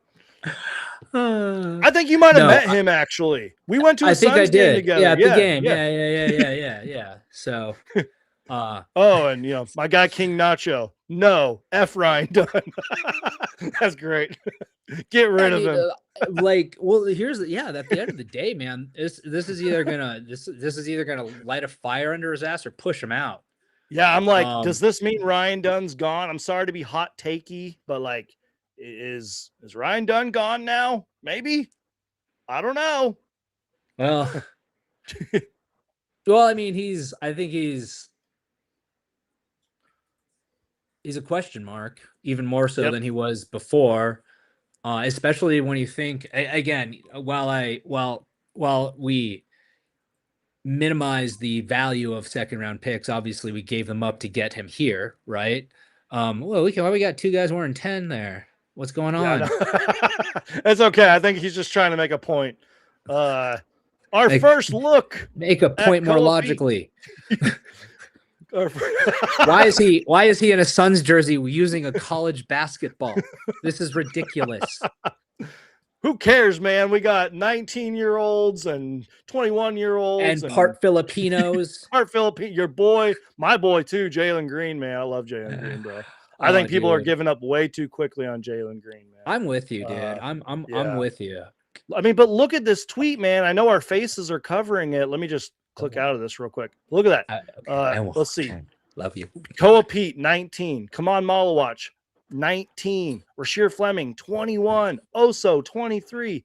Dunn, 23. Jalen Green, 24. And what did we say earlier? Devin Booker's not even 30 yet. The youth movement in Phoenix has begun. F them picks. F them draft picks, man. I love how now Devin Booker's not even 30 yet, as opposed to we're like, man, he's gonna be we're like, he's 31, 32. He's like, he ain't even 30, baby. People are gonna call us out. They're gonna be like, you're not real Suns fans. You don't even know Devin Booker's age. That's great. I believe his birthday is October 30th, if I'm not mistaken. So whoever says that can suck it. No, I think it is October 30th, right? Yeah, right before Halloween. We're like double checking. Sorry, Devin Booker, or if anybody from Devin Booker's family or agency's watching, we apologize. Yeah, October 30th. You can see my shoes. You can see the poster. I promise you, I'm a Devin Booker fan. I promise. Oh, dude, I wonder what Devin Booker's thinking right now. He's probably stoked. I don't know. I'm sure he's stoked. But dude, like rebounding, like we've got, dude, again, the long and athletic, right? And okay, look at it like this. If you would have told me at the beginning of college basketball season, hey, BT Dubs, KOA PEAT's going to be on the Suns next season, I'm going to be like, well, that's not possible because we don't have any draft picks. Yeah. Because he was good, like again with the level that we kind of expected out of him. But again, and like you said, a couple of years ago, he's probably a lottery pick. A couple of years ago. Well, for sure. And I think he very well could have still been this year. I think it's one of those things, again, it's just a matter of being on a team that was so talented in college, like Devin Booker, that you didn't get to see the same shine that you would when he becomes. That's kind of ironic, though, to say that the college team was so talented, but when he gets to the NBA, then he'll really get to show. But it's a more limited game, more limited time, what have you. But dude, I think you got to be excited about the move. And again, it shows the mettle, the gusto of this front office at this point, man, because man, he made his move and he made it quick, and I love it. Me too, man. I love it. Man, that's I'm dope. excited. I mean, not even just. I'm partly saying this from a content creator standpoint, but just from a fan. If I didn't have this channel or whatever, and I see that breaking news, holy crap! The Suns traded up into the draft, and they got a University of Arizona kid. They got a kid from Chandler, Arizona. I'm like, I'm hyped. And again, everything I'm reading, I'm trying to like look up footage and all that, so I can become a draft expert all of a sudden. I like what I'm seeing, man. Again, 6'7", big ass wingspan, 8'8" standing reach, 245 pounds. Was U of A's best player last season, at least one of them. You know, like I'm trying to, like he's a swift Army helper on defense. I'm reading his strengths here, man. Like, what were you gonna say? So the future seconds are 2029 and 2033. Okay. So yeah, I think I saw that tweet. We were both on our 2033. tangents. That's so far away. That's when we're going to win a championship, by the way. I've been saying that. We're going to win a championship. 2033? Yep. That's when we're going to win a championship. I've been saying that. I don't know why, but I just feel it. Will we win any before then? I know, right? That'll be our second championship because we're going to win one next year. We're going to win one next year. KOA PEAT will lead us to the promised land. Fairly unique athlete, rarely interesting combination of strength, low center of gravity, and impressive hip mobility. Rare for an imposing interior player. As a result, Pete moves like someone much smaller than him, to the point where you're left wondering, is he a power wing or a true four who can simply move well? Sounds like a small forward to me. That sounds like again a good problem to have. Which one of those roles can he fill? Because that's a really good point. Like, if he's just a freakishly athletic guy that plays for, and again, look, we have to remember he is being picked 30, so maybe the lore and the excitement that would come with where he theoretically could have been isn't exactly deserved, and we should temper ourselves, obviously. But look, the potential seems like it's there, right? Maybe he just blossoms into exactly what you would think he was going to be at U of A, that would have landed him in the lottery, and he does it in a Suns uniform. God, that would be fantastic. Freshman KOA PEAT versus the defending national champs in Florida. 30 points, 7 rebounds, 5 assists, 4 stocks, 11 for 18 shooting. And yes, stocks is a new NBA term now. You know what I mean? Why can't you just split the two stats out and tell me which is which? I know, right? I know. Like, I'm not gambling on this game. That happened KOA 7 PEAT. months ago. But dude, like, and that's the thing. That's the potential that's there, right? Like, he's not your DJ Strawberry or Alonzo Tucker end of the. You're a real Suns fan for mentioning those first names. round pick, although with Strawberry's second round, maybe, I don't know, whatever. But you know what I mean? Like, this is a guy that I feel like, despite where he's picked, getting excited about what he can bring to the team right off the bat isn't an unreasonable thing to do. Yep. I'll say that. Yep. Again, man, I'm trusting in Brian Gregory, man. So far, he hasn't really given me a reason to doubt him, James Jones. And, I mean, if Brian Gregory keeps going like this, man, keeps making good move after good move, like you said, man, home run higher. And, like, I feel like over the next couple days, really the next week, I'm going to, like, overanalyze KOA PEAT. I'll probably have a lot more thoughts next time we're live on him. But, man, Suns get KOA PEAT, man. I love it. I'm just kind of looking at the latest, see what people are saying, but yeah, I don't know, man. This is fun. I'm glad the Suns did it. They traded up. And they got KOA PEAT. It made your 4-hour live stream worth it. For real, man. I like to think that your perseverance is what got the Suns over the hump and made them decide to pull the trigger. Like, Brian Gregory's probably like tuned in. He's like, bro, Yeah, or he's like, he'd be like, yo, this kid, like he's got like a kind of a high voice, like I'm not gonna do that anymore. He's like, what is this guy doing? He's been here. You know what? I'm gonna give him something to get excited about. Him and his long-haired friend over there. Devin Booker's brother, the one whose wife keeps scolding him off screen, and that's that one. I think Brian Gregory saw us talking about your injury, and then the breaking news with your injury, and he was like, "Dude, we got to freshen this up, man." He's like, "This wannabe Suns geek insider, he thinks he's a Suns insider and reporter." He said 30. Like, okay, I'm setting these boys up beautifully. I'm just saying. The only thing I will say was I called it. Like, Luke's like, you're welcome. I was watching. I told BG to do it. Now he's probably sleeping because it's like midnight where he lives, and why would he be watching the NBA draft? Well, he might be. I don't know. But dude, yeah, that's dope. That's exciting. Maybe. Damn.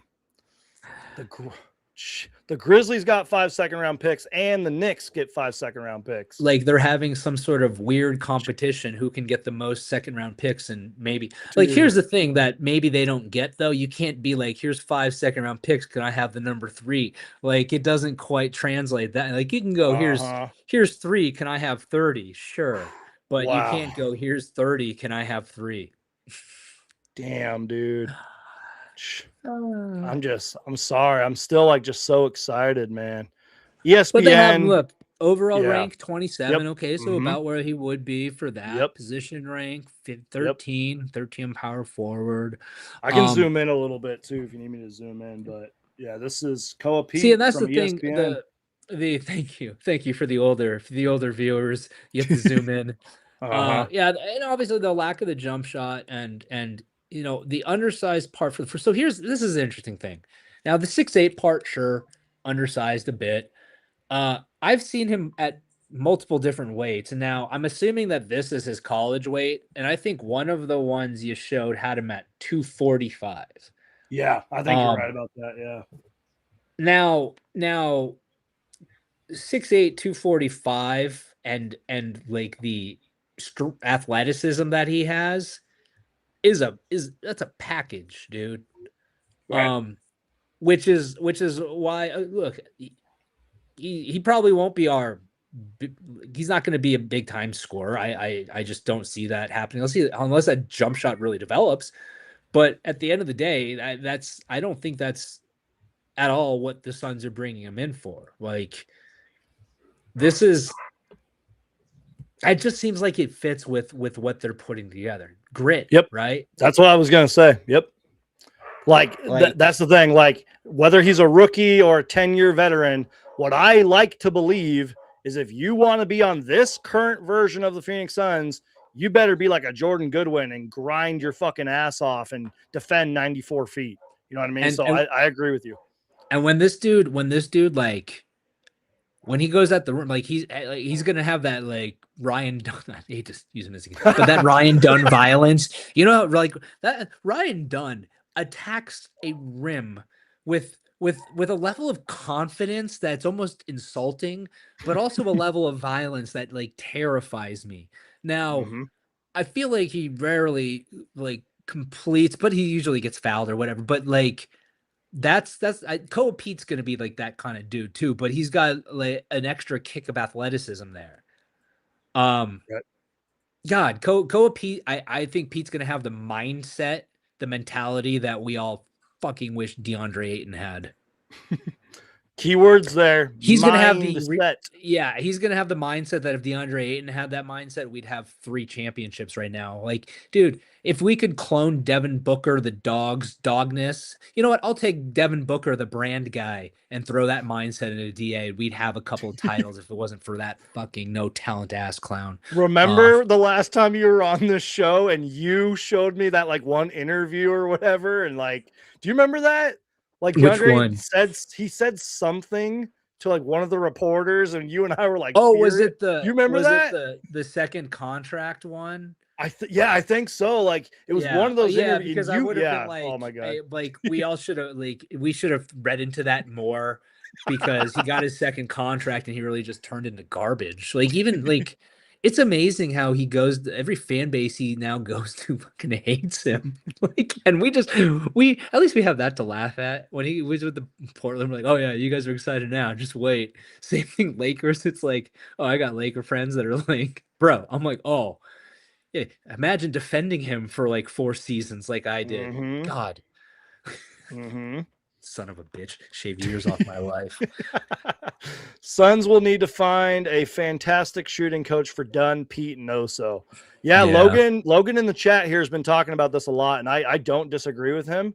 And I keep saying this. I'm like, I hope that like Oso is currently in the gym as we speak, and like Ryan Dunn's currently in the gym as we speak. You know what I mean? I agree with Logan here. Dude, I don't see I haven't completely given up on Ryan Dunn developing a more consistent shot because at least like, dude, remember again he had a case of the Okogies is what I'll call it, but Yep. his was shorter lived. When he first got here, like his rookie year, he was hitting threes. I want to say through like first 10 games or so, or 12, at like Yep. a 30. I or remember making a 40% video clip, about that. You're right. 30%, like a 40% Mhm. clip. And it's like, oh, everybody said if he had a jump shot, he'd be a lottery pick, and he has it, and then it was gone. He's a dude that seems like he's very much a confidence. I need the confidence to make the shot. Okogie, I think, was the same way. And once that confidence gone, if he doesn't hit a few by happenstance to get it back, it's just like, Yep. But yeah, but Oso, I feel like there's no hope there, and I don't think we should expect like I don't know that we want him bothering with that at this point. Although, I mean, I guess it would be nice considering he does have nice ball handling skills and what have you. But Yeah. Yep. see, No, Verdugolandia in the chat. I don't know. So the same thing. Do we give up too much though? yeah. I don't. I was gonna talk about this. I mean, we kind of already did talk about it, but I don't Yeah, think we did. I'm It's just not like saying. we I gave just up a player or anything. Like, right. Maybe I shouldn't be so surprised. Like maybe the take isn't that like outlandish, but I feel like second round picks are fodder. Like you use them, but like you do if you don't have to because you can get something earlier. I feel like you do it, especially if you got somebody that you've targeted, right? yep. And look, we can sit here and say, yeah, KOA PEAT has flaws. Sure, that's why we didn't trade up to 10 to get him. That's why we got him at 30. Now, if those flaws exist now, we'll see what happens with them as time moves along. Maybe they disappear. And again, with the become whole a little second restful. round pick thing, man. I mean, I know it's only one draft. Maybe it was just a coincidence, but this first round of the draft, you could say it was a second round because a lot of second round picks were traded. They were passed around like candy or traded away like Pokemon cards. Somebody in the chat brought up KOA PEAT. Where was it? Oh yeah, dude. Oh yeah, his brother and his dad. Yeah, were in the NFL. Yeah, his brother cool. was a, I want to say a top 5 recruit who I believe went to ASU and played left tackle. His former Saints OL Andreas, is that how you say it? Andreas Andrews. Yeah. This pic was him at the Saints game when I remember like seeing this picture a while ago too. I don't know where I saw it, but yeah, I remember seeing this picture. That's kind of 6'8", little brother. Yep, was in attendance. Yep, number 4. So I remember that was back in 2023 too. Yeah. Yeah. Yeah. Wow. So he's yep. What, 16 right there? Yep. Dude, that's crazy. So dude, hold on. That child who's just like a man is the same age as my daughter. That's mind-blowing to me. In that picture, that's crazy, man. And he doesn't look like he's really you know what I mean. He doesn't look like he's still like young. He's 19. Right. He got his like man strength features young. This conversation just went. I'm sorry, I started that one. That was my fault. Someone's gonna clip that, and we're both gonna go viral. But hey, we need the subscribers, man. We need the followers. Let's change the subject. So, Undersized power forward question mark related to football players. Did we draft an Ish Wainwright clone? I love that comment. That's so good. Background wise, I guess Yep. so. We drafted the next Ish Wainwright. Oh man. Ish Wainwright brings me back, man. He played hard, dude. That guy was a competitor, man. Devin Booker loved him. Yeah. Dude, I think, and I do think this youth movement is gonna, it's crazy. They all probably call like Book Unk and shit, right? Him and Royce. Yep. I believe it. They probably do. Man. Because he is the unk. I hate that. I hate it. But dude, it's so funny though. It's crazy though, man, to think about this. Like, we as Suns fans have watched Devin Booker grow up. We really have. Literally. From a 18-year-old kid, because he was 18 when he was drafted, if I'm not mistaken.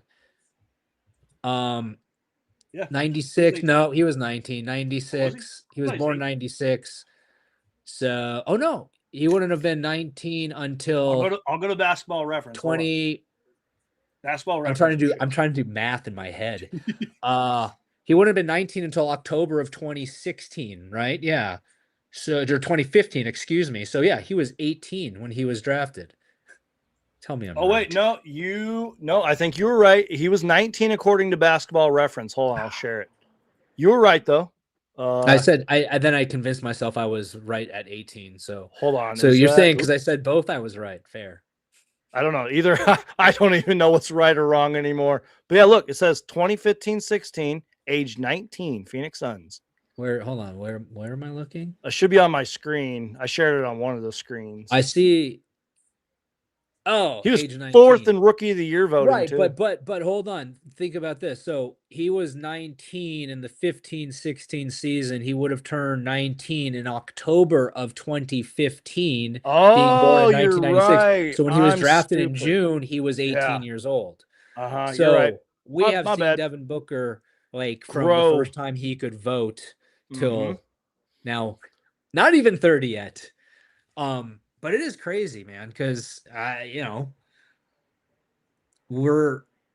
he's I mean, for me, and I'm 44 years old, he's the first Phoenix Sun that I've seen do that. Right? I mean, we have to, and I guess maybe this is a different topic for a different day, but it kind of goes into just how rare a person like Devin Booker is, a player like Devin Booker is. As much as we can sit here and be like, we wish there was less of brand Devin Booker. And look, we're talking out of our asses, right? We don't know what's going on. Like, we don't know that we see him at the McDonald's in Sedona, right? We don't know whether he just literally came from fucking training up the road at like whatever he does up there, right? Like, right. So we can talk out of our asses all we want. We're commenting on what we see. But there's no doubt that the character in that dude is undeniable. So really, we can say what we want, but I think deep down, I'm not really too concerned that we're getting too much brand Devin Booker. Maybe I'm trying to convince myself now. Maybe I'm just talking for the sake of talking at this point. I don't know, Suns geek, because did I tell you I went to go see Joe Coy? Yeah, my sister's gonna go see him coming up soon. Quiet dog. Dog's gonna go back. Oh, my dog's been barking like half the time. They were so excited we got KOA PEAT. Hey, other kid, let the dog out. He said other kid. Is that their official name? Is that their official name? Other kid and kid? Older one and other kid. Will you? She rang the doorbell. Will you let her out, please? Thank you. We're gonna get I guess I could have called her to your life, man. This is great. Younger kid. My wife doesn't like me saying their names publicly for some reason. Yeah, I wouldn't do that either. Well, I'm like, look, when she plays confidentiality for the Filipino women's national team, people are gonna know she's my kid because her last name's ridiculous. Oh, now you know. Cat's out of the bag. My last name's stupid. Anyway. What was I was gonna say something until I got distracted. Devin Booker, KOA PEAT, brand Devin Booker. Our conversations. It was going to be good. I was going. If you can remember it, you can totally interrupt me. The dog distracted me. I'll just say this: we've reached the 4-hour mark, and I couldn't have reached it without you, man. 4-hour live show, Wait, baby. Joe Coy, hold on. Oh yeah, Joe Coy. Yeah, Hold yeah, on. Joe Coy. Yeah. Because this is gonna feed into exactly what's happening right now. So I got Joe Coy. I think he was like basically workshopping some new stuff at Stand Up Live in Tempe. So I got a text message. It was like on a Friday at like 6 o'clock saying Joe Coy is playing Stand Up Live on Monday. Limited tickets available. So like I love Joe Coy. He's Filipino, so of course I'm gonna love him. So I got tickets to Joe Coy. And you could only get 2 because like I said, it ends up he was like workshopping new stuff. So it was like super small and intimate. Well, this dude's right. He's playing like arenas. So, but Dan and I went, and it went like 4 hours, and it got to a point where he was like, you guys know, like I've been done for like an hour. You all can leave, because he was just like talking shit to people and like just he was probably shooting the shit. exhausted too. Yeah, but no, Mhm. but he was going, and so it was just hilarious Yeah. because he's like, it's technically been over. I mean, y'all don't have to go, but and then he ended up buying literally the entire place a shot of tequila. Whoa. Which was awesome. I didn't drink That's mine, awesome. I don't drink, but like Dan Right, had an yep. extra one. It was fantastic for him. Hell But it yeah. was super cool. But point being, this feels like that Joe Coy thing where because we're just going, and it's like, Geek, you can tell me to leave at any point, and I think you were doing that. Then I interrupted to tell you this story, and now I'm gonna shut up. I'm like, so But Joe says Coy, if you Jay, guys don't listen dude. to him, he's amazing. Go check him out. I'm just like, so says Jay. I'm tired of your rants. I'm tired of your injury drama. I'm tired of your Oh, dude. inside information drama. I'm done, man. We're Almost done. forgot about it. I just thank God you said it. I might have just stood up afterwards and like, That's great. No, man, we did it, bro. 4-hour mark. You wrap it up. Yeah, 4-hour mark. We did it. Suns made a trade. I don't really know if I got anything else, man.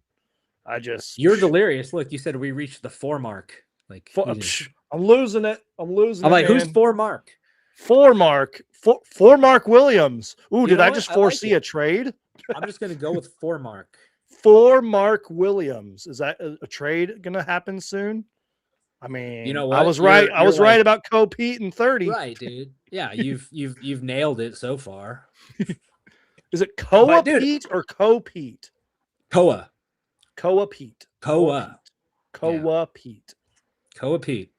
Learn the name, love the name. I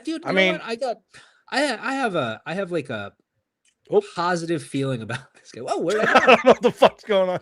Like I got positive vibes about him, if you will. Positive vibes. I see what you did there. I think we're gonna. I've got a renewed excitement for next season now. Okay, I'm gonna shut up. Do it. Let's do it. 4-hour live show. We reached the 4 mark. The 4 mark. I love that. It's fantastic.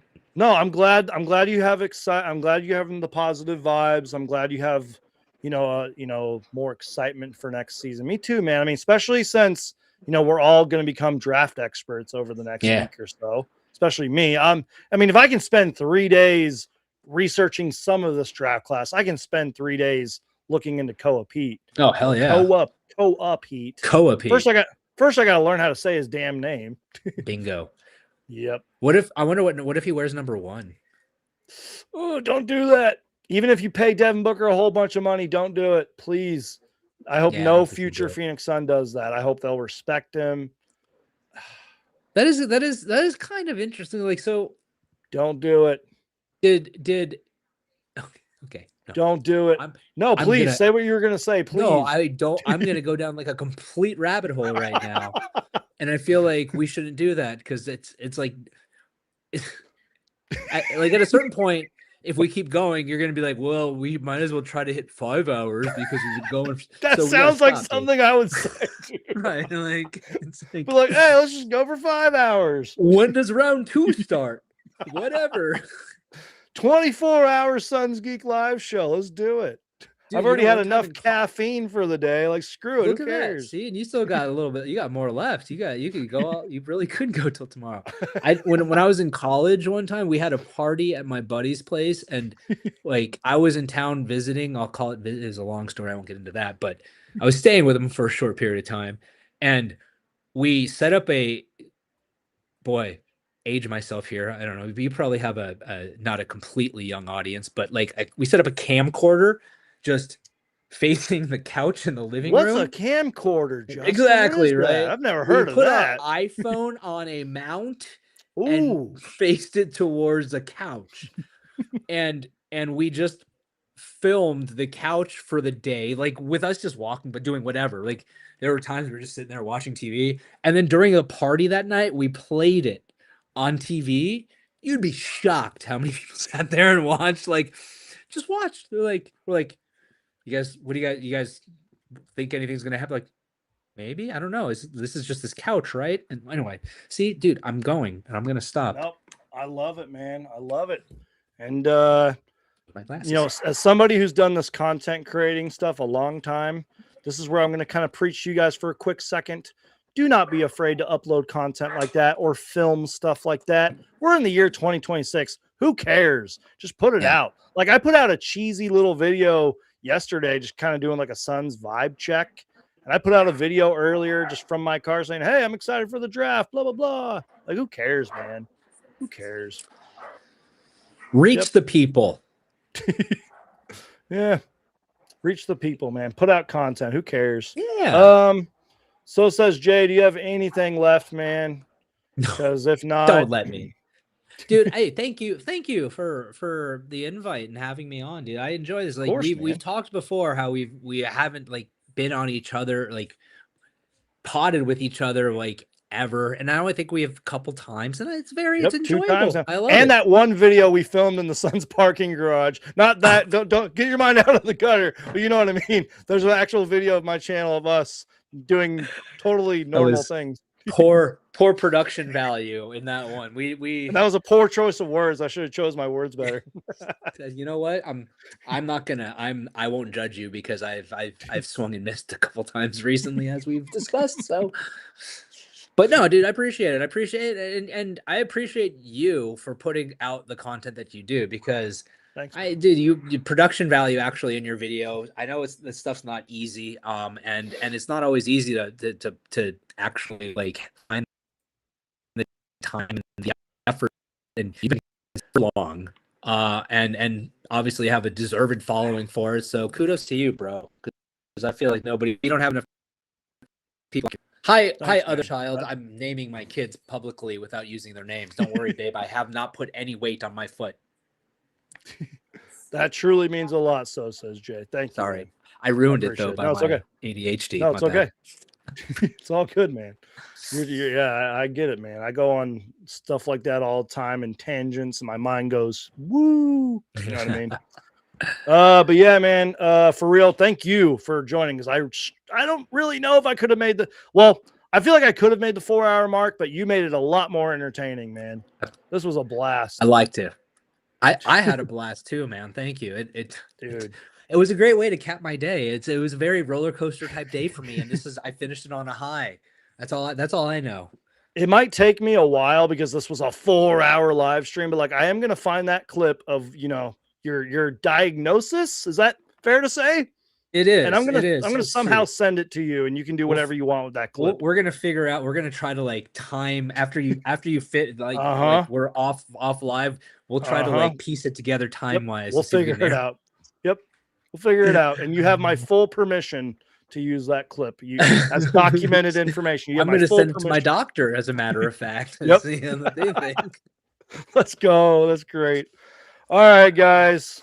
The SUNS did it. They trade into the first round, and they get KOA PEAT, because I can't say his name right, from U of A, Chandler kid, 6'7", versatile forward. Can't really score much, but we don't really need the scoring. And we're excited. We're ready. And the SUNS off season's over. We still have free agency. I doubt they do anything tomorrow. It's probably extremely unlikely. Yeah. Unless it's like a player trade, but like even then, I doubt it. I think the SUNS might be done till free agency unless there's a trade. Yeah. I don't know. Yeah, because nothing can be done with, because we just extended Mark Williams' qualifying offer, right? So it can be done to that until that. So yeah. You might be Yep. right about that. So unless it's a Royce relax. O'Neal or Grace Nowen trade, yeah, just Yeah. relax, you guys. Enjoy your summers, Put your man. feet up. Yep, put your feet up. Maybe get a second or third opinion on your diagnosis, if that's the right word. Yeah. Oh. Maybe go check out that video of me and Justin in the parking lot. Not that video, but the other video. The public one. Yeah, check out Fanning the Flames podcast whenever they do upload, because you guys don't even upload. If You you even if you said wanna that know, Paul said, nah. if you want to know how the Suns were doing in December, you could go find the last episode of Fanning the Flames. That'll give you a good idea. Yep. Or if you want to hear Paul's hot take on the trade of DA, look back like 3 episodes. That'll be that one. I just love how he just goes, nah. Just like just straight up, just Yeah. nah. Literally, that was it. I was like, okay. Thank you, buddy. That's the Fanning kind the of relationship Flames we right have. there, man. But I love it. I'm dude. always I picked love on. that. I'm always picked on, Geek. Everyone picks on me. That's so good, man. But yeah, seriously, you guys, check out So Says Jay, one of the more optimistic, positive Suns fans. He knows ball. He knows Suns history. And go give him a follow, man. Thank you so much for contributing to this live show. It was excellent. It was so much fun. Anytime, my guy. Anytime. Yeah. Had a blast. Yep. But yeah, I appreciate everybody that was in here. Even if you're watching along later, I appreciate you guys. I don't know when I'll be live next because I just went live for 4 hours. So yeah, I love you guys. I'm going to end this live stream. You guys are all amazing. Peace out. God bless. Go Suns. The Suns drafted KOA PEAT. Let's go. All right, going to play my outro. Peace out.